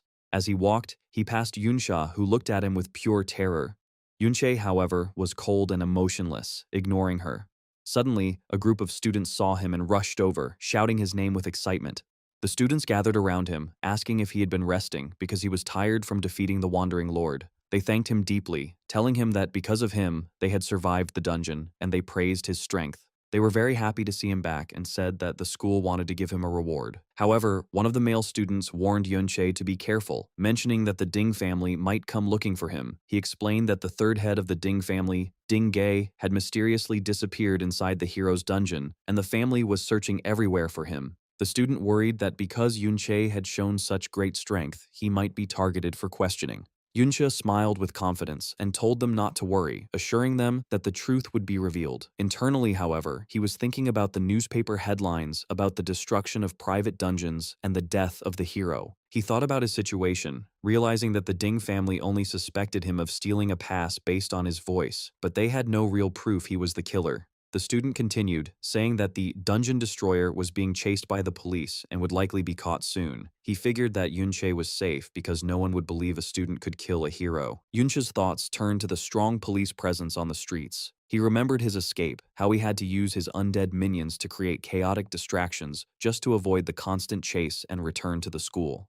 Looking at his classmates, he decided his best plan was to blend in. He concluded that hiding as a student was the safest way to avoid exposing himself while he learned more about this new time. The mood at the school was angry and confused. A male student shouted, blaming the dungeon destroyer for the trouble they were in. He complained that if it weren't for this criminal, neither the students nor Yunsha would be suspected, arguing that the Ding family were victims too. Other students agreed, expressing their shock that a hero had actually died. One student screamed that the killer was unforgivably evil, insisting that no matter how bad things were, one should never attack a hero. Yunsha turned away, listening to them defend the man he killed. He realized that the image of Ding Kun as a hero, created by Luo Wei's propaganda, was deeply set in their minds since childhood. He understood that even though he had killed the man, changing how the public saw him would be very difficult. However, the story started to change as rumors spread among another group of students. They gathered together, whispering about things they heard from relatives about the hero's dungeon.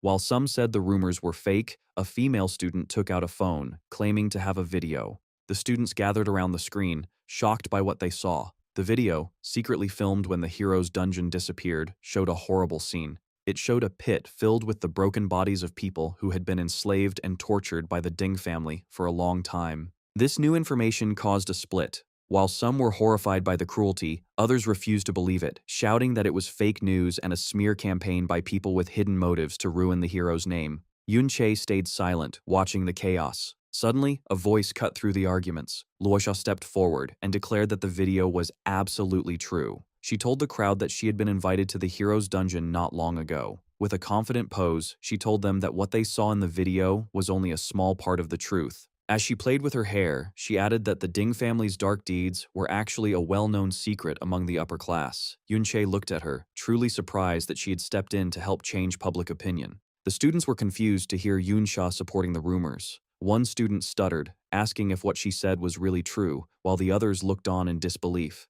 Yunche stared at her, watching her get involved. Suddenly, Yunsha grabbed Yuncha's hand and pulled him away, telling him to follow her. The group of students was left completely shocked, their eyes wide as they watched the two run off together. They arrived at a quiet corner of the school. Yunsha asked why he had returned, wondering if he wasn't afraid of the security bureau looking into him. She reminded him that he hadn't just caused trouble, but had killed a hero, meaning the consequences would be serious. Looking down nervously, she asked the question that was on her mind. Wasn't he afraid that she would turn him in? Yunche looked at her calmly. He repeated what he had told her before. He believed that she was not a bad person deep down. Hearing this, Yunsha blushed, clearly flustered by his trust. She turned away, trying to calm down. She remarked that considering the evil deeds of the hero family, it was actually better that they were dead. She then turned back to him with a fake angry look, pointing out that he now owed her another favor. Yunche looked at her with a slight smile, assuring her that he remembered everything she said. Yunsha stared at Luo Sha, his mind full of questions about her real reasons. He couldn't understand why the granddaughter of Luo Wei would help him enter the hero's dungeon. He wondered if she truly hated what the Ding family did, or what her connection was to the Supreme King. A dark thought crossed his mind as he thought that tricking and using her might be the only way to eventually kill Luo Wei.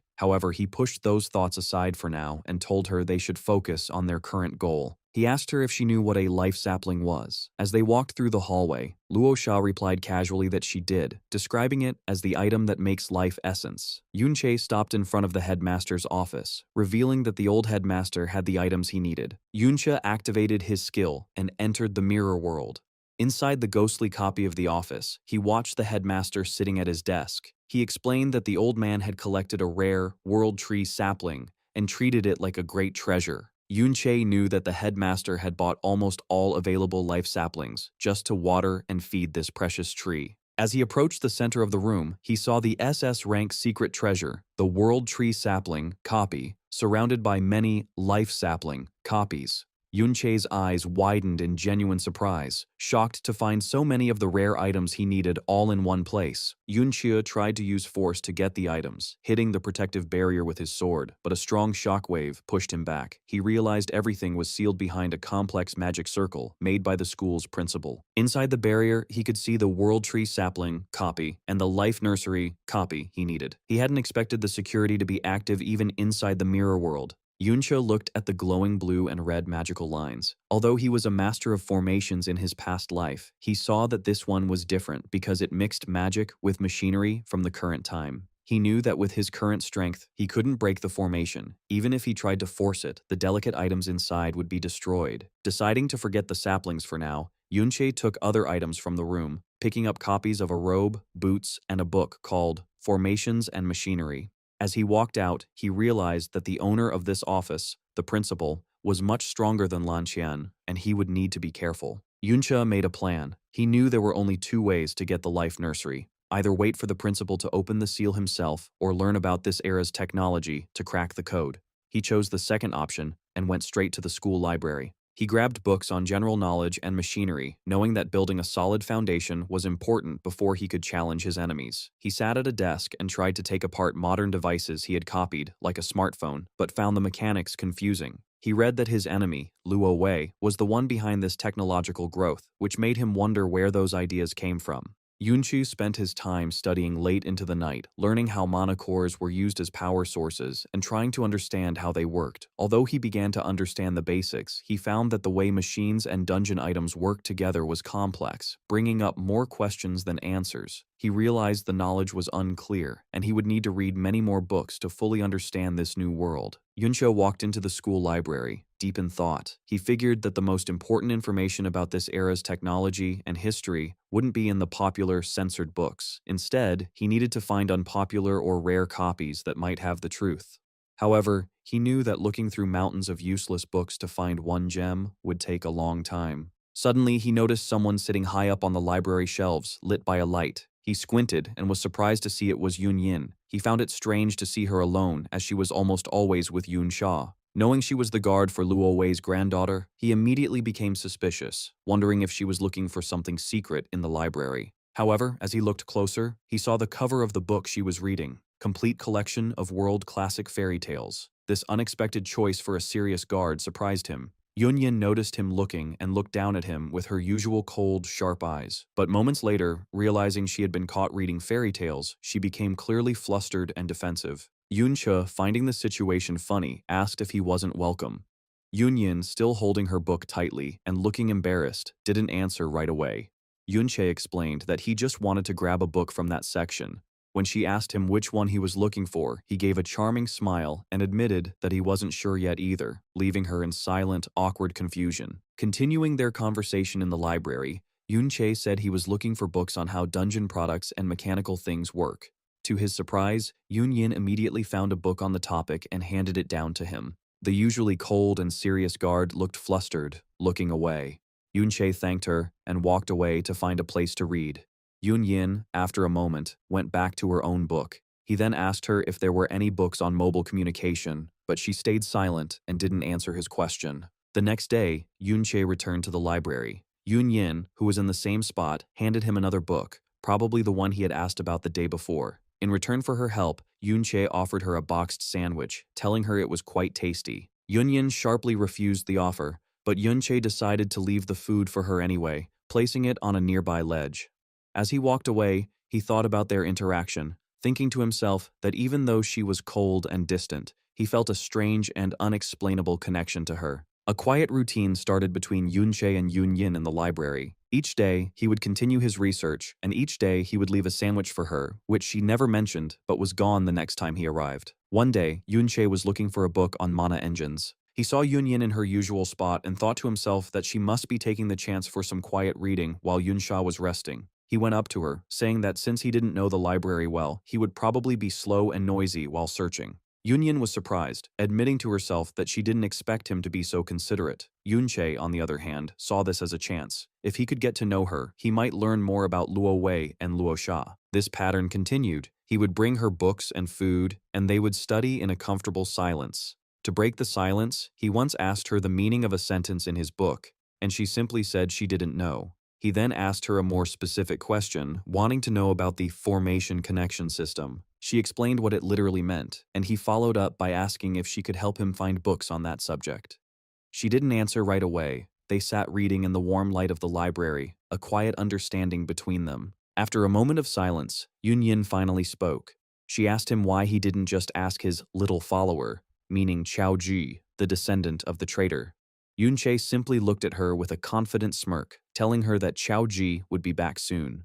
The scene changes to the inner residence of the Ding family, where Ding Hao and Ding Yi were talking about a serious matter. Ding Hao was furious as he looked at a photo they had received. It showed his son, Ding Shu, tied up and gagged. He expressed his anger that they were being threatened with his son's life, asking what the kidnappers wanted since they had only sent one photo and made no contact for days. Ding A, watching from his chair, calmly asked if Ding Hao thought Yun Che was behind the kidnapping. Ding Hao thought about it, remembering that Yun Che was connected to Qiao Zhi. He wondered if this was revenge for the Qiao family members they had captured. The thought then led him to a more terrifying question. If Yun Che was capable of this, was he also the one who had killed their grandfather?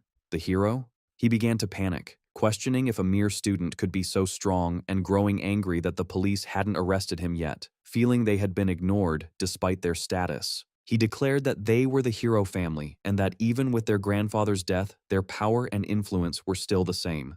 Just then, a guard in armor rushed in, interrupting them with news that Qiao Ji had returned to school. Meanwhile at the school, Qiao Ji was standing alone by a fountain, holding a large sign that read, "Topple the traitors." Other students watched from a distance, confused by his actions. They identified him as the Chow family member and wondered why he was causing trouble, especially after the hero's death. They repeated their belief that while there were rumors, his ancestor, Chow En, was still a confirmed traitor. Qiao Ji passionately argued his case to the people watching. He claimed that when the Valiant Dungeon disappeared, someone must have seen the final battlefield. He declared that even if they didn't see it themselves, he had a video as proof. From a balcony above, Yunche and Yun Yin watched the scene in the courtyard. Yunche thought about how the truth had been hidden for years, with the hero being wronged and called a traitor, but he saw that there were always people, like Qiao Ji, who would keep seeking the truth. Down below, Qiao Ji made his final powerful statement, shouting that he now had enough evidence to prove his great-grandfather, Qiao En, was not a traitor, but a true hero. Watching his friend's courageous stand, Yunche thought to himself that perhaps this world was about to change, all because of Qiao Ji's persistence.